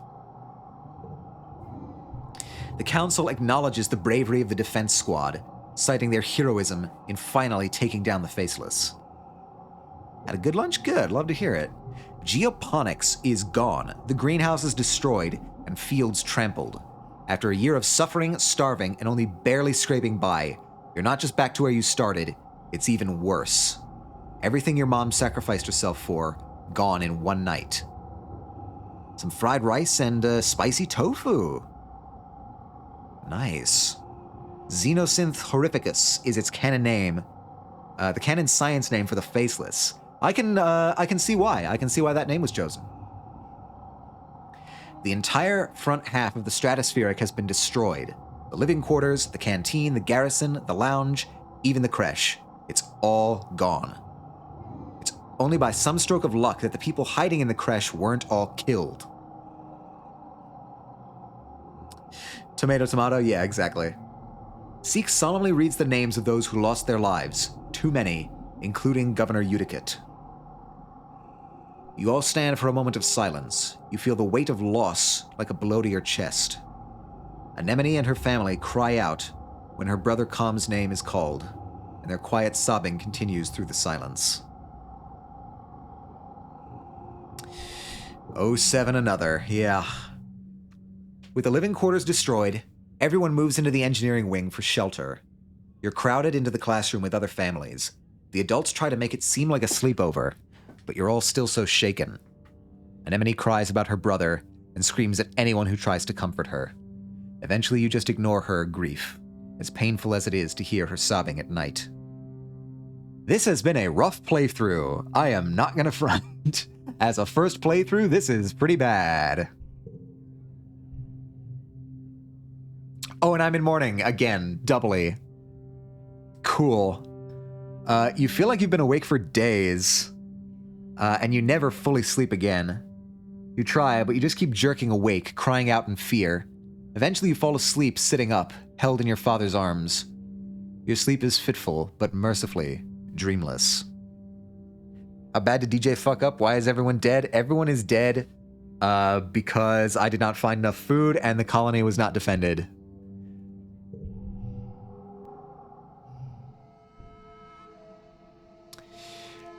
Wow, look at this. This is... Oh, garrison's gone. Walls are basically shattered. Famine, monster attack. Yep. Who is dead? Who is dead? Let's list all of the people who are dead now. Tammy, the first one. Our mom, the second one. Governor Utikit, also dead. Security Chief Tonin, dead. Com, dead. All of these people are dead now.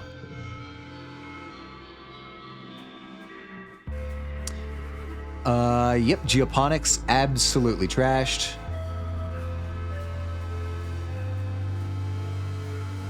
Utopia lives, it's true. Command, completely destroyed. You got Professor Hal? Oh, I did forget Professor Hal. Add Professor Hal to the list. Okay, that's gone. Everything's gone except engineering.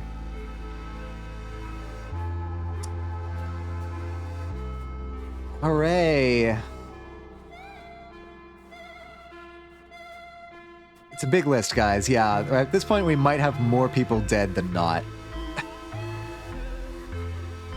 I simply would have not let this happen if I were you. I should have taken your advice.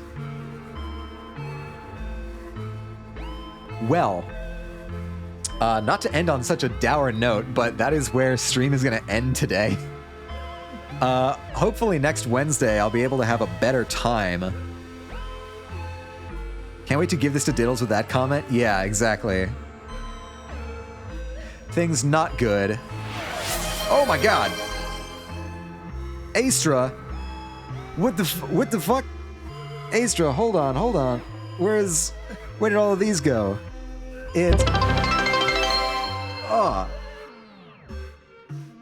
Reached our new sub goals of 10. Thank you, everybody. Whoa. Okay, so, the subs went to Not Yahweh, Bob Bunny, Zelda, Shadow the Cat, Dot, Bitten, Tassie, Chaotic Crescendo, Moon, and Disguised. Thank you so much, Astra. Thank you. The colonization prize, consolation prize, after this this horrible day of Exocolonist is very appreciated.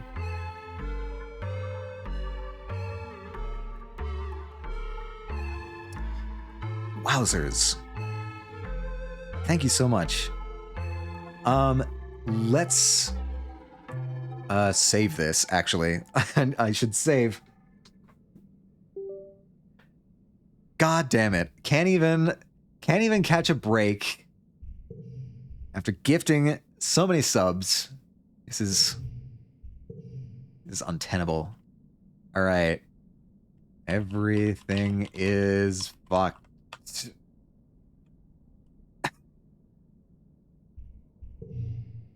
All right. Go team. I am definitely going to try to be more diligent on the second run through of this game, but we're going to have to see what this game has in store for us next time. Let me bring this over.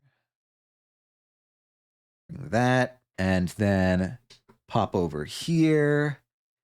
Great save file name. I mean, it's the mood of the hour. Where is my music? No. Music. Resume. All right, cool. Music is back. Oh my god, Jazz, I just got the picture of the plush that you sent me. That's adorable. It's all fallen to shambles. It's true. I think This is a Mass Effect song. So, while we're listening to Mass Effect, where are we going today? Where are we rating? This is definitely Mass Effect. I don't have anyone. Oh god, I don't have anyone to raid. Does anybody have any raid suggestions? It was a good stream. I'll try to catch your next one. Thank you for stopping by, Zenith. I really appreciate the company and the advice and the foreshadowing. More like Ass Effect. Should I open Dave then? Are you going to stream? Are you going to stream Dave? If you're going to stream Dave, then absolutely, yes, I will raid you.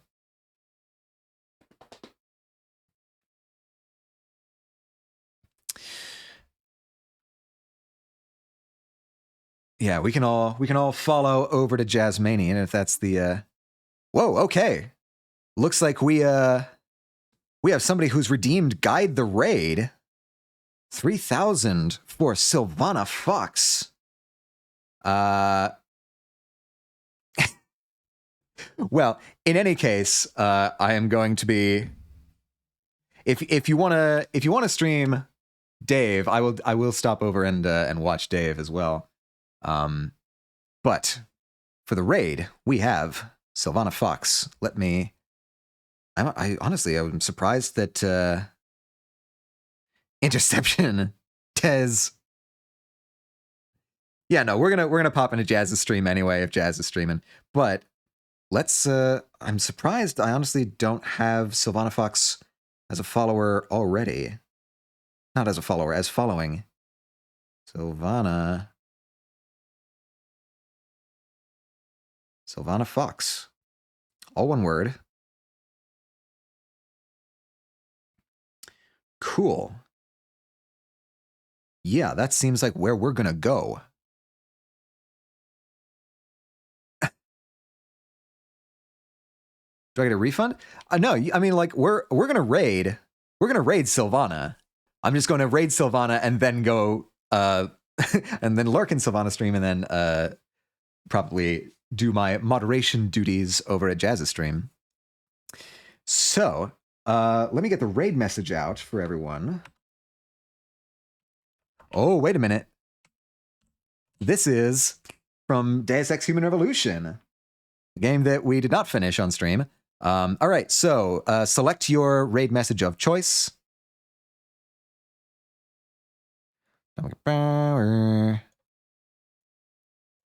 Copy. I do actually moderate sometimes. Don't forget to eat. I will grab something to eat. We've got people coming over for dinner later, so I'll definitely be getting some of that. But I will grab something, a light lunch, as it is called. I was lurking, but I had fun. Thank you for lurking. I appreciate it. It's don't copy the whole thing, Diddles. Just I guess you could. You could copy the whole thing if you wanted. I guess yeah, if you want to copy the whole thing, go for it. Can someone paste the thing for us mobile users? What thing? The what? What are you looking for? Oh, right. Because you can't select the message individually. All right. Well, let me get the raid command. Sylvana. I need to make sure I'm spelling this right.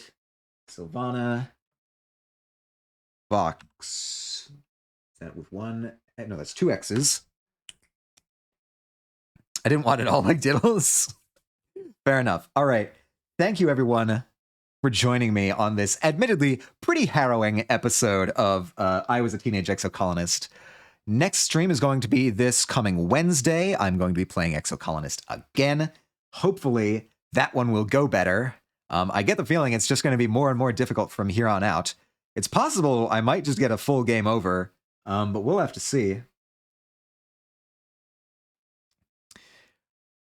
And – yeah, I hope to see you all there. If not, I hope you have a great day. And stay true to yourselves, everyone.